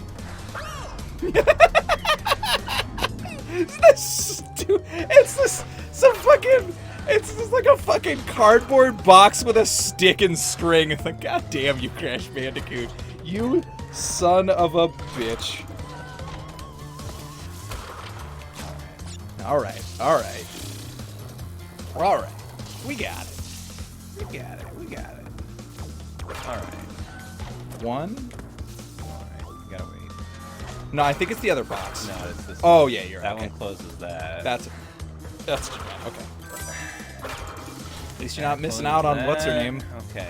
whoever that is. I like to think she doesn't have another eye under there. Oh yeah. I like to think she's also an experiment and she's just got like an empty socket. I for the longest time, because I didn't realize that it was Crash's girlfriend, for the longest time I thought that because I used to get stuck on like the first island so much, I thought it was like the queen of that island. That's cool. Isn't that funny how in games, like, when you can't get forward, you just kind of have your own mythology until you know better, you know? Yeah. When you kind of make guesses. It'd be such an interesting thing. If you had, like, a good story-based game, it would be a lot of fun. Ooh. And I think a good learning experience. Like, say you wrote out the whole plot to a game, right? So you're the designer, you know how the game ends. And it would be really interesting to then, like, give the game to people up to the halfway point, and then just ask them, how do you think this game ends? So you would just know how subtle you've been, you know what I mean? Yeah. Or even with the game that came out, if there was already a game, you're like, this is a good story-driven game, stop you at the halfway point and say, what is this game about? What do you think's gonna happen? What comes after? It would be so much fun to poll people and get a sense of what not just what you put in, but what people are picking up, what themes people think are in. It'd be really fascinating. And I wonder how many games people would have. I have my there's a lot of games that come out where I have my suspicions that people have no fucking clue what's happening, but then after it's over, they're kind of like, oh, I sort of saw that coming. And it's just like, I have those moments in like movies sometimes where like I'll see a movie like, oh, I like this movie, and somebody's like, I saw it coming. And you're like, how? What? There was nothing leading up. Yeah, it was obvious. Really? Was it really obvious? I have those moments with people sometimes where I'm like, I'm not gonna call you a liar, but I'm very suspicious because the end, I don't know. It's not like I didn't see it coming, so no one could see it coming, but just like there was no hints that that's what was happening. So how did? I don't know. Maybe people are just better. How did you piece that together? Yeah, how did you like take me through your process so that I can understand what led you to believe that? But with games, it can be like that sometimes too. We live in an era that is. This isn't necessarily a bad thing. It's just interesting. We have like currently kind of an obsession with. There's 2 boxes up above. I understand now. Those boxes aren't our business. They belong to the Bandicoot gods now.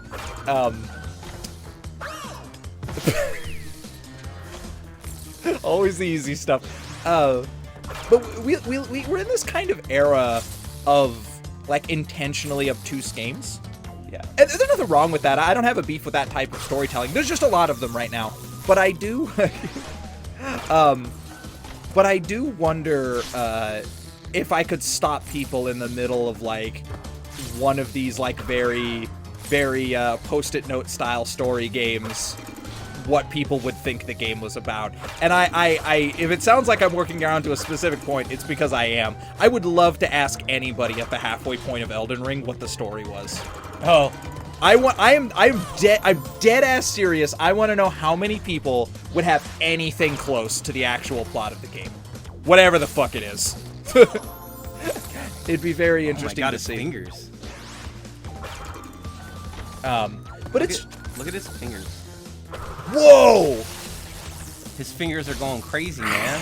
Yeah, that's Got crazy really spider cool. fingers. I'm gonna die to this guy. I think so, yeah. Oh, there you go. That's the way. That guy's not our business. He can stand there with his stupid heretic lightning gloves for as long as he wants. It's not for us. Clink, clink, clink. Pew, pew, pew. Sounds like Crash is hitting it with a bat. Oh. It's so simple and so deadly. Here's the puzzle. Here's that puzzle plus 1 obstacle. It's classic game design. Here's that puzzle plus 2 obstacles. Ready? Now we got to get to that puzzle plus 3 obstacles. We'll be in business. Here's your checkpoint, so we're all set up. Solve the problem. Ah, okay. Backwards, maybe? Just get across the... Oh. Oh! Hang the fuck on! You can just stand on the side of those. Yeah. That's not even... That's not even a trap.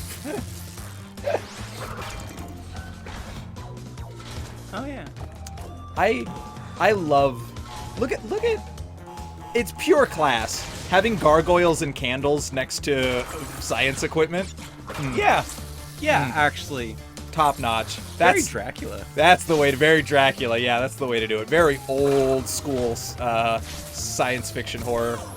Fuck it. That's it. All he's got is one of those vibrate. He's got like the fucking computer typing hands from Ghost in the Shell, and all he's got to do is tickle you with the boogity boogity boogity boogity. He had like right there. He had that like that Legend of Zelda the Deku guard or the the guy that's just shuffling around and keeping you. Who's the world's greatest Red Rover player? 50-year champion, can't be stopped.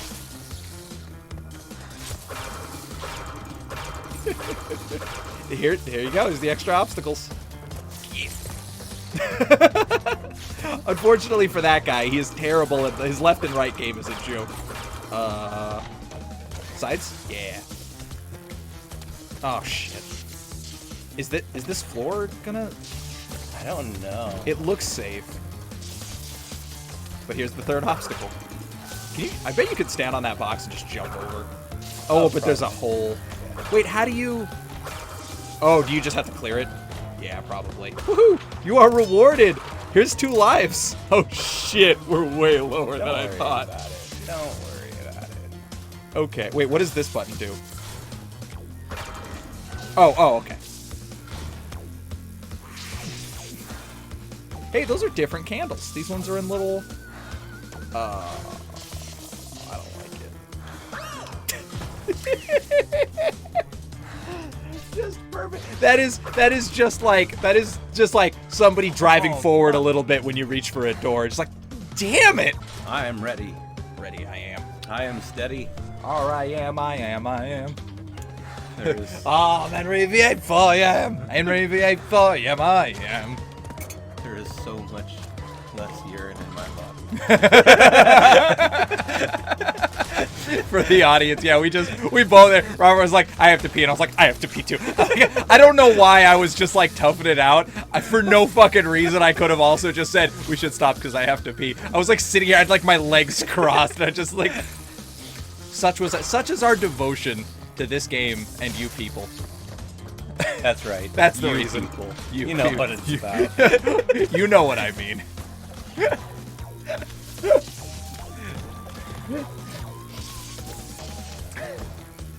You look left, look right. Gamers. You people and your things. You people thingers. I had an interesting moment recently. This is kind of a multi-step process to get to this thought. So right. Stay with me here. Do you remember like? Do you watch any like Let's Players? Do you watch anybody who just plays? It's not in a while. Some people just don't. Like I haven't. I used to, but not anymore. Well, I remember when I was introduced to the concept of Let's Plays. I remember thinking like, but why though?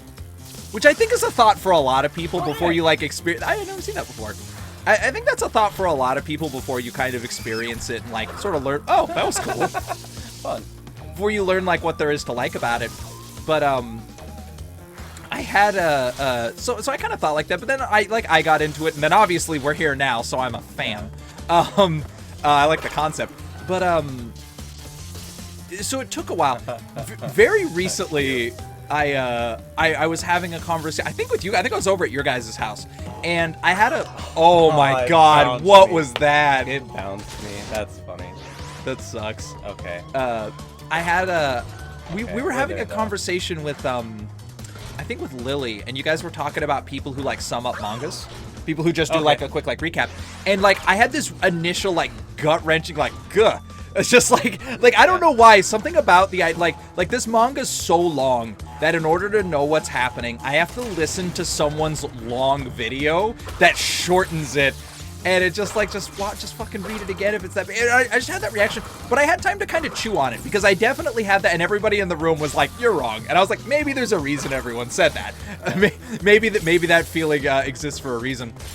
And what got me thinking about it again was there's a channel I watch that I really enjoy, and it is an extremely dumb channel that I deeply enjoy, and it's like two guys and they just describe the plots of video games as best they take you step by step through the game, right? So it's like, this is the game, it starts here, and they tell you the game front to back, but they're just people who haven't really played that game. So it's like, and then you do that. Why would anyone? Anyway, and they're both like, they're learning the game as they're reading the script because a third person writes the script. So there's people who have never, so they're watching gameplay and reading the script of what they're supposed to say, but they just keep in them talking to each other and going, why does this happen? Doesn't make any sense. And then at the end, it's two people who haven't played the game just going like, okay, why did this happen? I have no idea. And it's just like trying to discuss the plot. It's the dumbest thing ever. And I've seen everything on their channel like 3 times. And so that was like, oh, I'm wrong. Listening to the summary of things can be extremely enjoyable. But, yeah. It's just I don't know. That was like a weird little kind of come to Jesus moment, I guess. I know, Hey, something. Hey, nothing. Oh, that's if you have to get all the gems. So each one of them will open a platform there. Okay. And so that was like, oh, if you had been good at the game, you get to go to this coolness, whatever it is. Some sort of secret ending. I actually have no idea what's over there. Huh. God knows I've never done it.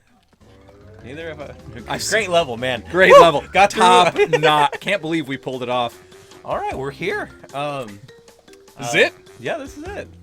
You know, probably. I don't think I have enough lives to figure out his gimmick. We'll but be fine. Neocortex, he's gonna throw boxes. Hey, see, or something. the certain energy bolts can be deflected back at him. Oh. Quite a whoa! Holy crap! I was not expecting the yarn. Oh, I destroyed his tower. When? Not those ones. I'm gonna bet that is much more to do with Dr. Embryo throwing explosive shit all over the place. Blasted Bandicoot. Getting Garlic Jr. out of the. Yeah. This blimp looks so comfy. Yeah. Don't you want to just lay on that and does. just bask in the sunlight? Just enjoy this beautiful fucking Australian sunset. It's so nice. You know what it reminds me of? It reminds me of Banjo and Kazooie 3. How everything in that game was like yarny and like made out of like cushion and softness. That's what it reminds me of. Da, da, da, da, da. Lasers. Oh, the observatory's on fire. We didn't even go over there. Look, whoever's fault that is, it's not ours. Or we did a lot, but we didn't do that. Bam! Whoa. Maybe cool it with the laser gun if you don't want to get hit by it. Don't shoot green lasers. What's wrong with you? I was just supposed to run. What the shit? What are you doing here? Very high level. Yeah, all right. I'll try it. What? Is it? Yeah, that's Uka Uka. Yeah. He's not in the first or second game. He's just in the third, right? No, he's in the second one. Is he? I believe so. I think. Huh. You know, I'm not ready to say I'm certain. I'm not. I feel like he's not, but I can't prove it. So I'm just gonna say that you're right for now. But it is cool of them to just put him in here because like we know, you know, we're from the future. We know it's just a little continuity thing. It doesn't help nobody. Because I think before it was Aku Aku who would come in and be like, game over. His head. Cowboy music. Oh, it's nice. You could put a fucking cocktail glass on his head. It is so flat. What is in there? Oh, I missed it. It ain't fucking brains.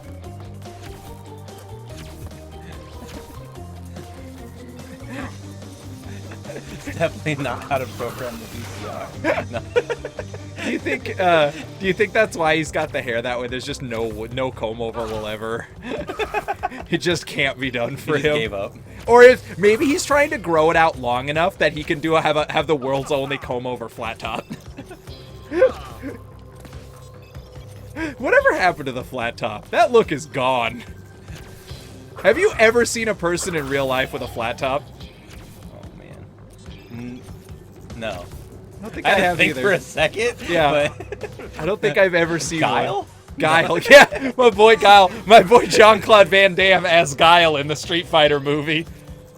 Well, I'm at least happy to say that it took the final boss for me to game over. Hey, yeah, There were so many close calls. so close. You took it to the ragged edge for dramatic effect. Oh yeah, of course. Keep it interesting. All scripted. He looks really funny hustling sideways. I misspelled it. Fucked it up. Messed up. Back to the lab again. Not again. Man, I love those. The Yeah, boomerangs. me too. Snoop Dogg didn't have to go hard for Cartoon Network, but he did. He did that for us. God, my favorite one is the Flintstone ones, running around in circles. Oh, that was a good one. And then of course Jabberjaw. Jabberjaw's the best. The Jabberjaw. Oh, yeah, the Jabberjaw one was really fucking good. No, that's the best one. Shit. I was gonna say, like, I think I like the Ed, Edd n Eddy one is really top notch, but no, Jabberjaw takes the cake. If you guys didn't grow up with this, Cartoon Network used to do musical interludes where they would have, like, actually famous musicians come in and do, like, cool music videos just for their cartoons, and they, like, 9 out of 10 of them rock ass. Do you remember, did you watch Dexter's Lab? Oh yeah. Do you remember the musical episode with Paul Williams in it? I don't know why Paul Williams is in it. No child would know who he was, but What is it? he gets the piano teacher. He's like another short guy, and he's his piano teacher. And he's like, I hate music. Yeah. He sings this whole song. When my music meets your science. When you take the math, you know. Next to do, re, mi, fa, so. Yeah. Love that song. I didn't know that it was igniting a lifelong love of Paul Williams, who is one of my favorite musicians now. But it's such a why are you here kind of moment. Oh my god, I had a weird one of those. I don't know why. Fuck this boss fight. I'm just gonna talk about musicians. I was hanging out with a friend of ours, and we were just watching Hey Arnold.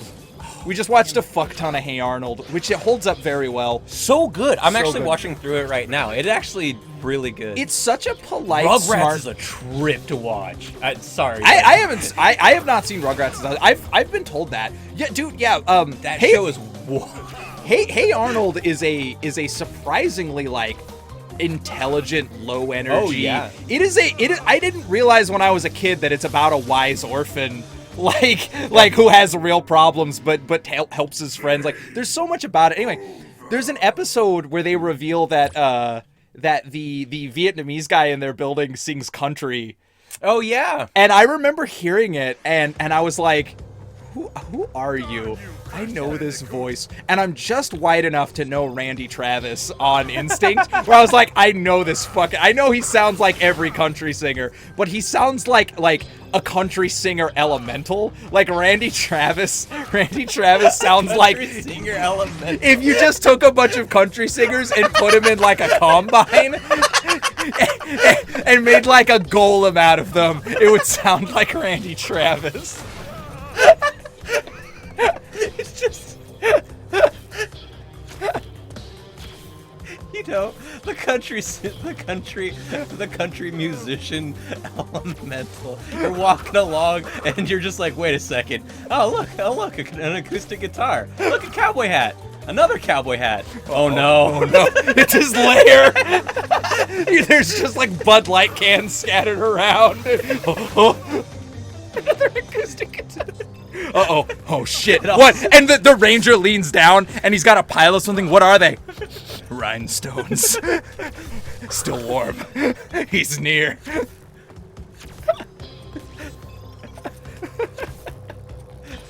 Oh no. Someone's about to lose their wife. What? I love when old TV shows bring a singer in to sing one song. Like a character gets like a music career for an episode, and they sing one song over and over. God. I actually had the same experience watching Billy and Mandy. That's how I grew to love Voltaire. Was through Billy and Mandy. He did the Brains song. That's him. I didn't know that. Yeah, he did the Brains song, and then also for the movie Horace Hand, he did King of the Underworld as well. Interesting. Both of those are him. I have never Both seen the movie. Great songs. I have seen very little Billy and Mandy. it's a fun show. It's something I've probably- always been aware of. Like I've always known about it. People have told me it's good. When I was a kid, I found it intolerable, and I don't have a good reason. I can't back that up. I was just a kid with strong opinions, and I just believed I was right. Yeah, I feel I can't even put my finger on it. It was just a spooky show. Like I was a kid and I liked a lot of spooky It was things, really and interesting and weird, and it was like, very absurd. See, It had see, a lot of absurdity. it was even more so than you would normally expect from a cart. It wasn't slapstick, it was absurdist. Yeah. And which is interesting, and like looking at it now, there's a lot of things about it I was supposed to just run. that are really fascinating and weird and interesting that that definitely deserves, like, looking back on it now, I see why people remember it so fondly. But to me, it hit me in that way. This show didn't bother me, but it did bother a lot of people. I remember the way a lot of people felt about Invader Zim when I was young, that it was like this show, it was such a cultural thing that it was like annoying for a lot of people. Yeah. And Billy and Mandy was in that same boat, but looking back on both of them, they're famous for a reason. Yeah. Yeah. There's a lot of very good and unique comedy in. He is dead.